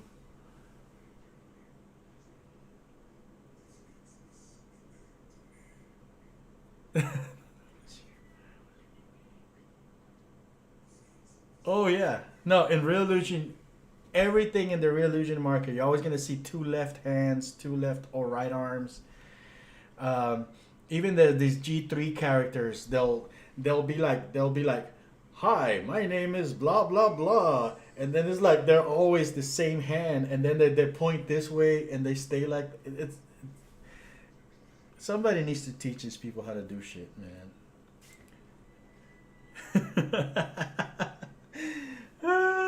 I can do a whole series just ranting about Real Illusion. We used to be like really tight, but I guess once I started getting a little bit vocal about like my observations and stuff and how they do things and how the stuff comes out, they didn't like me no more. They don't even invite me to do the beta testing anymore. So I have no idea what Cartoon Animator 5 is going to be. But they used to invite me to the beta testing all the time. In fact, my first copy of Cartoon Animator, or Crazy Talk Animator, I was aware of Crazy Talk Animator 1. I thought it was a unique tool.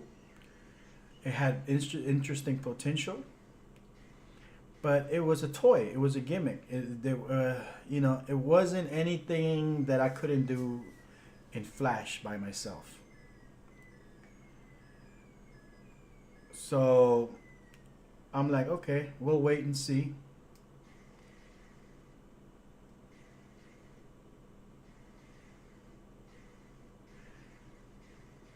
It's gonna need a little bit of work there.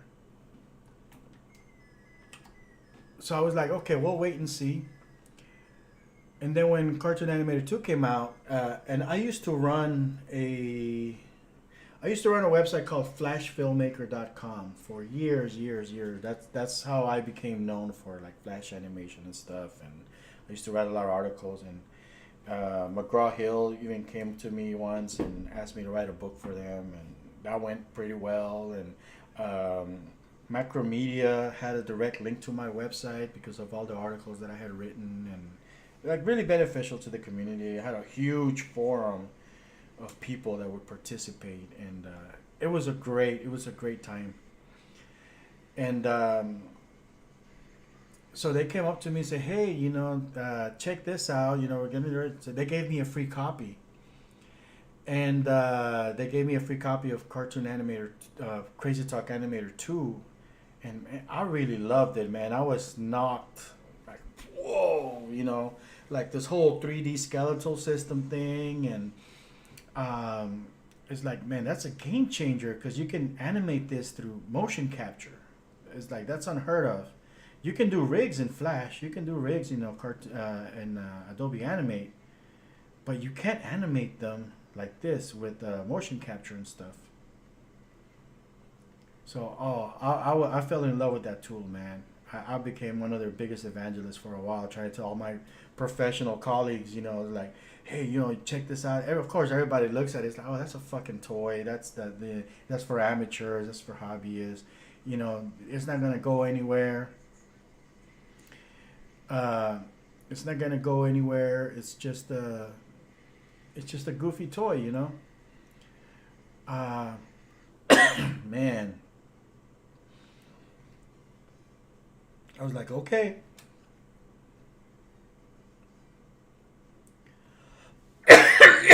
Excuse me. I continue to use it and play with it. Of course, as long as you stick to the parameters that they lay out for you, you can do great animation. As long as you do the drag and drop animations that they've already pre-made for you, that they're going to sell for you in a little pack. Drop, drop, drop. Oh, you created animation. All right. It does work. You can create great characters as long as you use the packs that they provide for you. Okay, but what if you want to do your own custom stuff? What if you're a professional, or what if you're somebody who really does want to do something original that they can copyright and create their own series with? You're going to have to get down and dirty and build these custom characters. I tried my hand at it. Man, it was just crazy difficult. So for the average person, this is just an insane amount of work. an insane amount of things to keep track of. Because not only, because Cartoon Animator, it's technically an animation tool. It's really more of a compositor because you can't actually draw and animate within it. You can animate, move things around that you import into it, but it doesn't have a pencil tool, it doesn't have a fill tool, a bucket tool. You cannot create original artwork inside of it. So all you can do is manipulate artwork that you bring into it. So for most people, if you're going to be doing all that, you might as well just stick with the tool that allows you to draw the stuff in the first place, and you can animate it in there. You don't need Cartoon Animator. So that's why a lot of my colleagues and professional like peers and stuff, they just didn't want to bother with it, because it's just for a lot of people, it's just easier to just draw and animate and not have to do all that. And what you see with their demos, is, you know, they're doing the motion capture stuff with the sprite switching, and it's all wacky, but that's also because they got shitty quality on their basic characters that they did to release to a audience of hobbyists, you know, and that's not representative. But if you actually do this yourself and you keep in mind where the joints are and everything, it's a lot to keep track of. Once you know it, it's super easy. I mean, I'm talking and talking and talking, but this little basic character will probably take me about 2 hours to do from start to finish. If I just tune out, you know, don't stream, don't describe what I'm doing, just do the work, probably about 2 hours worth of work. If I want to do it nice and detailed, yeah, it could take me anywhere from 10 hours to 30 hours, depending on the quality of the character. And that's why, you know, I don't charge, relatively speaking, I don't charge that cheap for this type of characters. When people commission these for me, I'll charge anywhere from $300 as a bare minimum. They go up to like $700, $800, $950. I don't think I've ever done $1,000 character, but I think the highest one has been about $950. But on average, it'll be about $800 for a full G2 character. But this is something that's been customized for you, for your product, your copyright. It's your thing. Nobody else is gonna have it. Another thing that I used to do, I don't do this anymore. I used to, all right, you know, I'll take a hit on it. I'll charge you $300 for making this character, but I'll do it in a fairly generic way, and I'll custom tweak a few things to make it original for you. But this allows me to keep the copyrights for it, and then I can put it in the marketplace. You get yourself a character that you wanted for, you know, $200-300, but I get to make the rest of my money by putting it in the marketplace. So everybody wins, basically. The only thing is that you do run the risk of somebody else who buys this, or everybody else who's going to buy this copy of the same character is going to have something that looks very similar to what you're already using. So that's one of the things I've done to like kind of offset it. Okay, yeah, you can commission a custom character, you're going to get what you want. But if you want it cheaply, I'm going to keep the copyrights, and I'm going to make the rest of my money by putting it in the marketplace. And I've had a few characters like that I put out in that under those terms. But a lot of the times, you know, people are like, no, this has to be 100% mine. All right, you know, $800, $900, depending on the complexity of the character. It's worth my time, and it's 100% yours.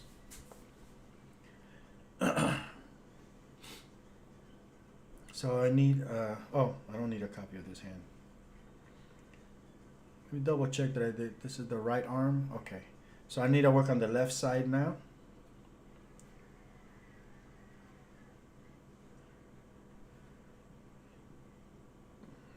So left. See, the tool itself is ridiculously stupid.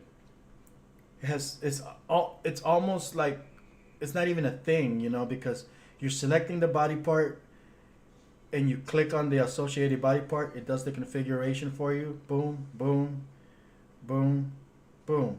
So this would be all technical shit that you would have to be doing. But you're not doing that anymore. So all my time was spent drawing and tweaking and testing the actual artwork.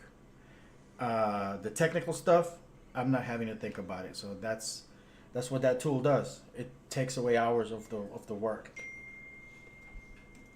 Let's see what this message is. A lot of people have my personal number. A lot of people have my my WhatsApp. I don't mind giving it out. Sometimes I'm not around, and if somebody has a quick question, I'm happy to answer it. But if I am streaming, guys, just kind of log into the stream, help the channel out, ask the question live so that other people can see the question. And this thing's going to stay recorded. It'll be for the benefit of the community. Don't be egotistical. You want personal support. I'm available for one-on-one tutorials. I can charge you by the hour. But I'm streaming live right now, guys. Get on the YouTube, ask the question live. Other people will probably have the same questions. Help them out too. That's part of why I do this for free. Keep it free. Don't be what's the word? Don't be selfish. So I'm not gonna answer this question. If you want to log into the chat, post it live so other people can hear it. I'll answer it there. I don't want to sound like an asshole.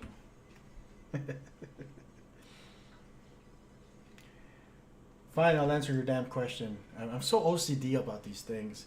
The vector grouping tool, unless you know the specific character, unless you know the specific colors that you want your character to be, I don't recommend doing it this way. This is only how you work if you're never going to worry about changing your character's colors. You know how he's supposed to look, and you import it as is. If you're going to be wanting to do a generic character or something where you can mix and match body parts and change the skin tone, change the all the colors of the clothing and stuff, I recommend doing your basic character, paint it using grayscale tones, and only use like 4 or 5 different colors. Keep it all like that. That way when you map it to the colors in Cartoon Animator, you map it to the colors in Cartoon Animator, you'll be able to like change the colors a lot easier and stuff. That's why like my Billy base model kit, you can see that it's grayscale. It allows for like the greatest amount of compatibility, and you can turn that into any color you want.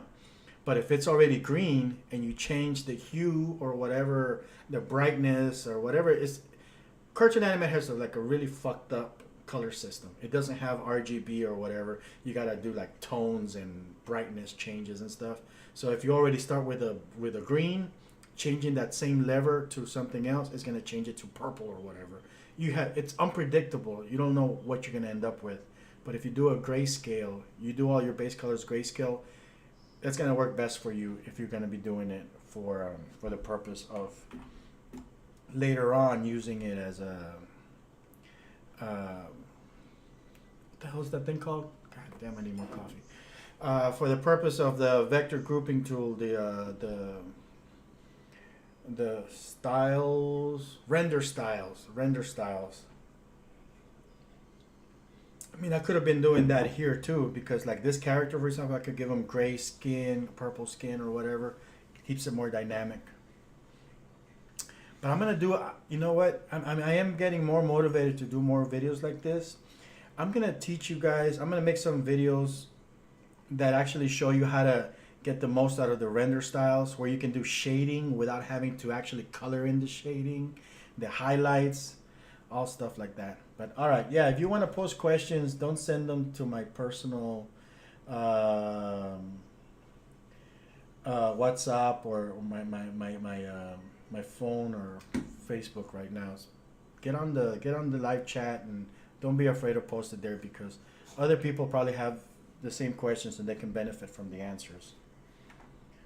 And yeah, like I said, if you want one-on-one instructions, you do want to be selfish about it, more than happy to provide that for you. I do offer personal one-on-one classes for a small fee, and I can get you from amateur to pro in just a few sessions.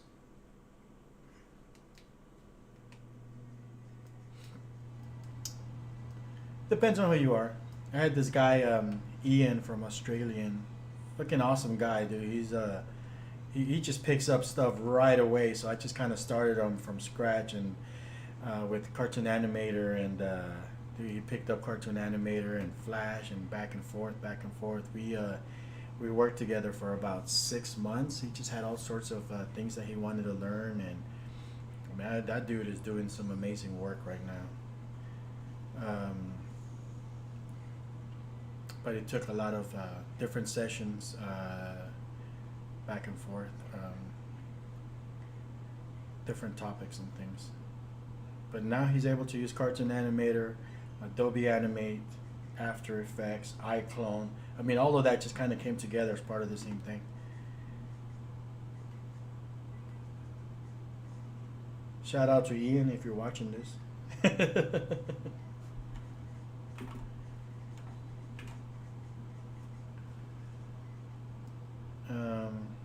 All right, so I got this angle here. I'm pretty much done with it. I think I have everything. I did the head, right? I got the neck configured. Somewhere in here there's a neck 270, okay. Torso. I think I got every body part. I hope so. Otherwise I'll find out once I try to import it. So for the next trick, this is another place where you can cheat. It's not that hard to turn this angle into this angle, okay? And it's not a function of Puppet Producer. This is just technique. So I'm gonna hide this.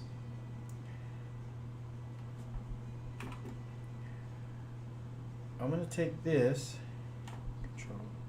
copy, Control-Shift-V, paste everything in place. I'm going to move it here.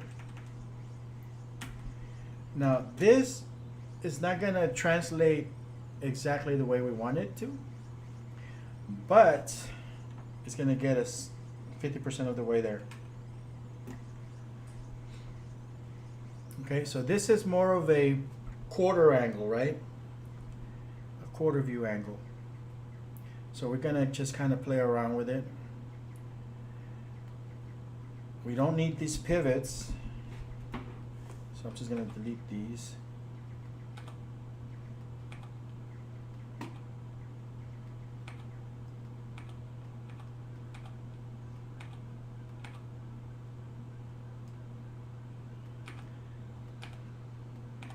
And just to be safe, we are going to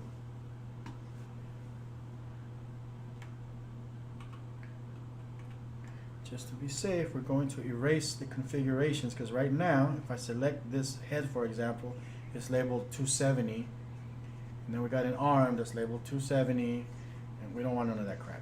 So select, click the eraser button, it cleans it out, so now it's no longer accidentally configured, so we don't run any risks of sending in any duplicates into Cartoon Animator. All right. So this arm, we can move it a little bit. Man, it's getting hard to see. Let's change this to blue.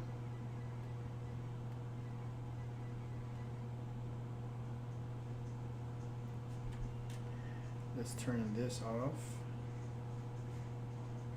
Nope. Let's make it 50%, 50% opacity. Here we go. All right, a little bit better. So I'm gonna move this that way.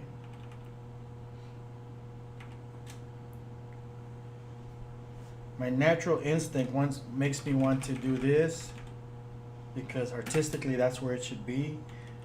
But from a technical perspective, we need to avoid that. So I'm just gonna move it here. Okay. And we're gonna take this arm,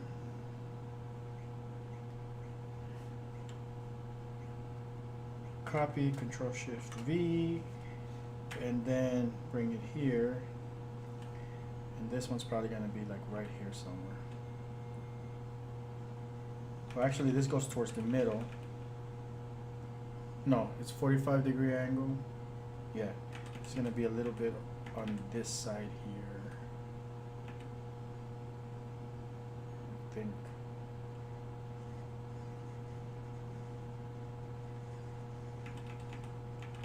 The outside maybe. Alright, we'll play it by ear. I'll probably end up tweaking it a little bit. Let's get rid of these pivots.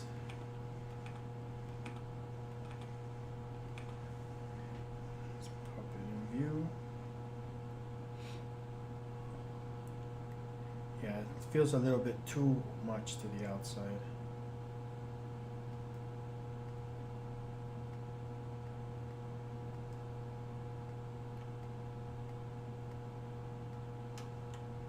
I'm gonna give it its own layer just to make it easy to select for now. Later on we're gonna flatten everything into one layer,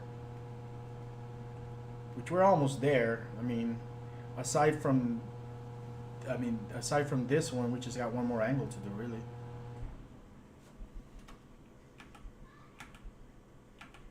Something like this should be a good 45-degree angle or quarter angle or whatever we want to call it.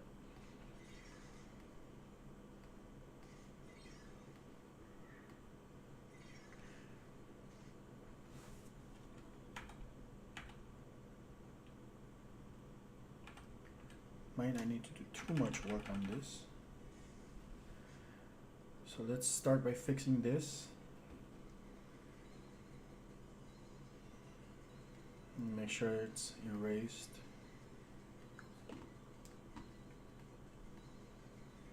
So let's see here.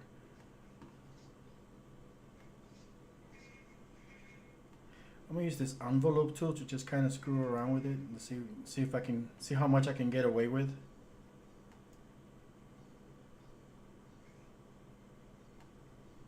That might work.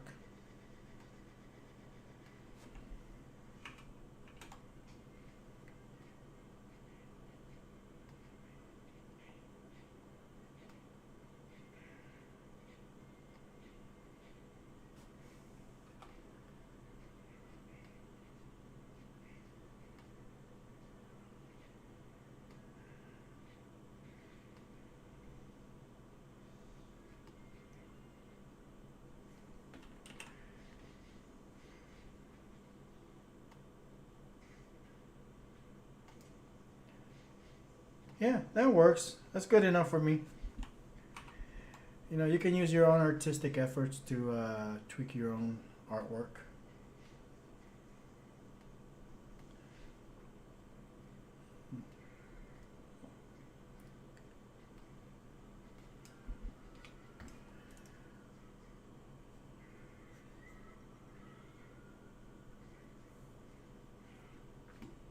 That looks 45-degree enough to me. Look at that. Easy. Yeah, Macromedia was awesome. I miss those guys. Adobe just kind of shit all over their products, man. But what can you do? I'm trying to reduce my dependency on a lot of these tools. Like, if I can get away from using real illusion tools, that's probably going to be one of the better things I've done for myself. And now that Adobe Animate is all wonky and subscription based. Not that I mind the subscription based. I don't mind the subscription part. I think the subscription part is fine. That's if it wasn't for this subscription thing, I probably would not be able to afford the suite, you know, because just Flash alone was like $800 at some point. I think it was like between 600 and 800. It kind of shifted around. No, Photoshop was almost 800. I think Flash was about $600. So you buy your little license, and then every 2 years they have an upgrade available. So you kind of pay for the upgrade, and you know that was gonna be another $300. So $300 a year, every 2 years. That's about $15 a month. So why not just pay $30 a month and just get the entire thing, you know? At least that's the way I see it. But a lot of the things that they've done, I don't really see much difference from the way Adobe Animate is today as it was back in Adobe Animate CC4. I mean, there's some rigging tools here that pretty much nobody uses. The camera tool, which I was the first one, I'm pretty sure I was the first one to develop a camera component for Flash like 20 years ago. And now they have one that works exactly the same way. It's kind of stupid. Nobody uses it.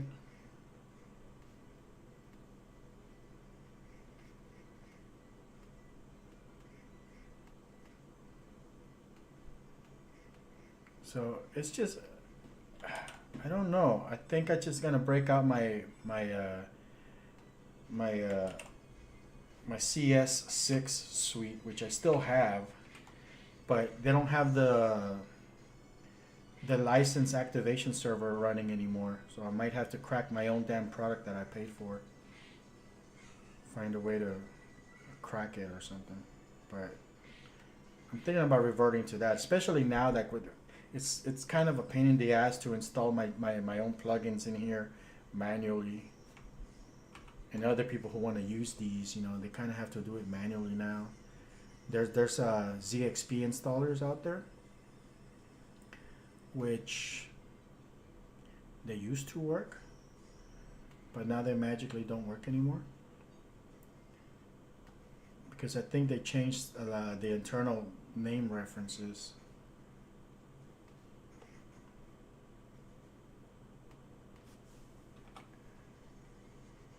It's such a good tool, man. I wish I could continue to use this tool.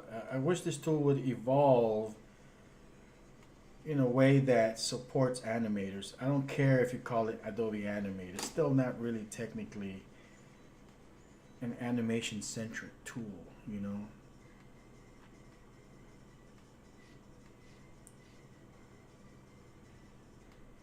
And the thing is, I find it funny as hell because Toon Boom was called Animate. Toon Boom had a tool called Toon Boom Animate. And as soon as Toon Boom changed its name to Harmony or whatever, Adobe goes, oh, we're going to call ourselves Animate. You're calling yourself using the name of your competition because they don't want to be associated with Flash. And the Flash player is what's, you know, not being used anymore. The tool itself, here, I'm using it now. I'm still using the Flash format. It's just like people, oh, Flash is dead. No, it's not, man. I'm still using it. Everybody's still using it. They're just not using the web plugin.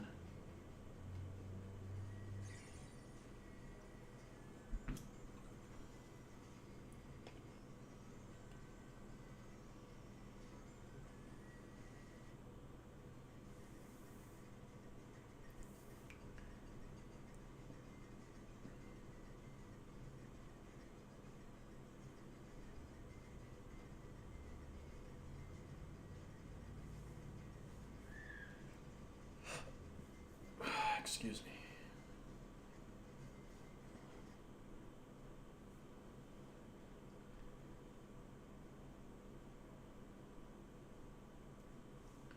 I fucked up.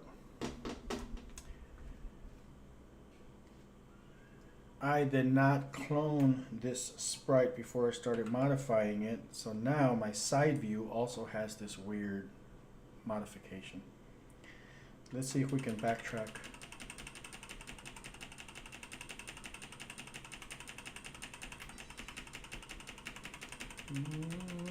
See how far back I can go.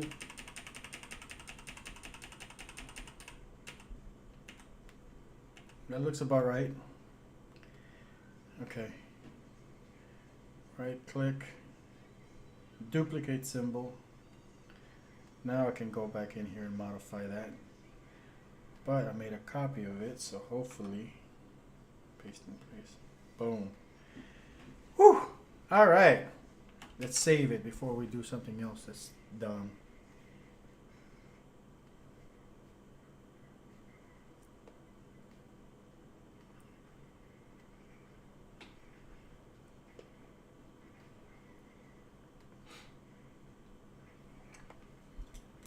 Okay.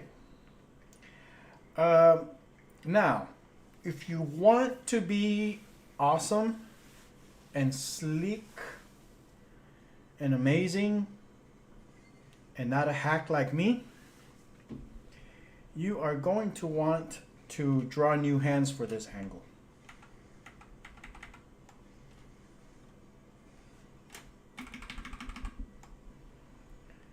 Because this hand needs to be over there. Should I do it? I don't know. I'm gonna decide in a minute, okay? Give me a minute. And I'll kind of make up my mind. But I'm really thinking I'm just gonna leave it like that. Because I think at this point you guys get the idea. But my OCD is kicking in.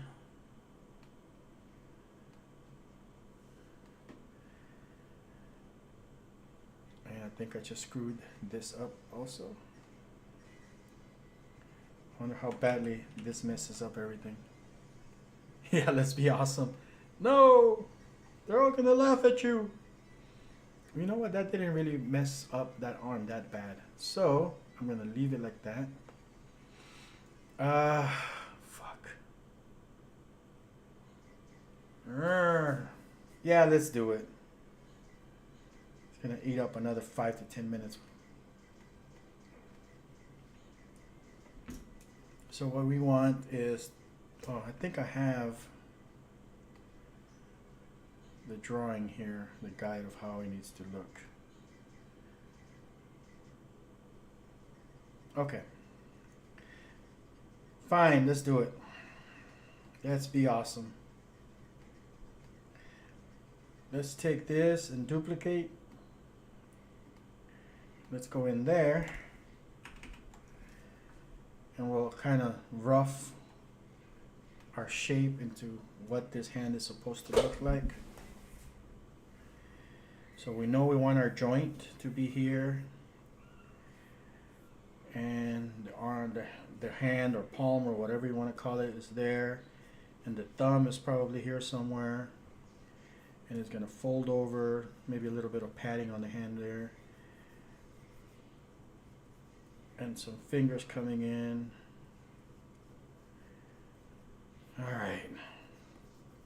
Are you happy now? Are you happy now? You got what you wanted. And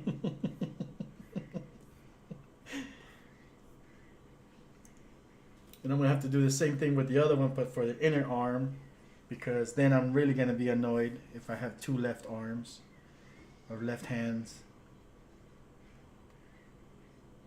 I'm pretty sure I'd still get the Reallusion seal of approval, but that's not what I need.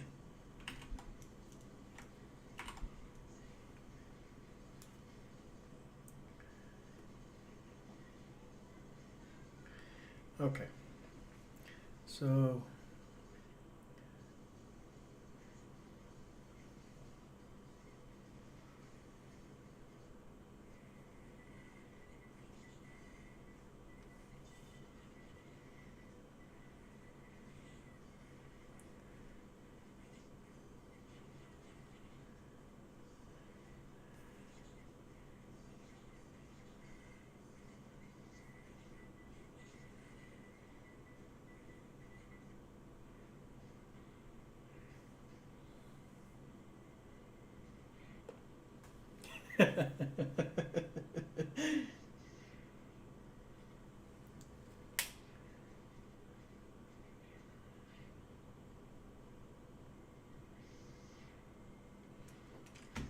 I'm not gonna say that.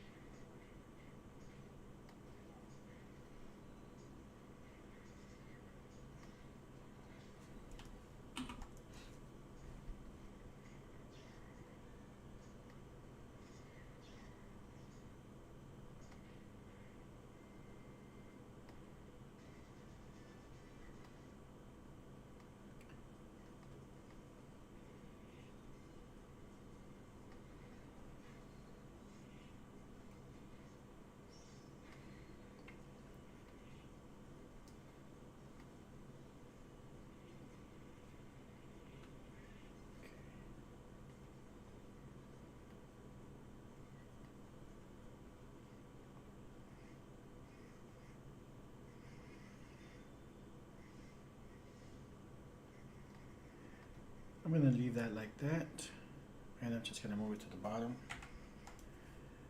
And I think what I want to do,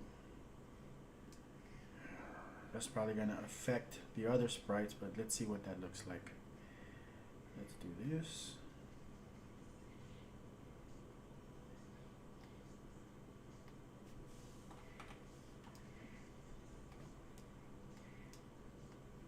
Let's see how that affects the other sprites in the other angles. It doesn't seem to have done anything for it, so good. It didn't really screw up anything. So, all right, see, we are awesome. But of course, we got this other hand here.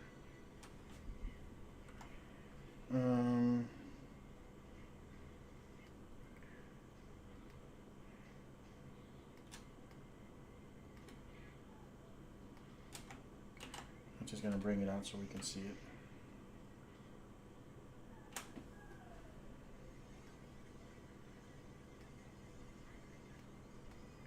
Why is that like that?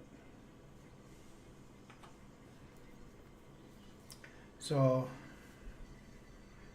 I guess I could probably get away by leaving that one alone, or I could turn it into a 45-degree angle. It just looks like, you know, I don't know what the hell that is. You know, it's like a weird epilepsy type of situation.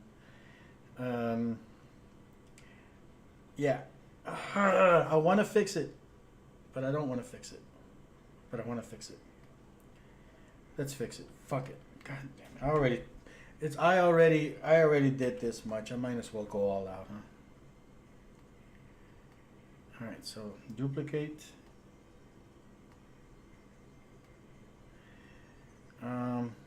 This is how I'm gonna fix it. Just gonna hack through it. I'm gonna grab this here.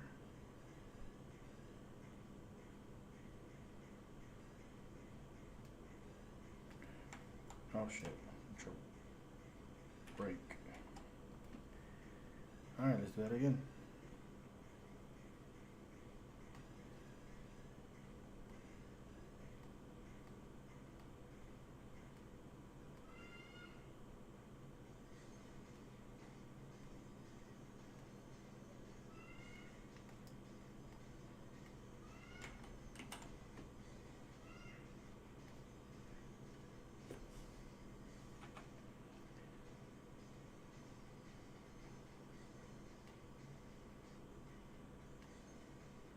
just gonna leave that there like that. I'm gonna take this here, paste in place. I'm gonna bring these here. Oh, Ibis, why are you being so fucking lazy? No, let's just draw this thing.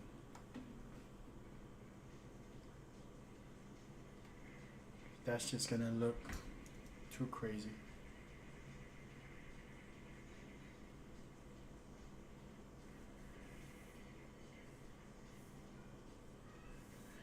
All right.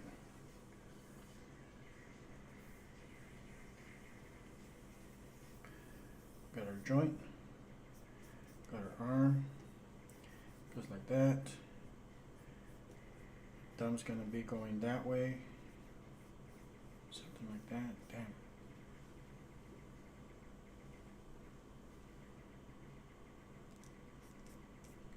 Thumb's coming in from the top.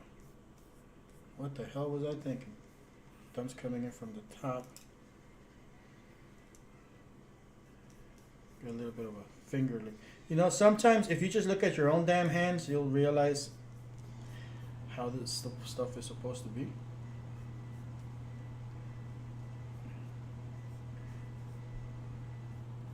I have to look at my own hand. Okay. Like that. Maybe that's what I was doing. I'm not gonna fix the other one now.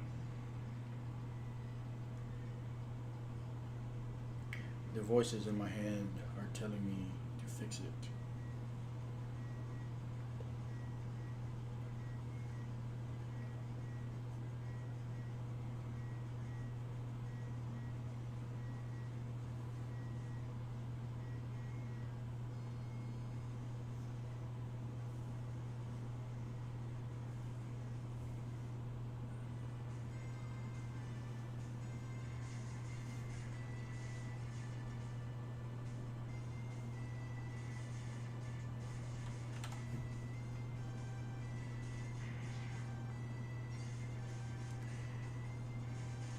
Okay, better.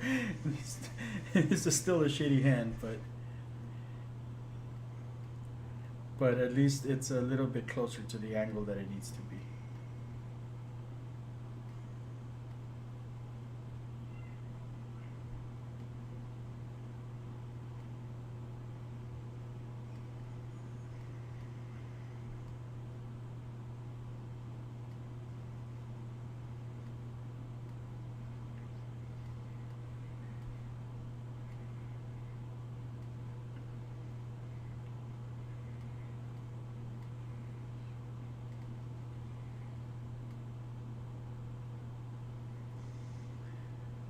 Why am I drawing with black?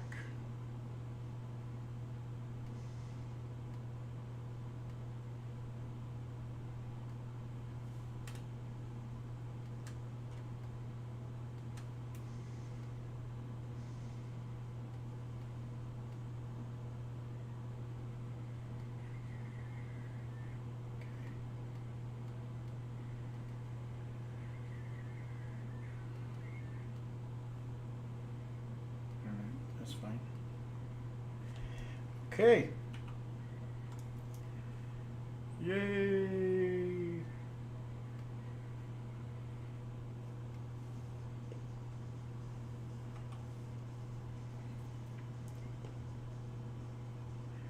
So let's fix this pumpkin head.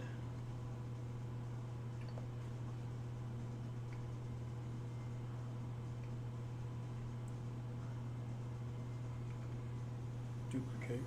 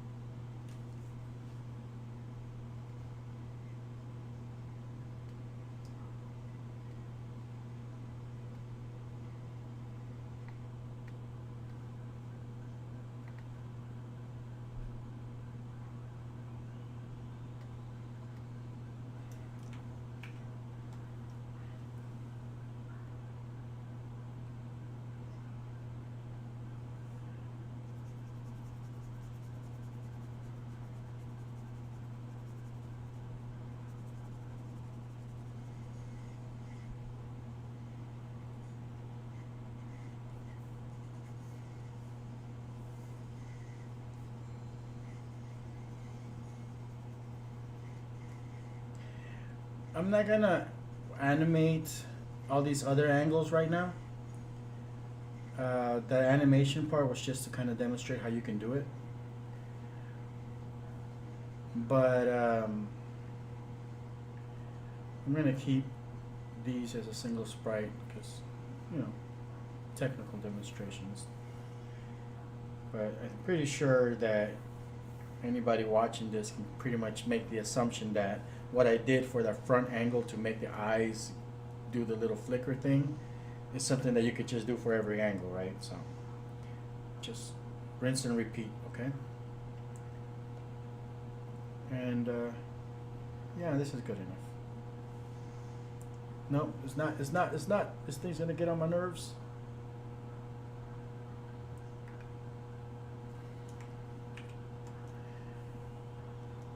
Gotta fix this.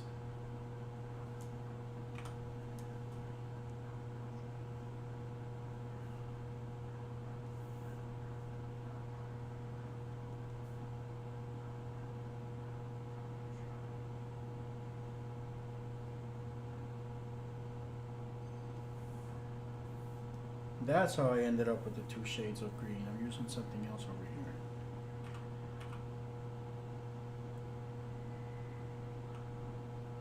Okay, so we have a 45-degree angle. Well, actually, this is not the 45-degree angle. That's the 315 angle, but it's the opposite of 45. So, all right. Let's give it a quick clean. Oh, look, there's some random pivots just kind of floating around there, looking to make our life difficult if we didn't notice them. Make sure all of them are gone. Yep, they're gone.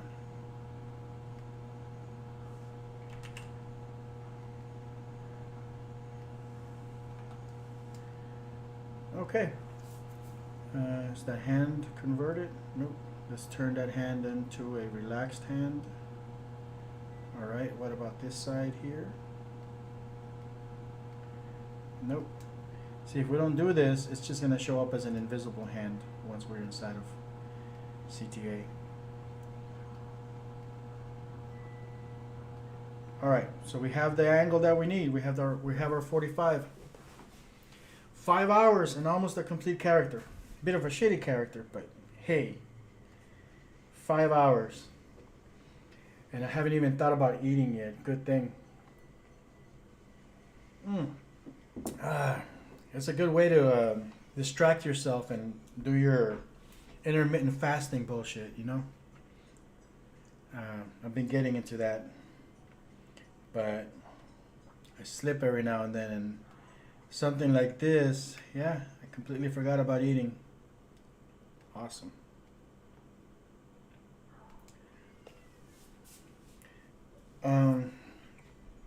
All right, so now we go back to the super highly technical part, the clicky-dicky process.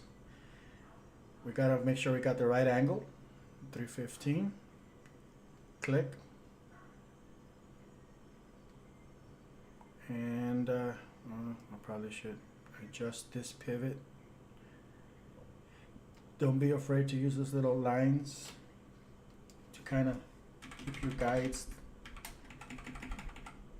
The software doesn't always do things the way you expect them to. But, you know, if you know what's supposed to be there, you know how to fix it. So where's that neck? There it is. So we click on the neck. We click on the torso. We click on the hip. I think the hip is also something that I'm kind of adjusting.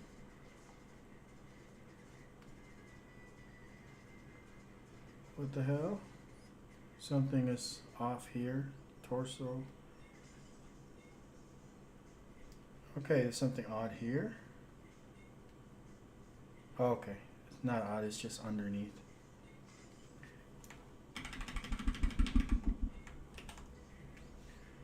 And make sure, because I want to be able to see paste in place.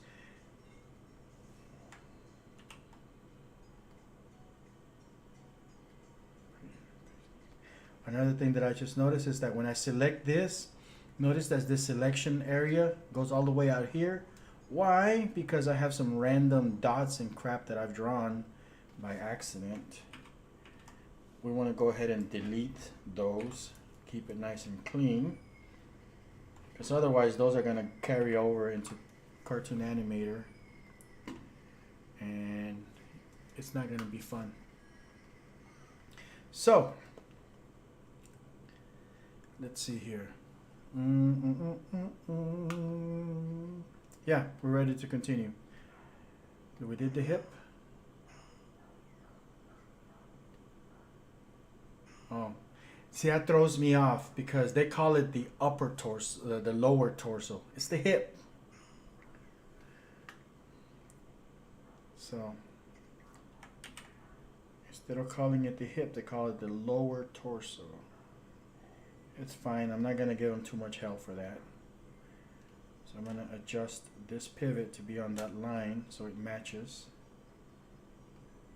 And this should probably be over here. I'll tweak those. I'm going to see what it looks like once I import it. But ideally you want your center points to be all lined up along the same line. That's how it's supposed to be. So let's see here. We got this leg.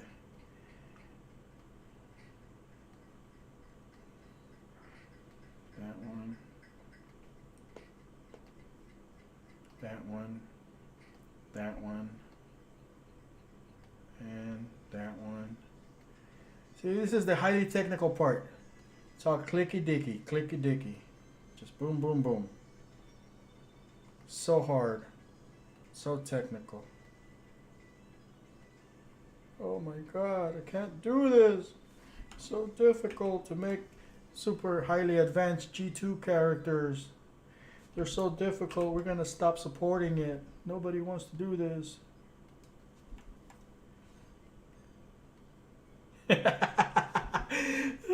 I could just imagine One Gun describing this thing in this little voice that he does. Oh my god, it's so difficult. I don't want to do this. I don't know how he does that voice. It's so hilarious. Oh man.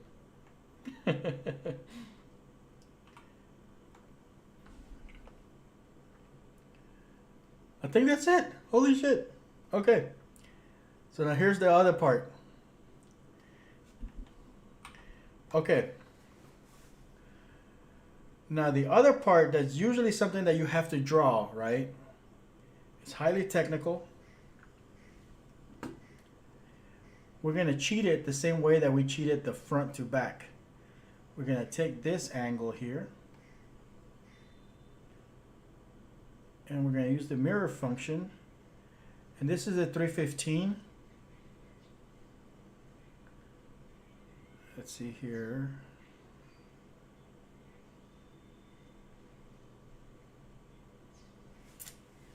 $315, am I correct?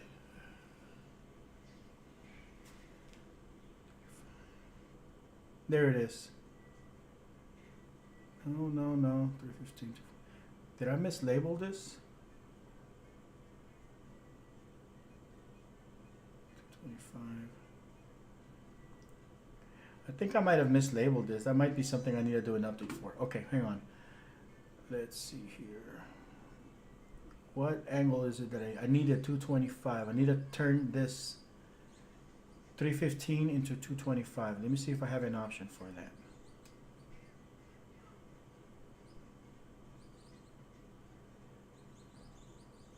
Why do I have a 135 to 225? What the hell is 135? Did I just...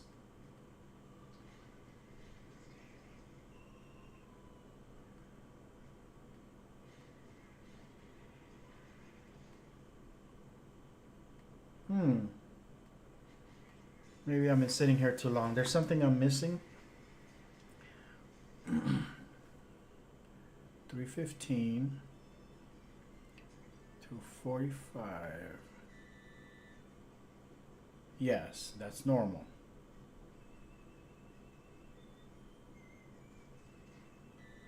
Okay, I see how I'm gonna do this. It's just weird. I guess now that I'm doing this one in this fashion, because normally I do them facing the other way, but I see something that I might have not done the way that it would help. Bullwinkle. All right, so I'm gonna have to do a two-step thing because normally I draw these like I do the other side first, like the facing the other way, and the 45 kind of did a reverse order today. But okay, so here we go. We're gonna take this one. This is, fuck, come on. This is the 270. We're gonna convert it to a 90 degree.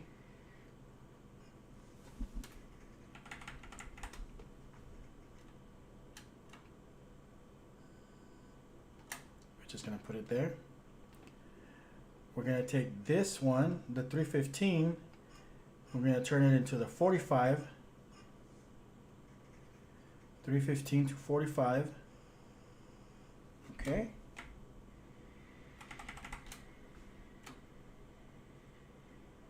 I probably should have deleted these rough edges first.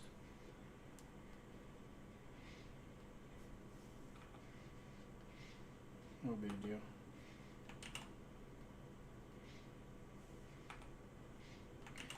Come on.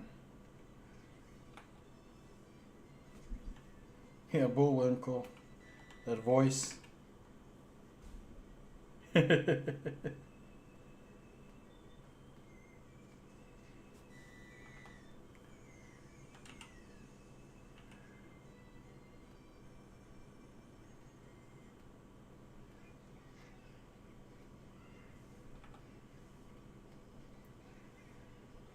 Okay, so I have these angles.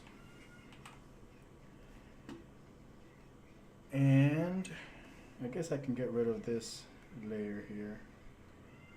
No longer need. Where is this coming from?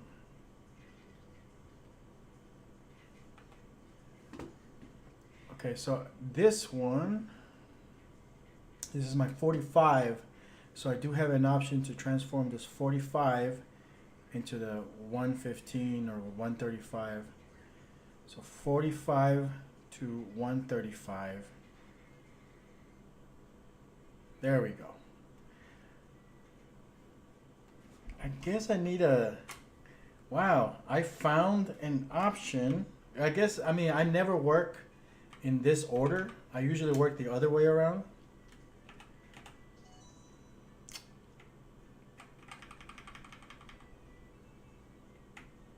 I guess I'd do it down here. But I probably should put another function in there just kind of for people who do work like that. I guess nobody does, otherwise somebody would have reported that by now after all these years, right? So here we go. So this is basically a back view, really. So we're gonna break. Gonna duplicate. So this is the 135. Gonna duplicate this thing here. Go inside of it.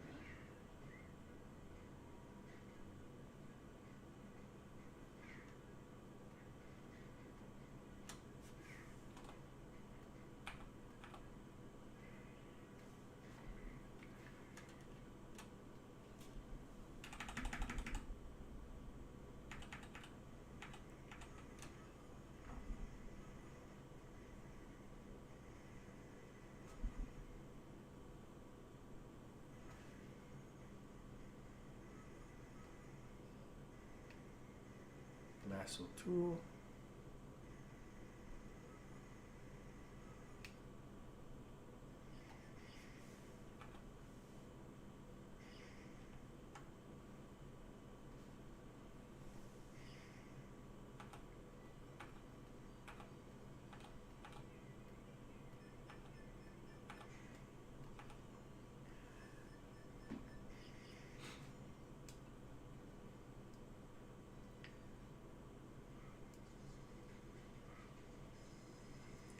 I mean, I don't think this eye would be showing, to be honest. I think it would just kind of be like that.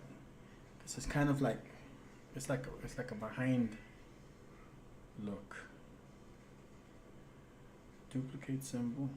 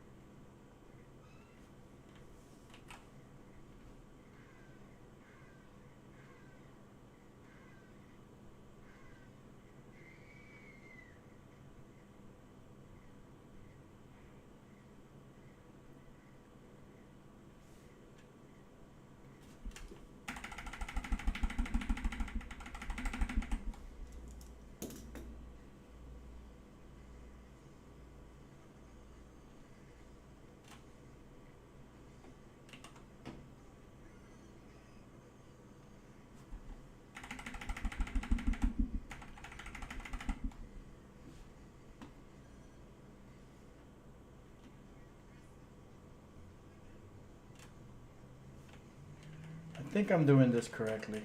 I'm a little bit disoriented.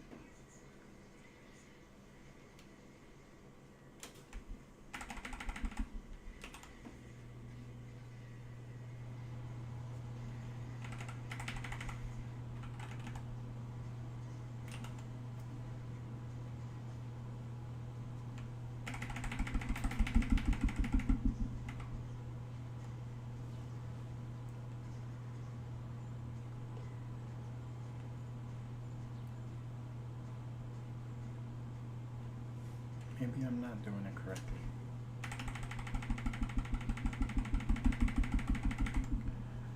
That's all right.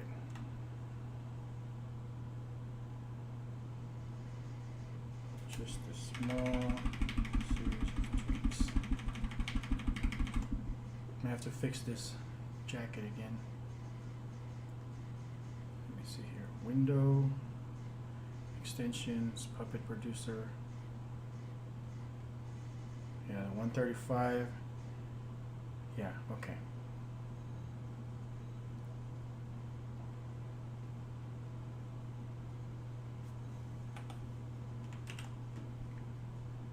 Modify, transform, horizontal. I'll just kind of cheat with the envelope tool.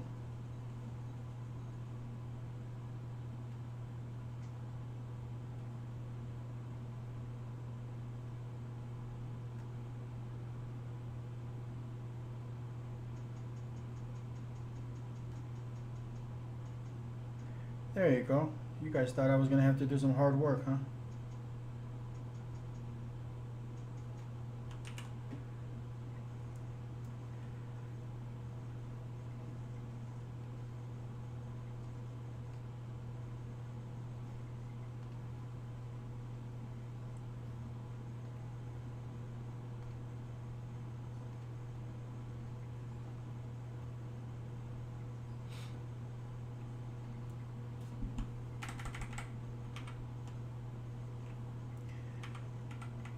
maybe take this neck and do the invisible neck trick.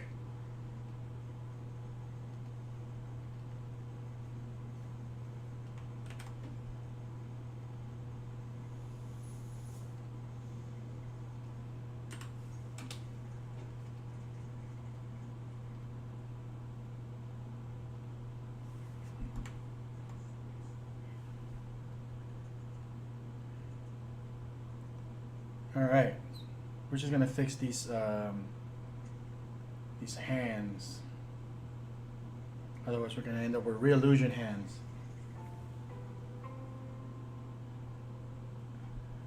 What is this?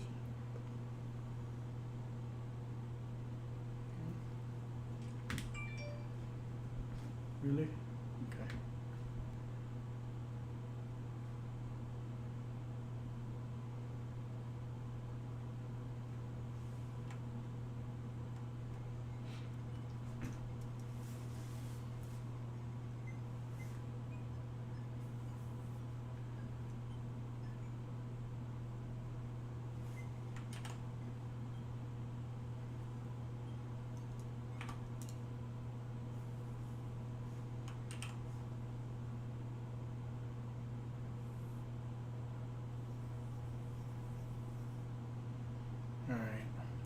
So that hand is doing this number.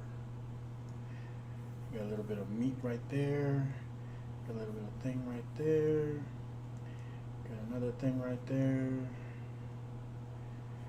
Got a small pinky finger coming out here. And your middle finger.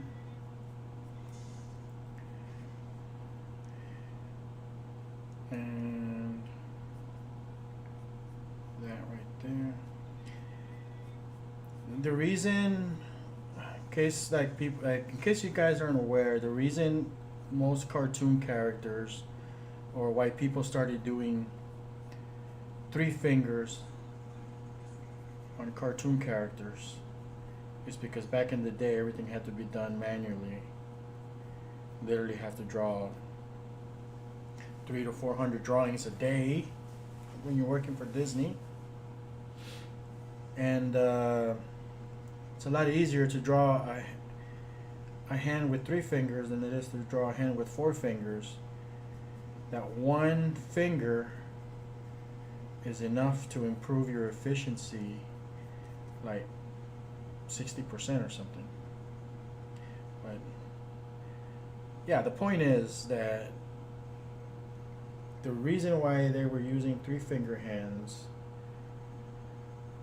or it became a thing, was because they wanted to improve the speed at which they could draw and put out, product. So they would leave out the 1 finger. Of course, you don't always have the 3 fingers. If you ever notice, like the old Mickey Mouse cartoons, like doing the average thing, yeah, 3 fingers. But when they go and grab something, they usually put all four fingers in the thumb. It's kind of weird, but most people don't notice it, but it fools the eye.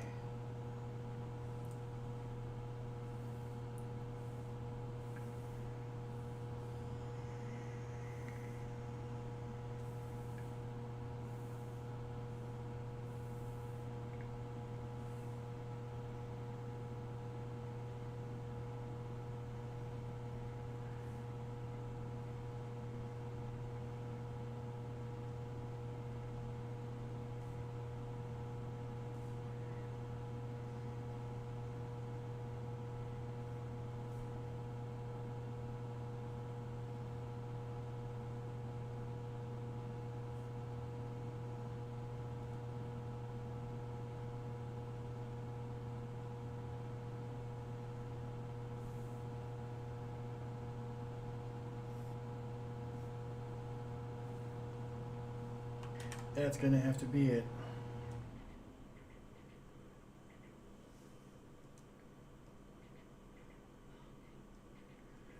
Okay.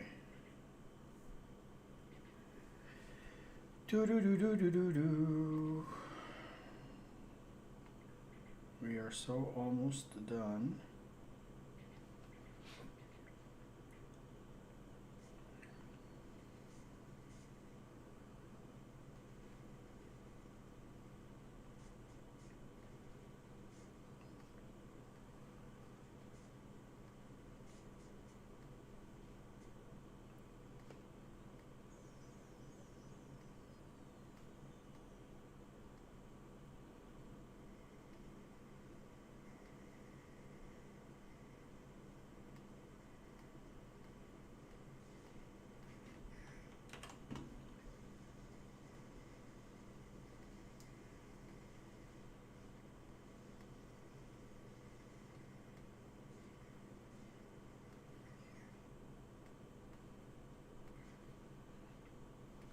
And sometimes the optimization process will destroy the line work, so you just gotta go back and fix it.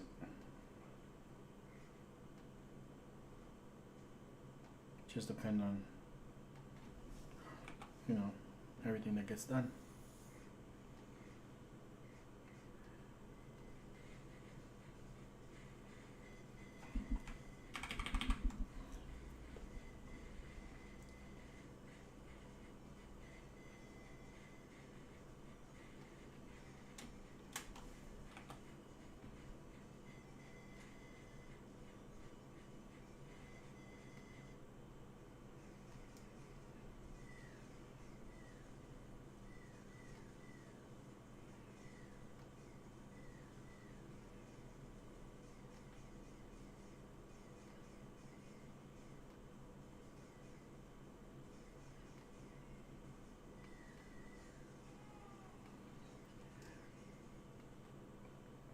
Okay, so of course, you know, if you just want to brute force your way through this, you can draw every angle of everything and then go back and, you know, either clip them apart and do whatever you need to do and individually configure all the angles.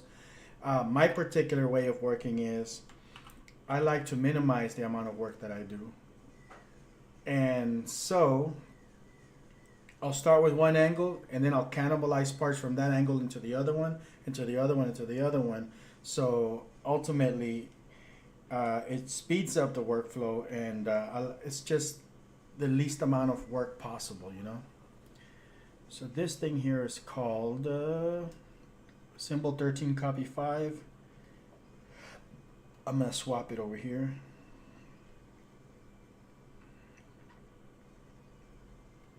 I wonder if I can get away with something's going on over here. Modify. I might be able to pull it off. Flip horizontal. Maybe.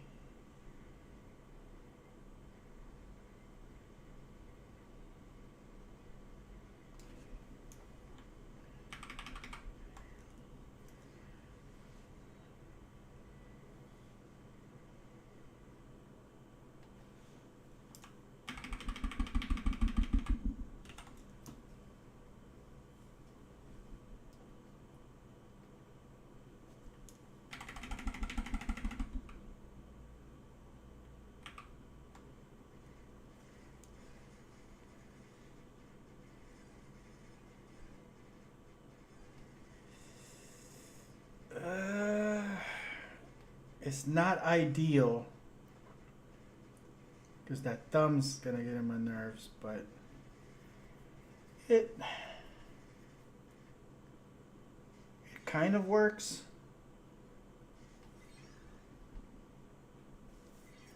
Yeah, I'm gonna leave it there.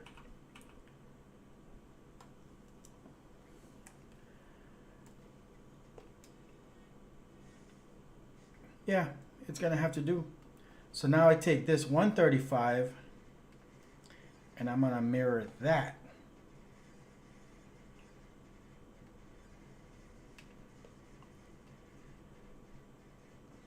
$135 to 45? No, to 225. And that is the one that I should have drawn originally. That one goes there.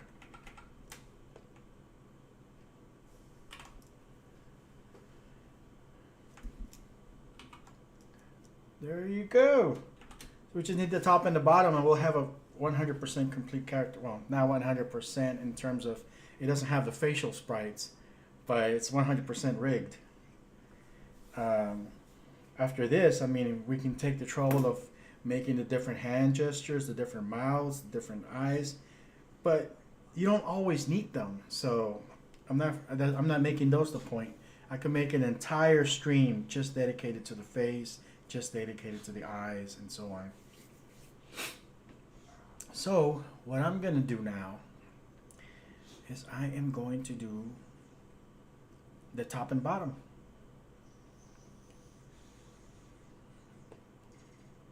Shorten the back arm some. No. Remember, when I import this into Cartoon Animator, the back arm is going to be applied, it's going to be attached to a bone that's going to be in an angle. So it's going to take that sprite with it. So it's going to fix itself once it goes inside of Cartoon Animator. It's just going to go back there.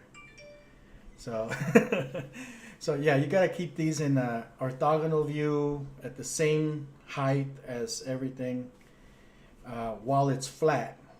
But once it's over there, it's going to take on a 3D shape, so the back arm is going to look smaller.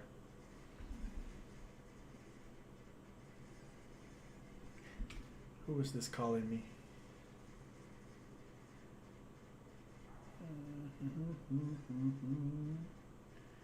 30, 34. All right, no message.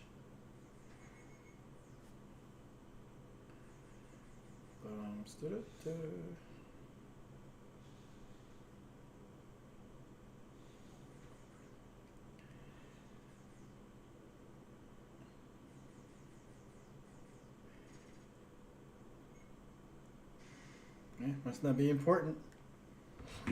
All right, so let's do the top and bottom, and then we'll import it, and we'll see how many mistakes we've done, because I'm sure we've left something out here, and we'll find out once we try to import. If I try to import it right now, see, for some reason, Cartoon Animator will allow you to import and test the front angle with maybe the back and one other angle.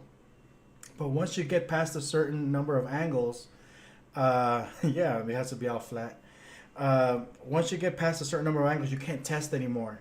If I import this right now, the whole thing is going to break. It just doesn't know what to do. I don't know why.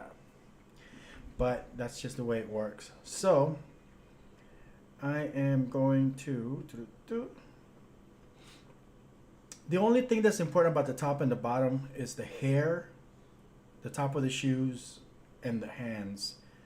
I'm gonna wing it when it comes to the design of the top and bottom, especially with this character. It doesn't really have hair. Excuse me.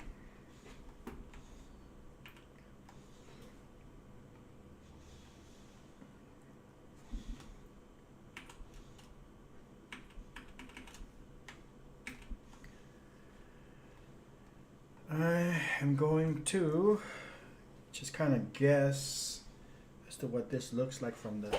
Should I make the top view first or the bottom? I'll do the top. So I'm going to do this here. Just going to get the general size of the head. And this thing is going to be here. And maybe I don't want it to be perfectly at the top, okay? Because I might actually want to use this. I'm gonna do it at more of a up here kind of an angle. And this little stem is gonna come out like this. All right, so then we have the neck, the top, the biggest part of the torso. Let's focus on the biggest part of the torso. That's that right there. Maybe all the way out to this arm, actually, the joint. We got to account for that. The hip, this is about as thick as it's going to get. The leg, that's about the same size. So that's this part here, and that's this part here.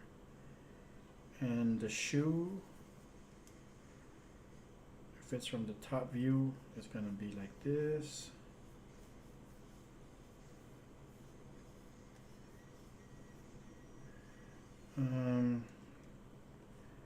This arm, we focus on the biggest part, okay, the meatiest part for the arms and the forearm. So I guess that would be like the part with the muscle. It's kind of big. There's the forearm right there. And the hands.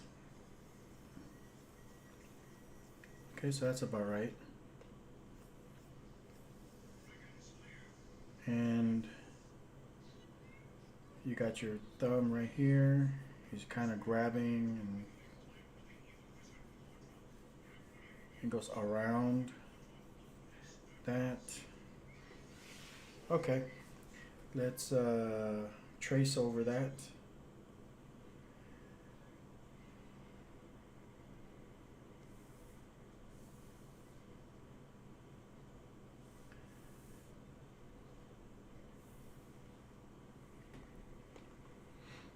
So let's see here.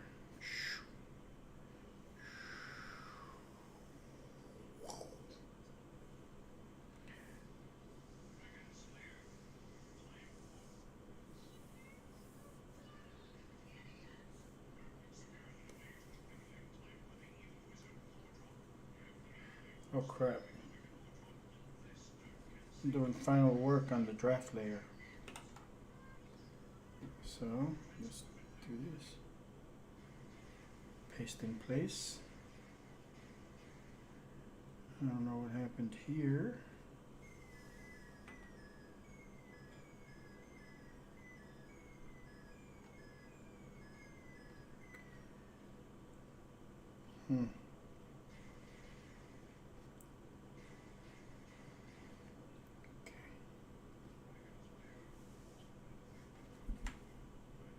Control plus to zoom in, control minus to zoom out.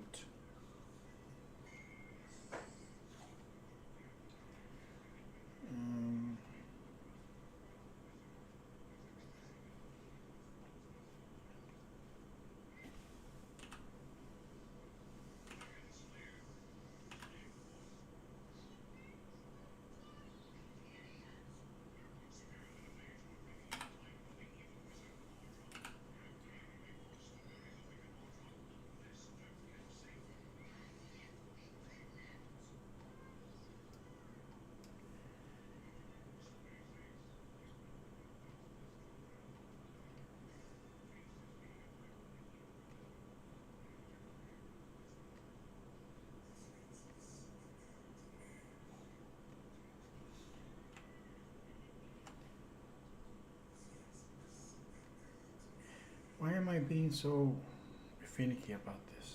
It doesn't need to be perfect, especially since you're not going to see most of it. Amazon package is still on the way, but it's running late. Okay. All right.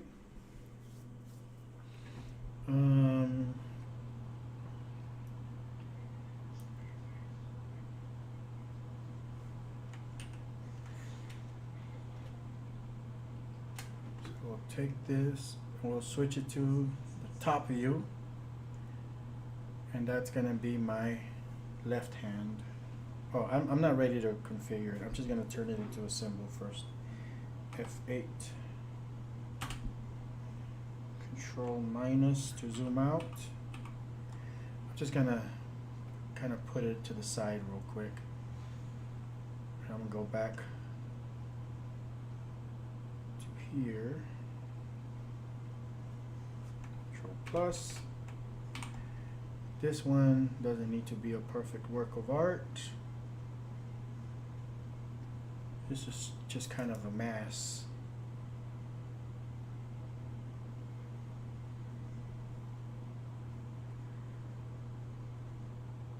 I don't recommend doing perfect circles and perfect ovals because I mean there's like this little muscle bumps and stuff.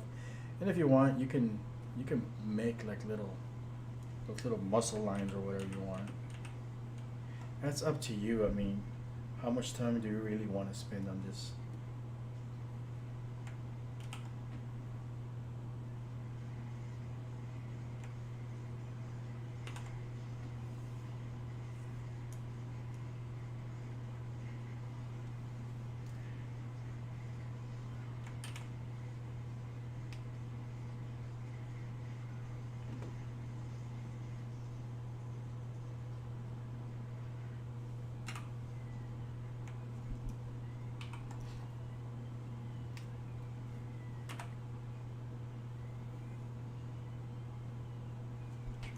F8.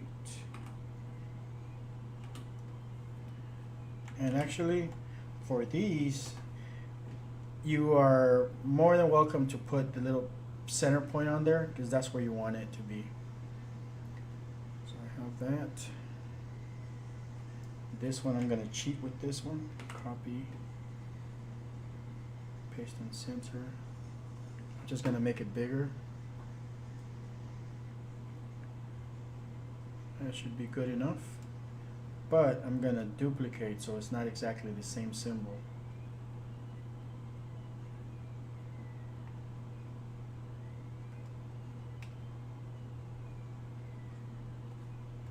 Right.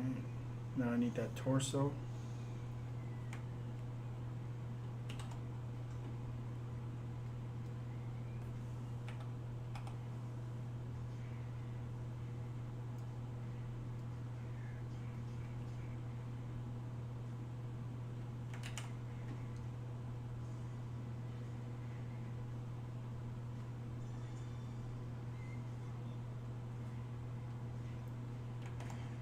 Break it apart,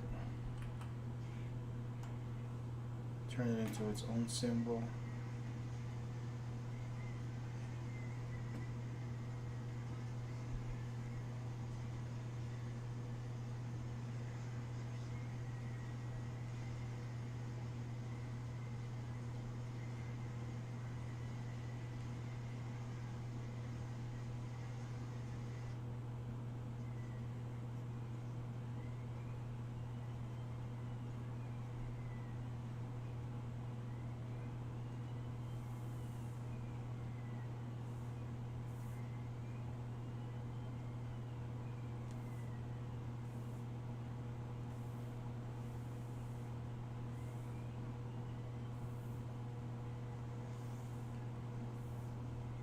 Sample the color from there.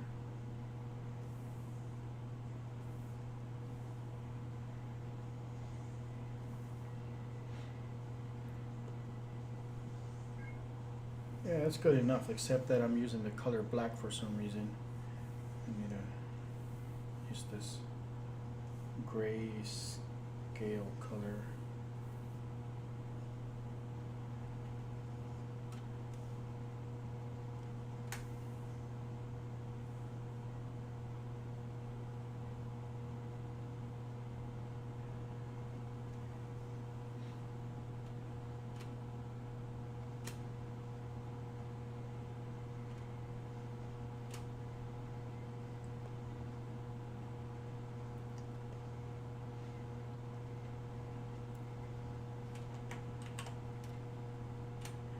And you also need the hip.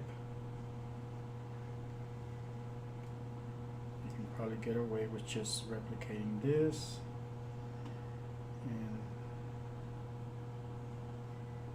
gray color. Just gonna do that number there. Turn it into its own symbol. Control D.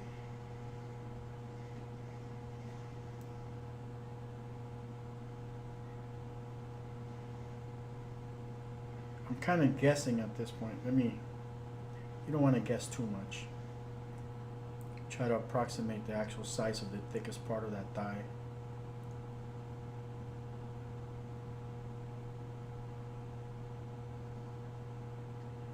That's about right.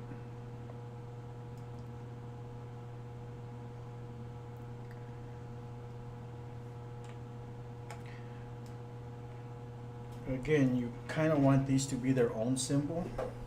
So Control B to break them apart, F8 to turn it into a symbol.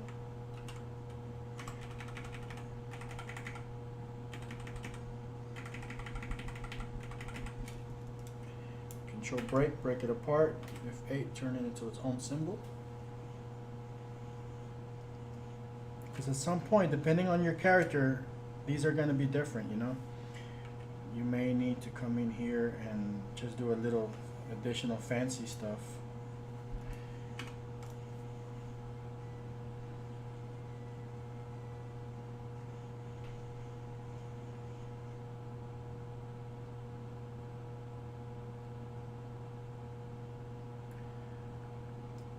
Okay. And now the foot or shoe.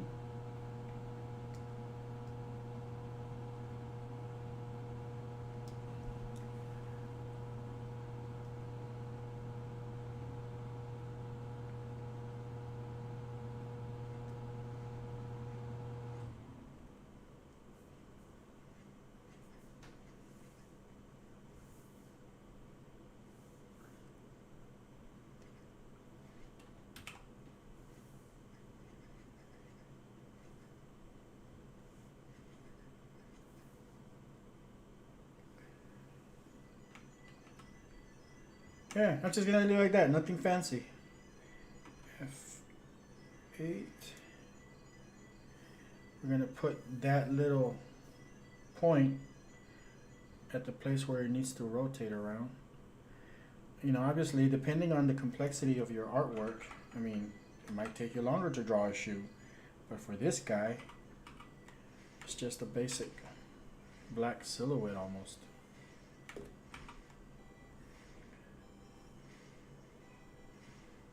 So what else do we need? Now we've established that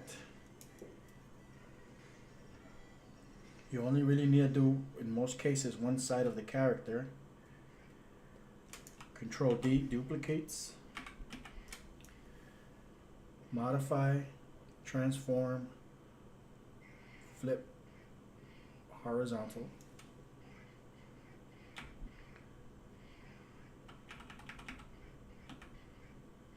There you go. And we just need a neck. The neck is never going to be visible. So I'm just going to copy, paste. I'll take that. I'm just going to go somewhere in there. Make it really small so it's unobtrusive. I'm going to break it apart, Control B, turn it into its own symbol. And I just need a head. And of course, depending on your character, you're going to have to do a top hair, bottom hair, front face, eye sprites, all sorts of stuff, right? You know that, so you'll be able to do that on your own. Let me get that pumpkin.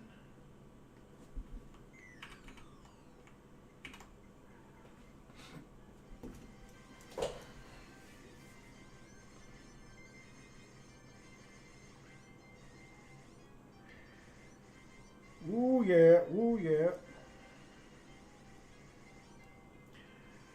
Dude, this is gonna turn into another 8-hour tutorial.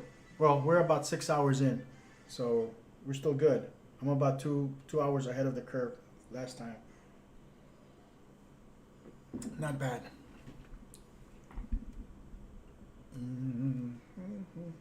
This is kind of what I didn't want to do. I really just wanted to do like a quick 2-hour thing, but you know, to my credit, I did explain pretty much everything you need to know of the tool within the first 30 minutes of this whole session, right? So so the tool works, it does what it needs to do. I mean, what everything else that comes after it, this is just technique, you know.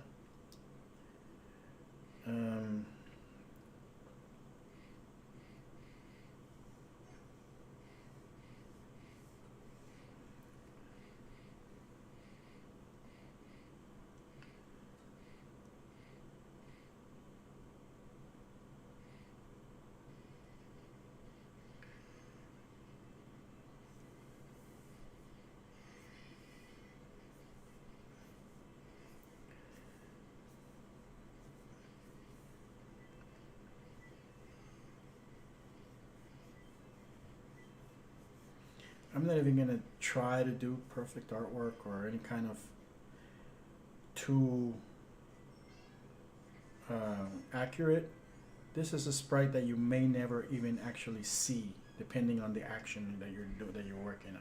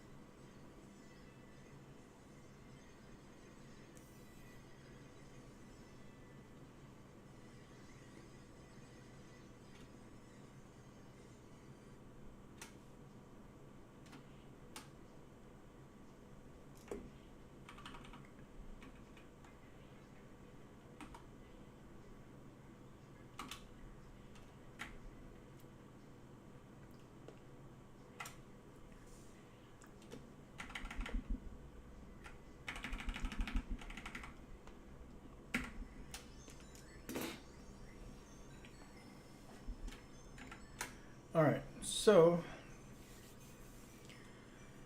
let's see here. Yeah, that's pretty much it. So we take this, we're gonna do the face or the top of the head. Boom.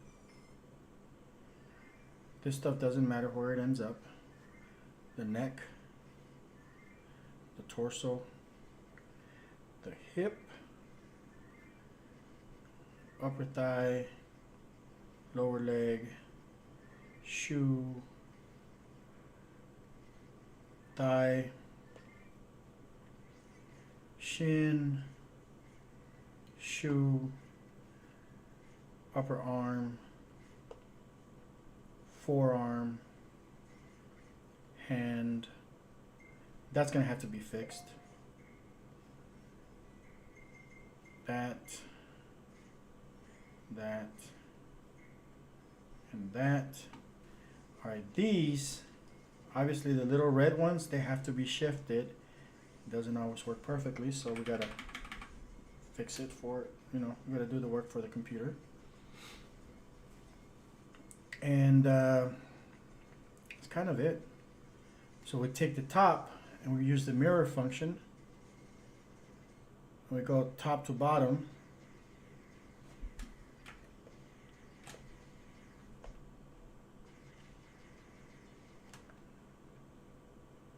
Okay. Control B to break it apart one time because it's always grouped. This one, right click, duplicate symbol.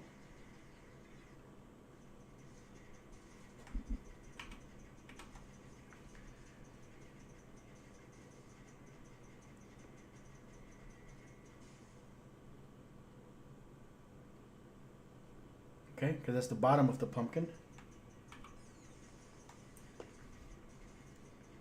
Everything else can stay. This is the bottom of this thing. Duplicate. And I think this one I did it in 2 different layers. So I'll just do this. Look at that. I just saved myself some work.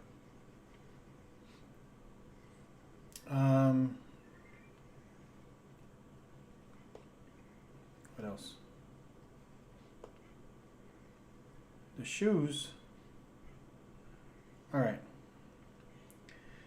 This shoes, I'm gonna have to flip them. Modify, transform, vertical. And I'm gonna move this to that.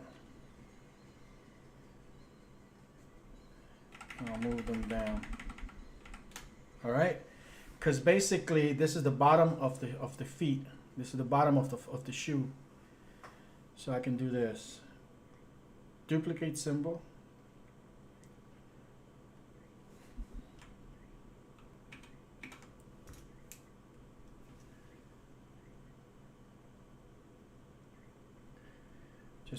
Just so we know that it's a completely different part of the shoe.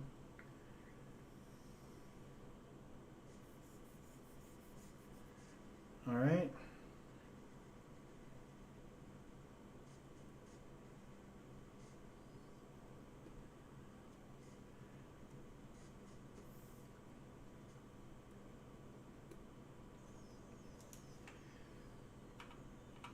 And of course the pivot point is over here at the bottom part. So that's the only fix that you have to do. Like I said, you can draw all this stuff manually, and when you draw it manually, you know exactly where everything needs to go. But since we are cheating by cannibalizing symbols that we've already done before, sprites that we've already created, we have to know how to flip them and how to manipulate, how to modify the ones that we've already flipped. So here goes swap it for that one. There we go. Guess what?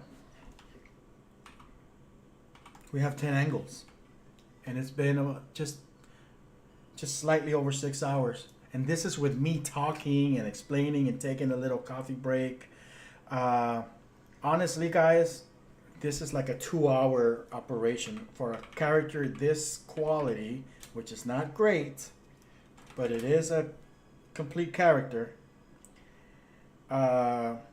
Roughly around 2 hours. I'm not doing, without doing all this verbals talking or whatever. If you're gonna do all the facial sprites and all the other things that go with it, yeah, it might take you a good 4 hours or something to do a fully complete character with the facial sprites and the full hands and everything, and not streaming and explaining it to everybody else and taking breaks and stuff. So it's really not that bad, If it takes you longer than that, it's really because you're taking your time with the art process, and really there's no harm in that. Take your time with your artwork.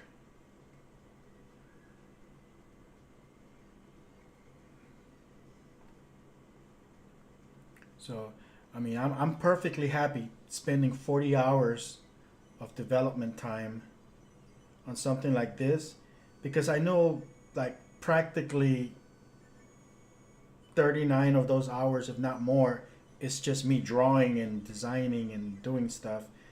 The actual technical part, it's like a minute or two clicking around.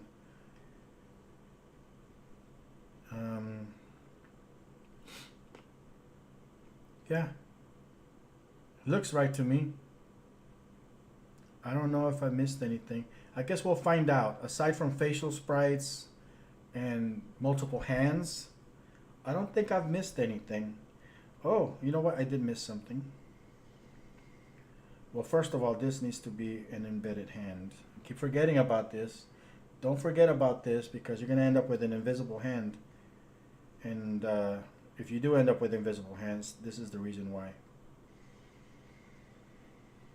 Make sure you put at least one sprite inside of the hand that's nested, that's labeled relaxed. Alright, so for this, I'm going to duplicate this one. Or clone it, same thing. And I'm going to go inside to edit. And this is basically the bottom, so we're seeing the hand like this. But this is a very important one, because when your character is standing to the front and looks forward, you're looking at the bottom of the hand. So that bottom hand, those are very important sprites. So if anything, never skip out on doing the full thing, because your character is almost always going to be talking to the audience like I am right now, and waving his hands around. And look at what I'm doing. What part of my hand are you looking at right now? You're looking at the bottom. So a lot of people forget about that, and they think that the front angle is the important one for the hands when the character's speaking like that. No, the front angle is this sprite. So you're going to be talking like this. So you want to be able to, hi, my name is Ibis. These are all the bottom part of the sprites. So yeah, take your time with these if you're ever doing this. Just a little tip. Everybody always forgets about that.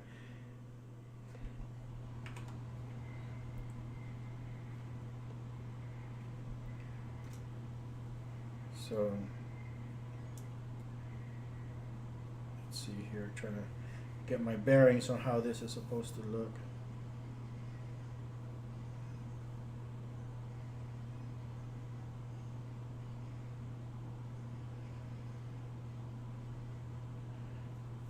outside.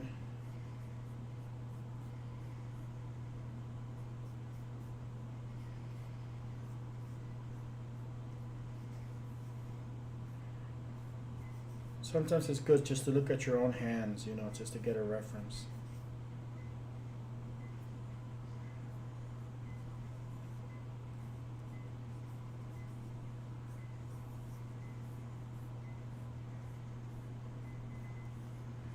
It's gonna look something like this.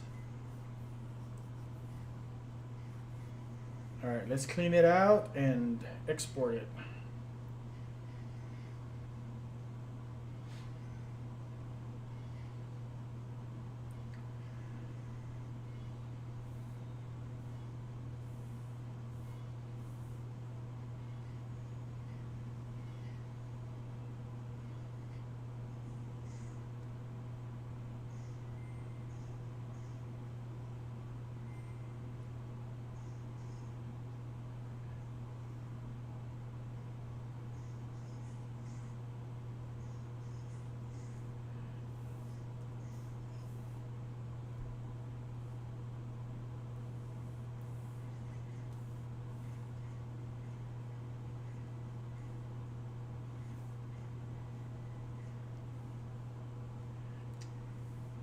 What color am I supposed to be using for this? I'll use that black or whatever that is. It looks black. I don't think I'm supposed to be using black. Yeah, that's black. I'm not gonna fix it, but I am gonna make this a little darker. Well, I'll make this black, but I should have paid a little bit better attention.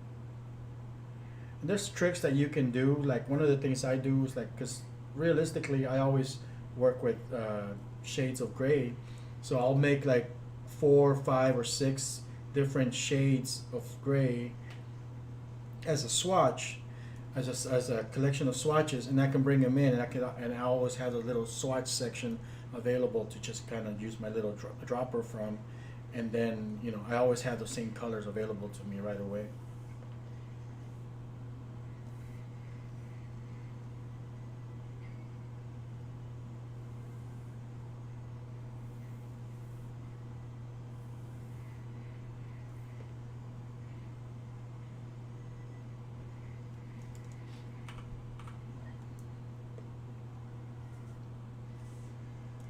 Alright, so this is symbol 18 copy. I take that, right click, swap symbol, symbol 18 copy. Perfect.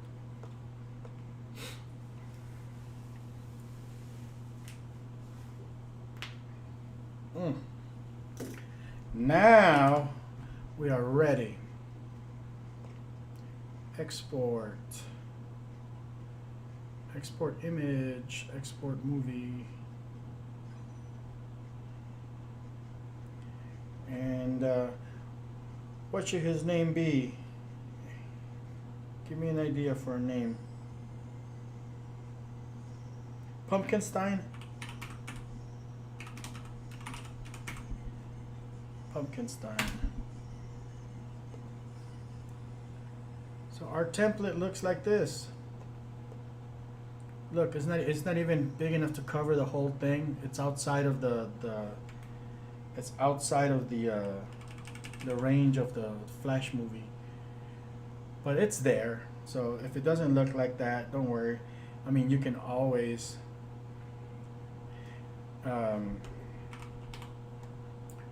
scale the stage bigger. Let's see. So now this will be about 2,200 tall, yeah, give or take, and maybe 3,000 wide. It's close enough.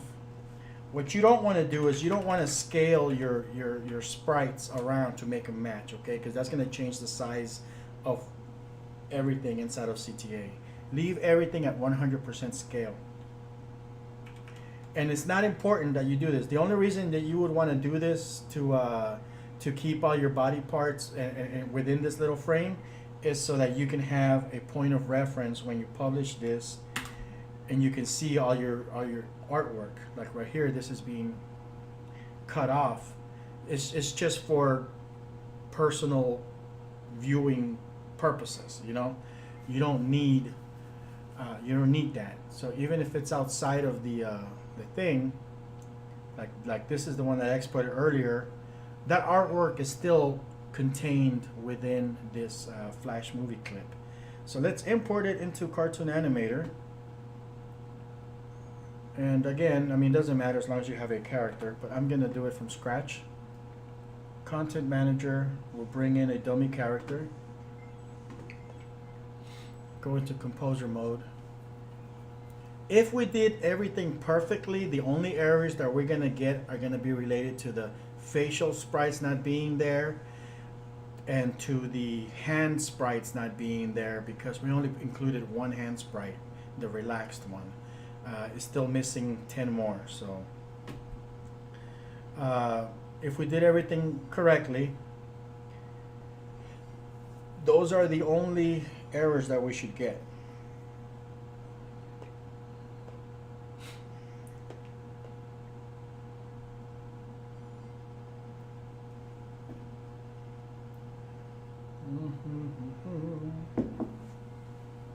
Time to start a new pot of coffee, a new cup of coffee.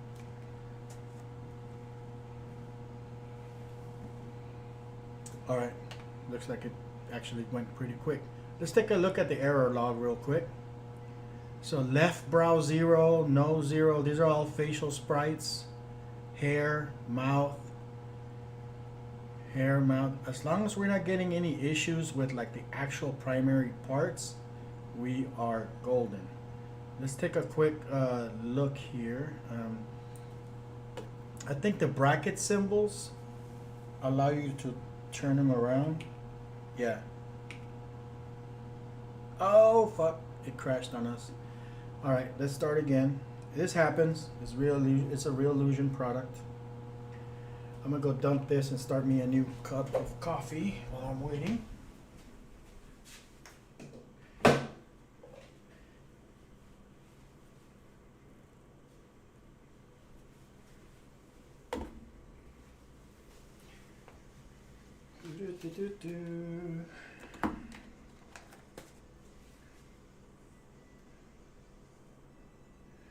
Okay, actor,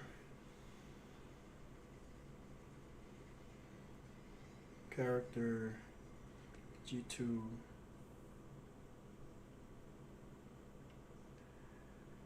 composer mode, SWF, Pumpkinstein, import. Okay, we're gonna let that run.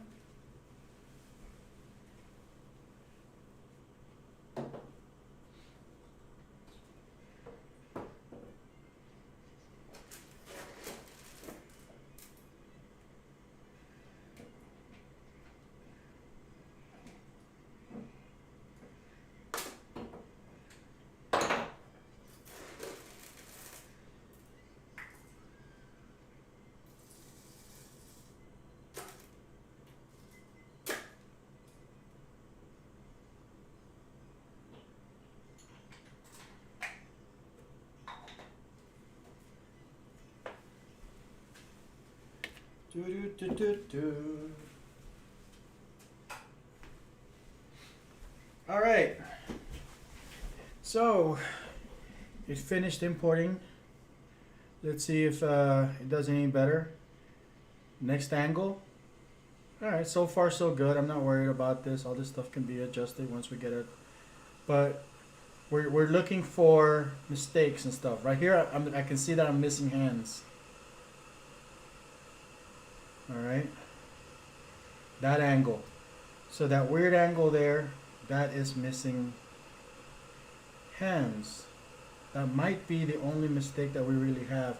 And this thing, you see how it does this weird shit with the hip? That's one of those things that you need to address, I guess, also in your artwork.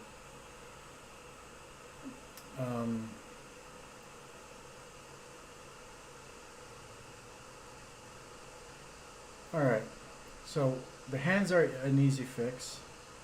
Let's just take a quick look, basic look on the walking.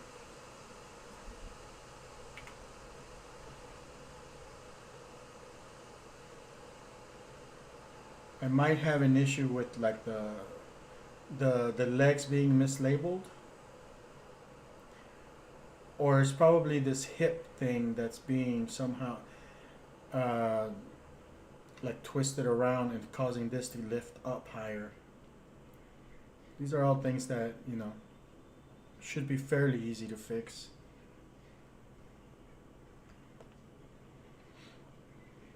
But yeah, the hip is definitely like twisted in a weird way.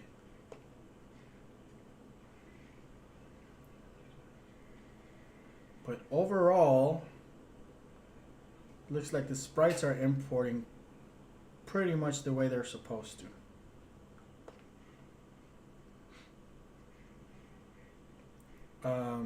On a normal basis, you never really see the top and bottom, like I said.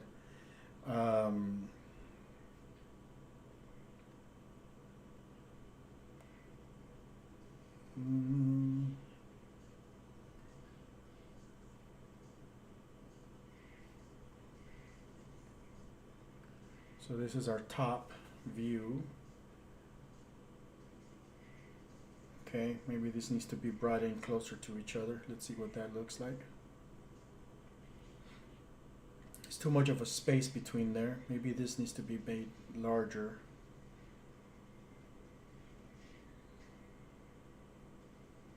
But see, like the feet, you don't even see the feet. They're down there somewhere. But this is an angle that you're never going to use. The only reason that you use this is so you can have those hands and those feet, you know. And sometimes when the arms or feet like point like that, you see them on the front angle only. Let's look at the bottom.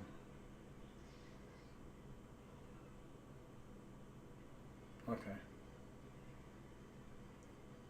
So we're missing some sprites. Okay. So this weird angle here, I think, is the one that's missing hands. Yep, sure enough, it's not configured. We'll go in there, click relaxed. Excuse me.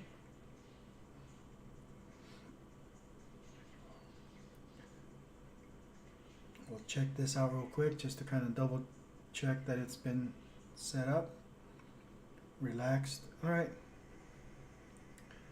So now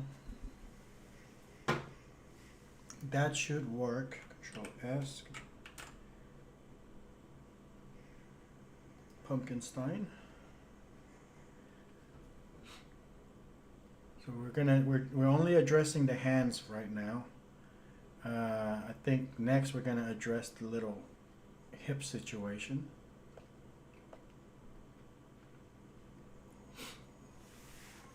And once we have everything aligned the way we want with the bones, then we can worry about the sprite switching and the joint masking and stuff like that. Some of the last things that you'll need to worry about. Okay. And that was fast. Didn't even give me a chance to grind my coffee here.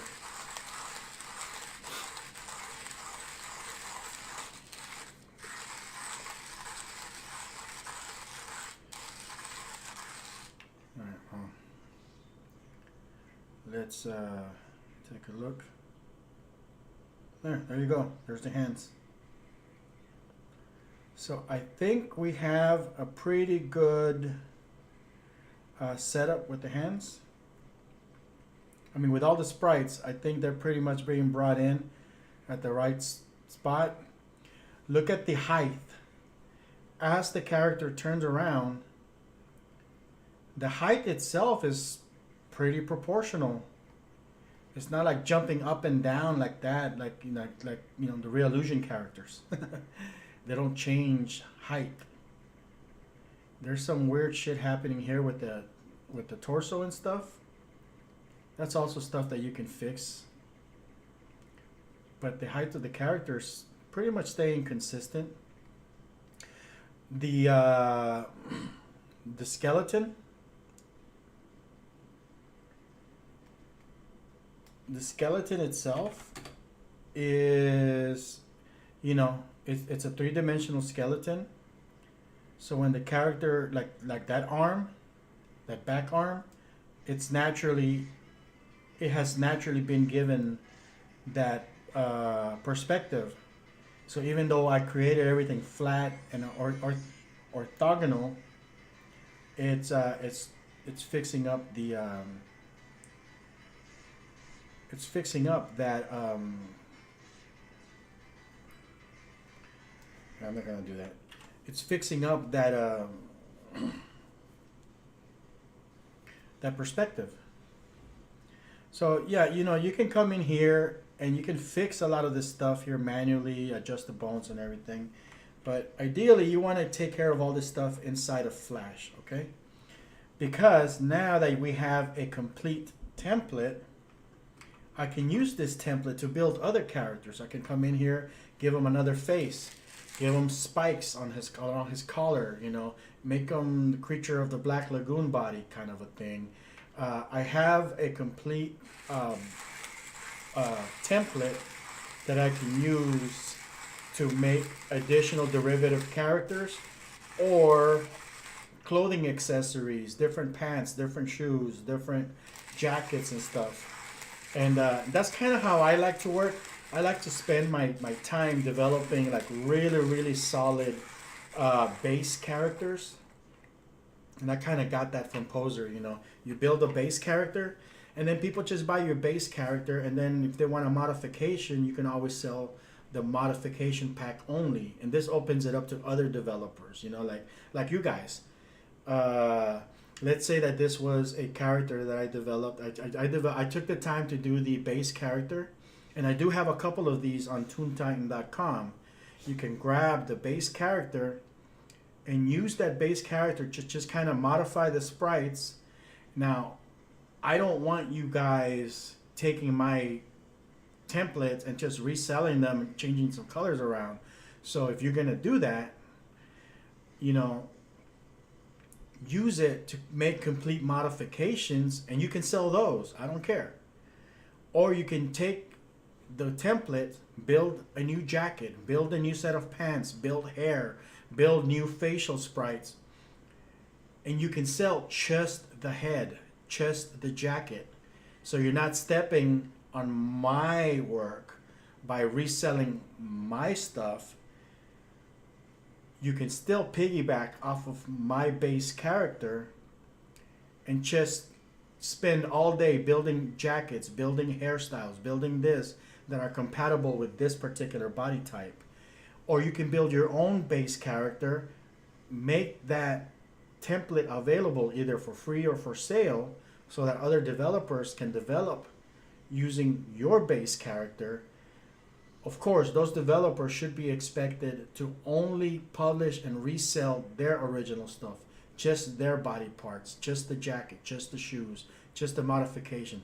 If they modified the entire body to create a completely new character based on your structure, then fine, sell the whole new character, because that's the work that you put into it. But,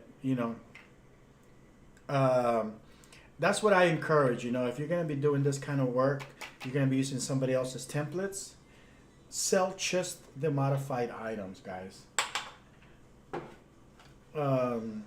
It's beneficial for everybody. We all win.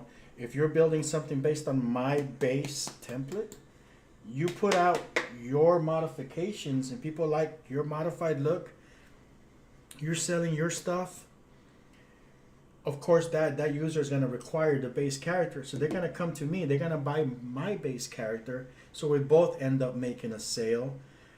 The end user ends up getting something a lot more cheaper and stuff. And it's easier. And it just grows if we're all working together, But that's one of the reasons I really like also the G2 character structure, because at this point we do have a complete character that anybody can develop for, as long as they don't modify the bone structure, as long as they don't modify the joint structure too much.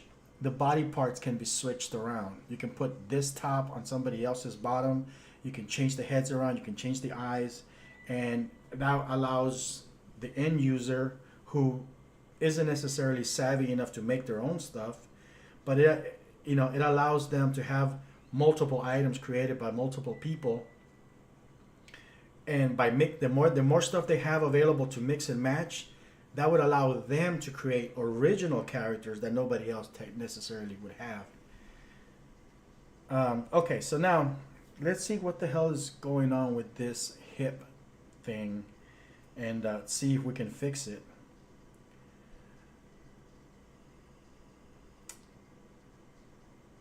Is it because of this? It's not in the center. Let's see what happens if I just kind of adjust that. Oh, you know what? Remember how I was talking earlier about how some of these things need to be like straight in the center? I bet it has to do with that. So I'm just gonna tweak these pivots real quick. Like these center pivots, they do need to ideally be on the center.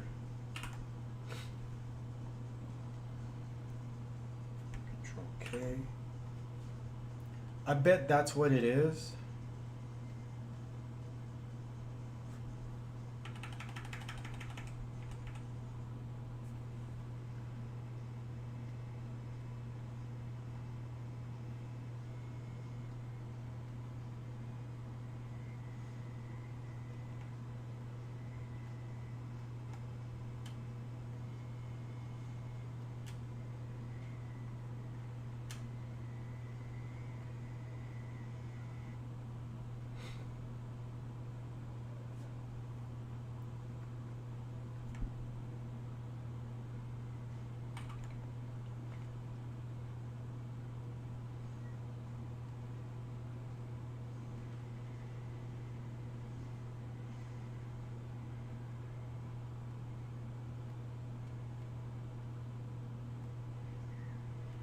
Like this hip right there is way back there.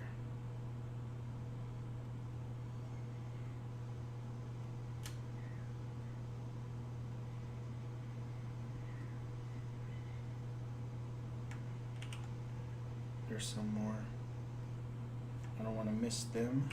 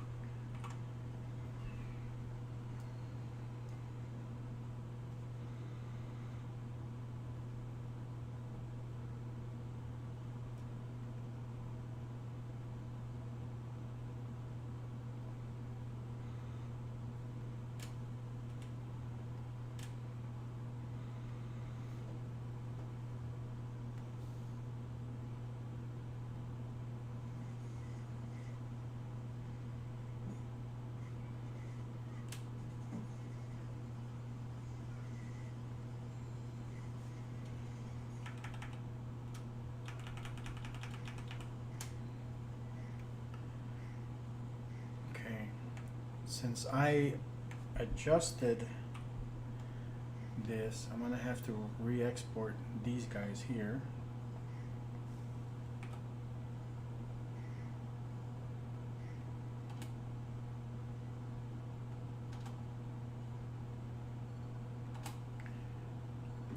So take that mirror. That's is that the 90-degree guy? 270. So 270 to 90.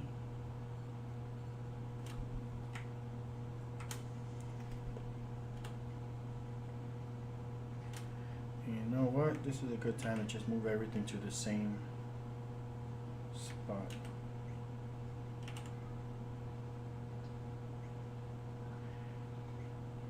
That way I have everything in its own layer. In the same layer, I mean. So I take this. This is the 315. So we need to mirror that one. 315 to 45. And then we take this one. This is the 225.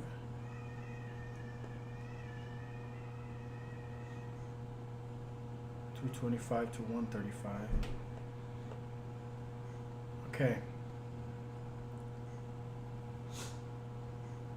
I don't think I need to worry about these that much.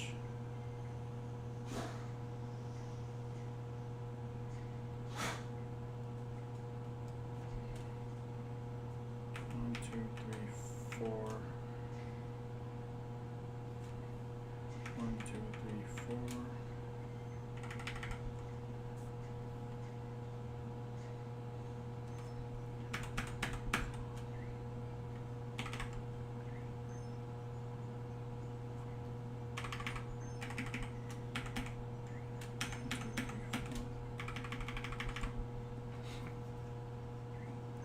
Okay.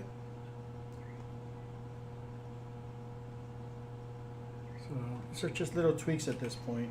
Let's see what that looks like. Okay, I'm not. I have a feeling it was that straight line thing, but I also have a feeling now that I adjusted some of the placement on that, some of the sprites are going to be all wacky. So let's see here.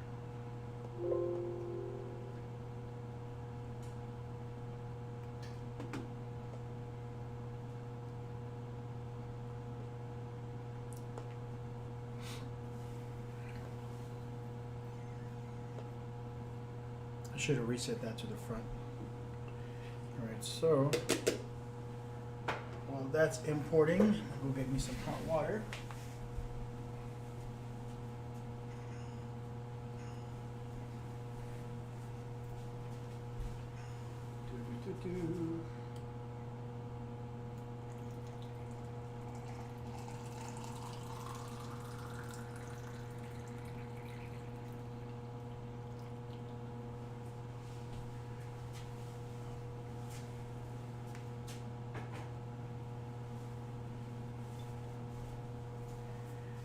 It crashed.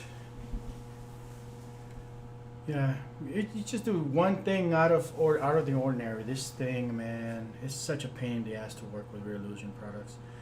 So we'll restart it, and I have a feeling that's because I didn't reset it back to the front angle, and there's no way they're gonna fix that bug. You know, they're just not putting any kind of support into updating their G2 character stuff. So it's always been like that ever since the beginning.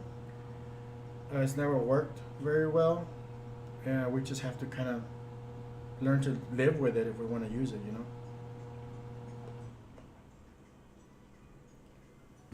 Okay. So actor, character, G2, that one.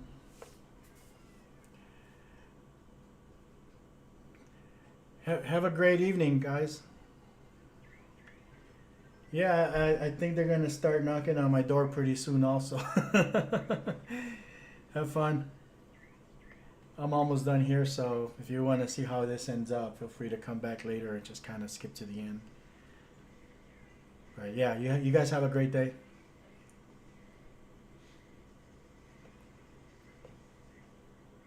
And thanks for hanging in. I mean, damn, you were here like the whole time, huh?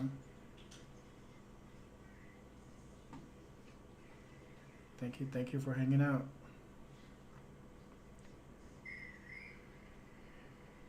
These streams, man, I did not expect to be here this long again, but here we are.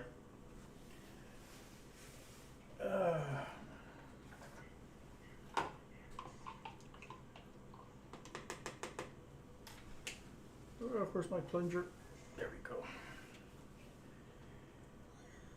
If it wasn't for my coffee.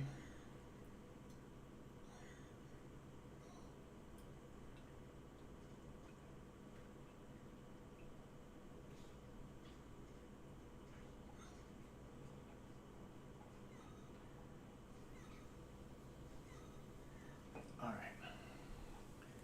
That's good.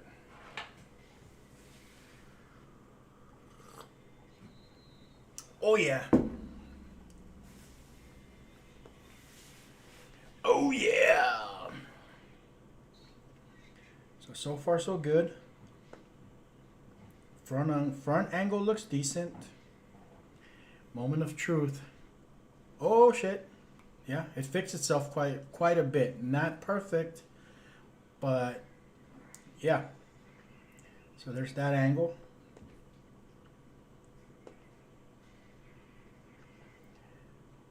Now we're gonna take a look at that one. Yeah, you know what? This is serviceable. All right.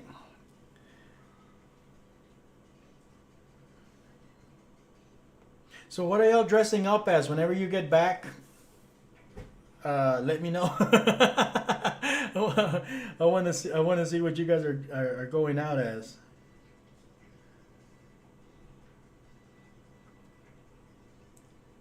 Yeah, this skeleton is working really good. This particular angle is still it looks a little wonky, but it's just one angle. So that's gonna be an easier fix, I think, once I go back here and just kind of realign. I think I know what it is. That hip is way off. It needs to be over here closer to the center. So yeah, I'm gonna fix that. That's gonna be the next thing I'm gonna do. But yeah, this thing looks good. For the most part,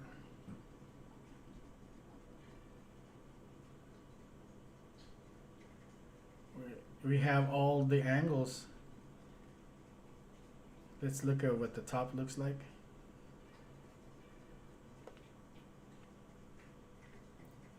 Not too shabby. The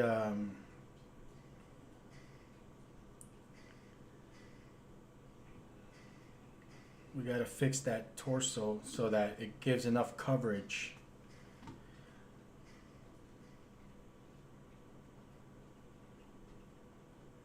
Yeah, we gotta fix that torso a little bit so it gives enough coverage. But that's also the thing. We don't have to fix that. That's an angle that nobody's ever going to see. So there's no point in fixing this part.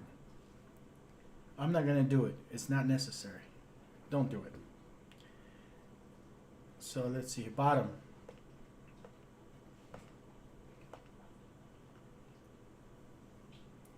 Okay, that's not too bad. There's a point in here where the hand disappears, but I think it has to do with sprite switching.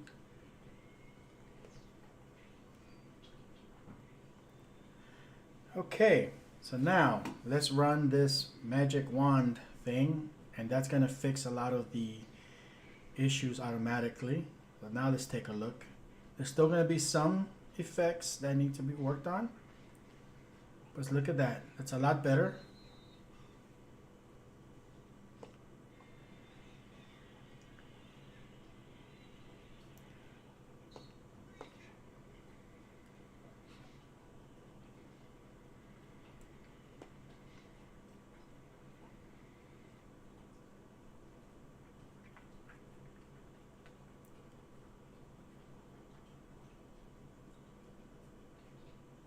feet look good.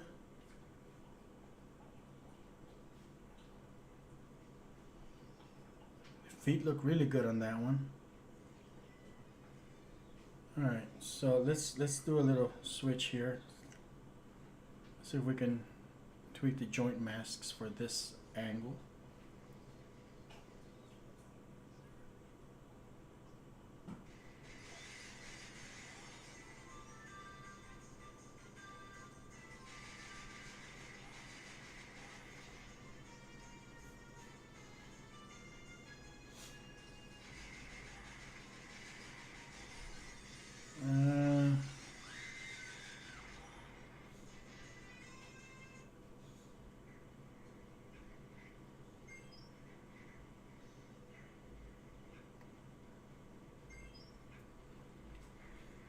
Okay.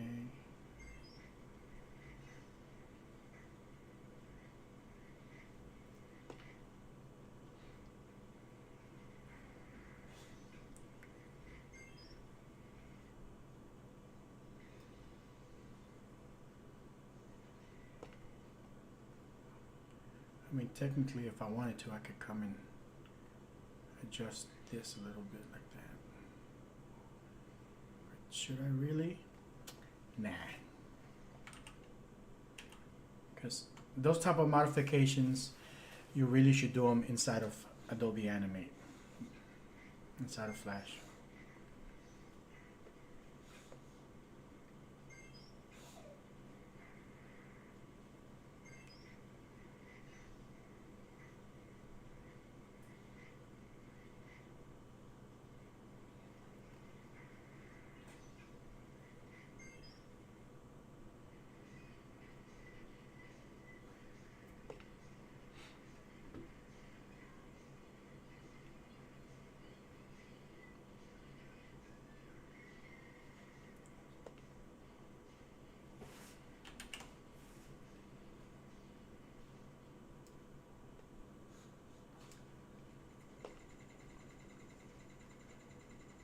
Okay. Where's my testing? There we go.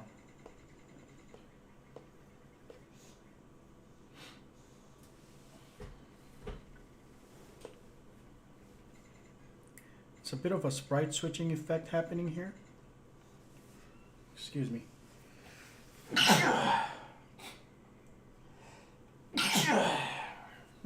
Excuse me. Okay.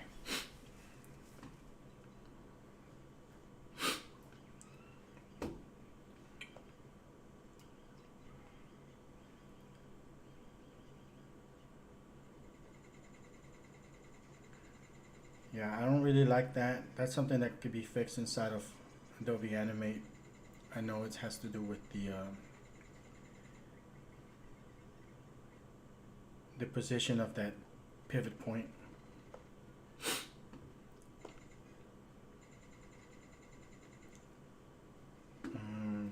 It doesn't look too bad.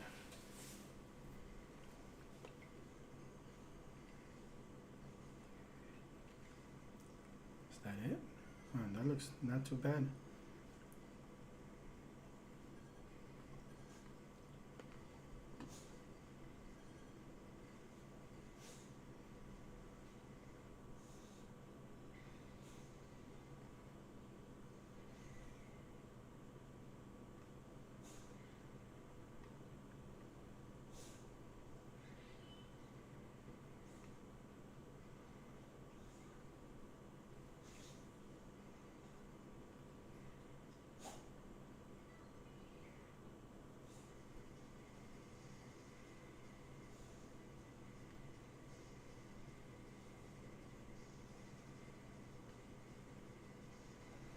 Probably should rethink how big I make these things. So.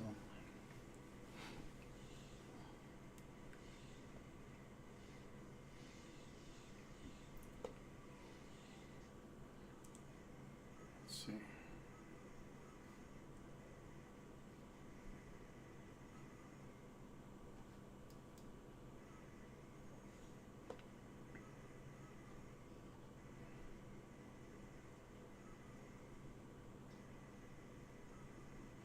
Some of these is a simple matter of just changing the order. But in this particular things here, it's just a matter of you taking the time to fix the joints.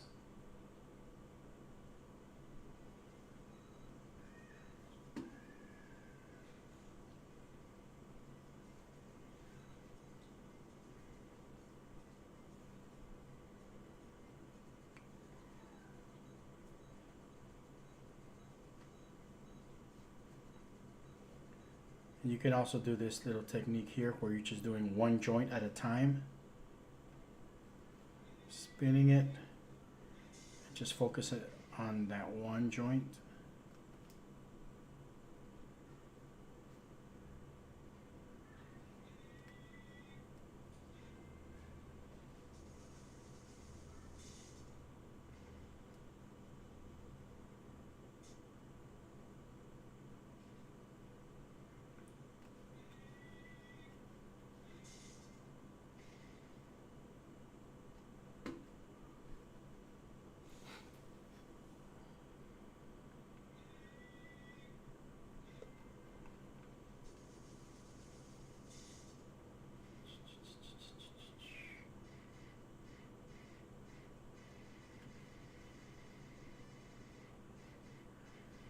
So yeah, now at this point we're already outside of the tool. I mean, for the most part, the tool's pretty much done its job. It allowed us to configure the character.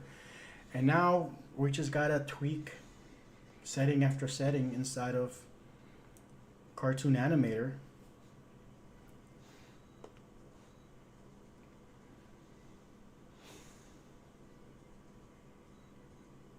to get their character just the right size.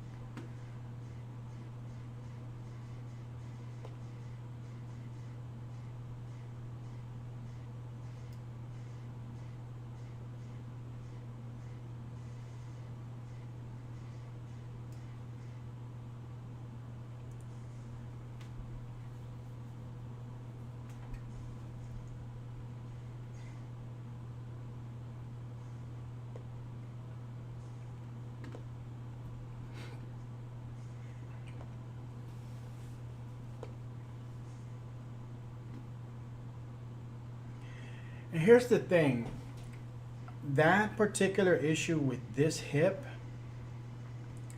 is happening because of this placement here. If I fix it now and export it again and re-import, then I'm gonna have to do all these things with the joint masks all over again. I probably shouldn't have done this yet. But I'll make the mistakes so you don't have to.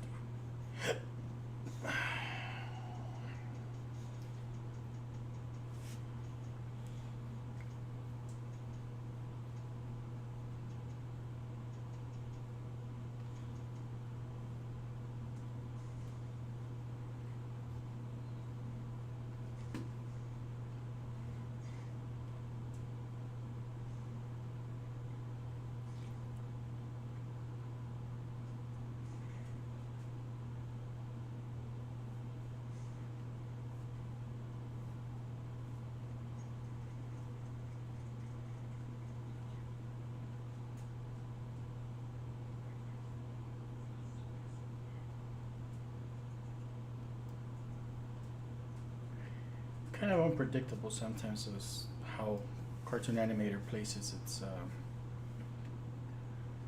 joint masks.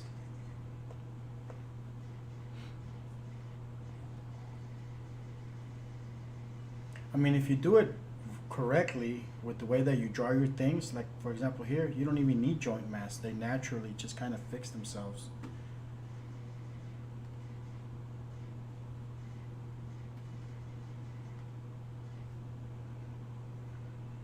Let's see.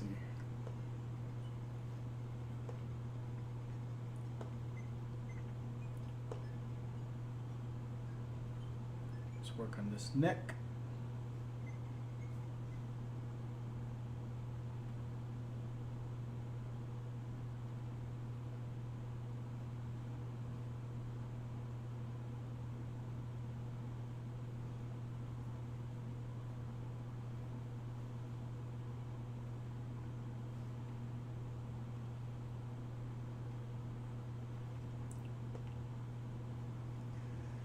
Yeah, when it comes to the neck, you can get away without like using an actual visible neck, but the body part has to be there. So if you want to put a little invisible sprite in there as a placeholder, that would be the ideal solution.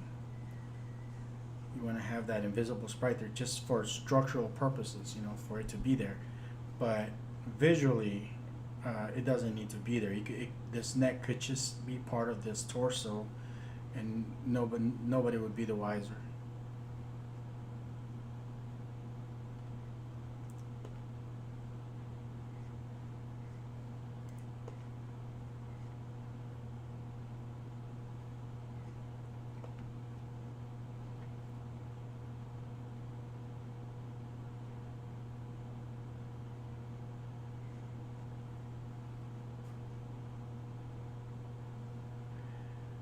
I think I need to save my progress right around now. I have a feeling I have a feeling there's a crash coming.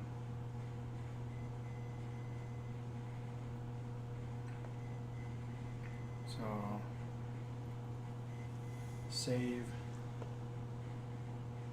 desktop.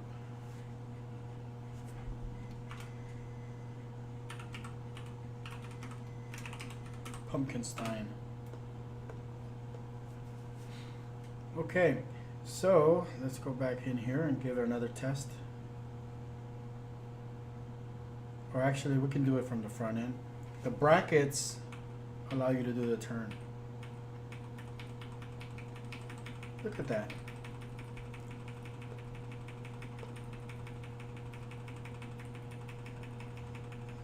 The height is pretty consistent.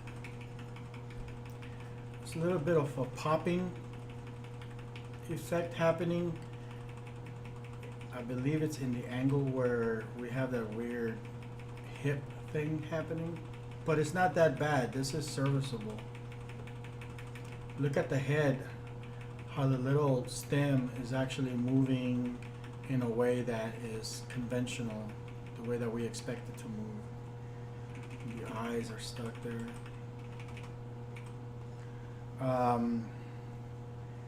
We can bring in that animated sprite. I mean, if you want to do animated sprites, you can do animated sprites, man. I only did one, but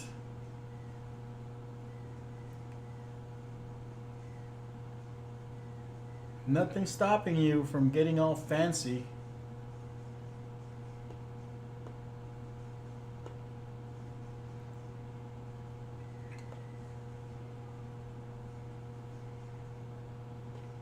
And having an animated sprite.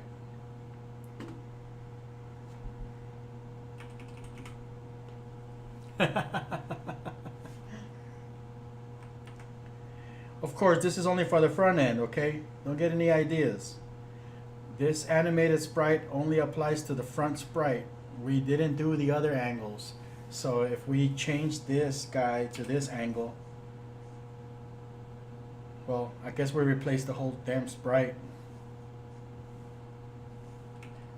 Avoid doing that. Let's see. There's a way to do it so that you don't link them like that. Yeah, file. Is it back to normal? All right, let's see. Open. No. Pumpkinstein. That's another mistake you should probably avoid, because if you import it like that, that one sprite is gonna replace all the ones. They're all gonna be linked, so you're gonna lose all the other angles.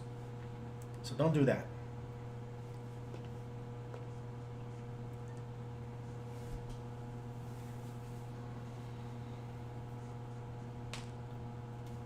Oh, all right. We're coming down to the finish line. I really didn't want to do another 8-hour tutorial, y'all, but it's been 7 hours and 11 minutes at this point. Not bad. I feel great, actually. Maybe I will do more of these. I didn't think it was going to be that big of a thing, or that small of a thing. Or I don't even know what I'm saying. Maybe it's not that good that I'm doing these long streams. So, all right, let's see here. Am I back? Okay, yeah, I got all my things back. So how do we do this? We can go in here, go to the sprite,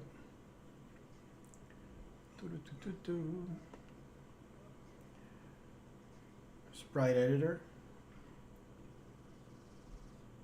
We'll add a new one. I think we should be able to just add a new one.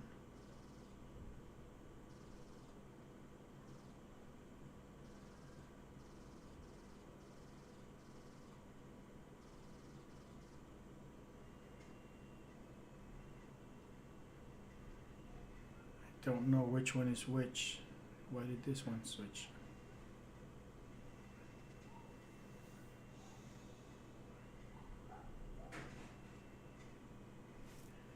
Let me see if I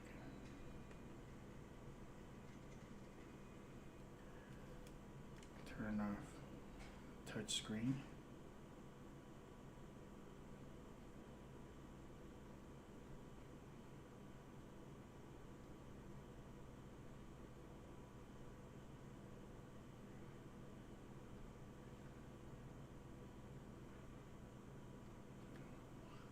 Close enough.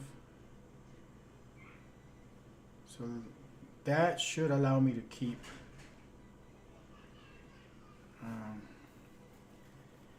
this linkage, man. I fucking hate this linkage. There used to be a way, and this is because I haven't done this in a while, there used to be a way to import a sprite without linking them to different angles. Let's see if we can do that again.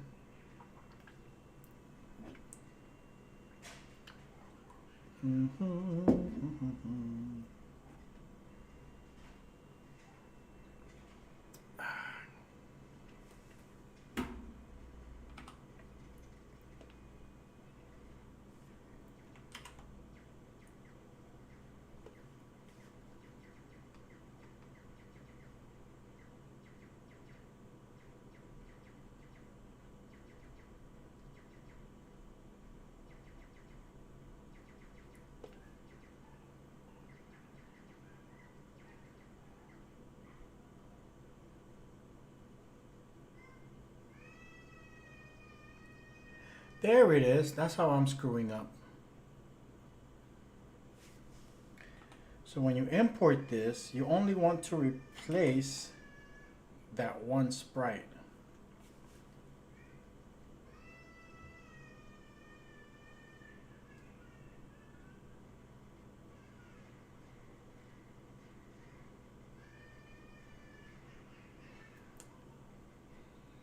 But why is this?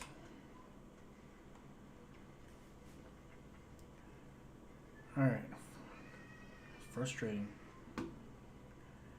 Alright, so we're going to take this, we're going to import only the current angle.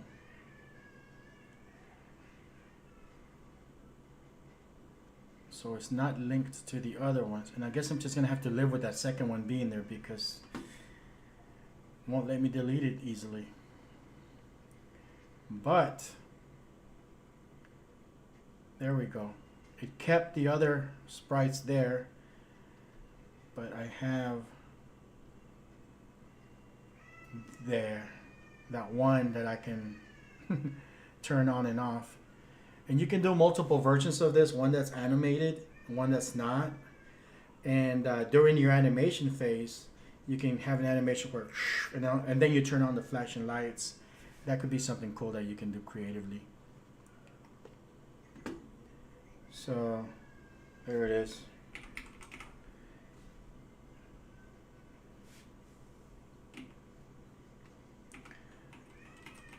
All right, so let's see if we can get some motion capture stuff. We have some motions here somewhere. We'll use some of the Reallusion ones. Human, spleen, 3D motion. This dance.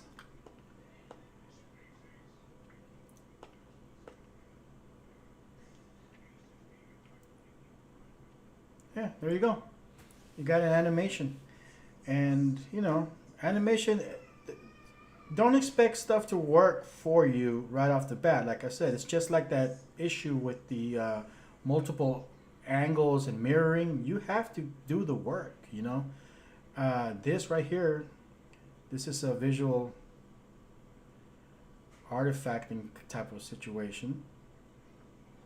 You got to fix that. You know, don't expect everything to be perfectly done for you. You go in here, animation, I believe it's under 2D motion key editor. Nope. Animation. It's been so long since I've used this program.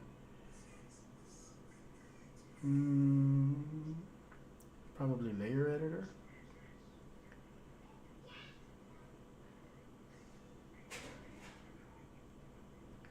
So you tell it to be on top of that. So now it goes like that. So there's a issue right there. You take that hand, you tell it to be on top of that. So you're gonna have to do some work, you know. The motion capture, the all this other stuff, it's gonna get you so far. But then you have to go in and polish.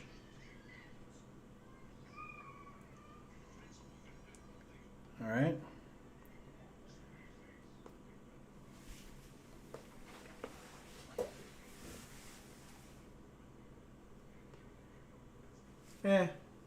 It's a thing. What do you expect? 8 hours worth of work with me yapping my trap.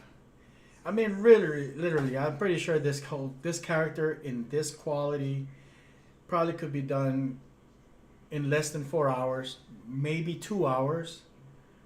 I mean, it took us this long because I'm explaining a lot of stuff. I'm showcasing. I'm taking coffee breaks. I'm, you know, pausing and answering questions. The time builds up. But, you know, you at home, you set out to do something like this and you just focus on it, maybe 2 hours. If you know how to draw, if you already know how to use Flash, maybe 2 hours. Get used to it. Get used to working with Flash with Adobe Animate. That's it. I think I've covered everything. I mean, short of fixing that little hip situation, which I'm gonna do in a minute, and it's gonna cost me to redo a lot of this other stuff. We have a complete character. The only thing we're missing is the multiple sprites for the hands, the multiple sprites for the facial gestures. But if you already understand how to do that with the other, with the first angle, it's the same exact thing. The facial sprites, the eyes, the mouth, and all that stuff, the hands, those are nested sprites. Those would require their own 8-hour tutorial, you know, just to focus on those. But in principle, everything is exactly the same as what we did here. There's nothing different about it. It just requires you to do the work. But, you know, this for Reallusion standards, this is a pretty badass character. You know, by all Reallusion standards, this is a pretty badass character, guys. It's simple, it's sleek, it's original, it works. This is actually above average of the kind of shit that's being sold in the marketplace right now. So I'm not terribly disappointed, especially for something that was supposed to be just a tech demo, nice and quick. It's nice. I like it. Now, I'm inspired. I'm re-energized. I'm gonna get in here. I'm gonna do a real character. It's gonna take me about, I'm gonna say maybe between 30 and 40 hours. I'm gonna put in the work to make him beautiful, to make the artwork nice. I'm gonna put in the work. And yeah, I'm gonna make a character and I'm gonna show you guys how the process goes, and it's gonna take me a long time. But this was your concise A through Z operation. You pretty much have everything you need to make your own characters, okay? If you sit through this entire video, you saw it. You saw everything that it took to create this character. You saw that using Puppet Producer was only like 4% of the work. Whereas on a normal basis, if you don't use it, I mean, that technical thing is going to be a good 60, 75% of your work. And man, it's nice. So you guys enjoy the rest of your day. Have a happy Halloween. I'm going to answer this phone call. I will see y'all maybe tomorrow. All right. Enjoy the rest of your day, guys.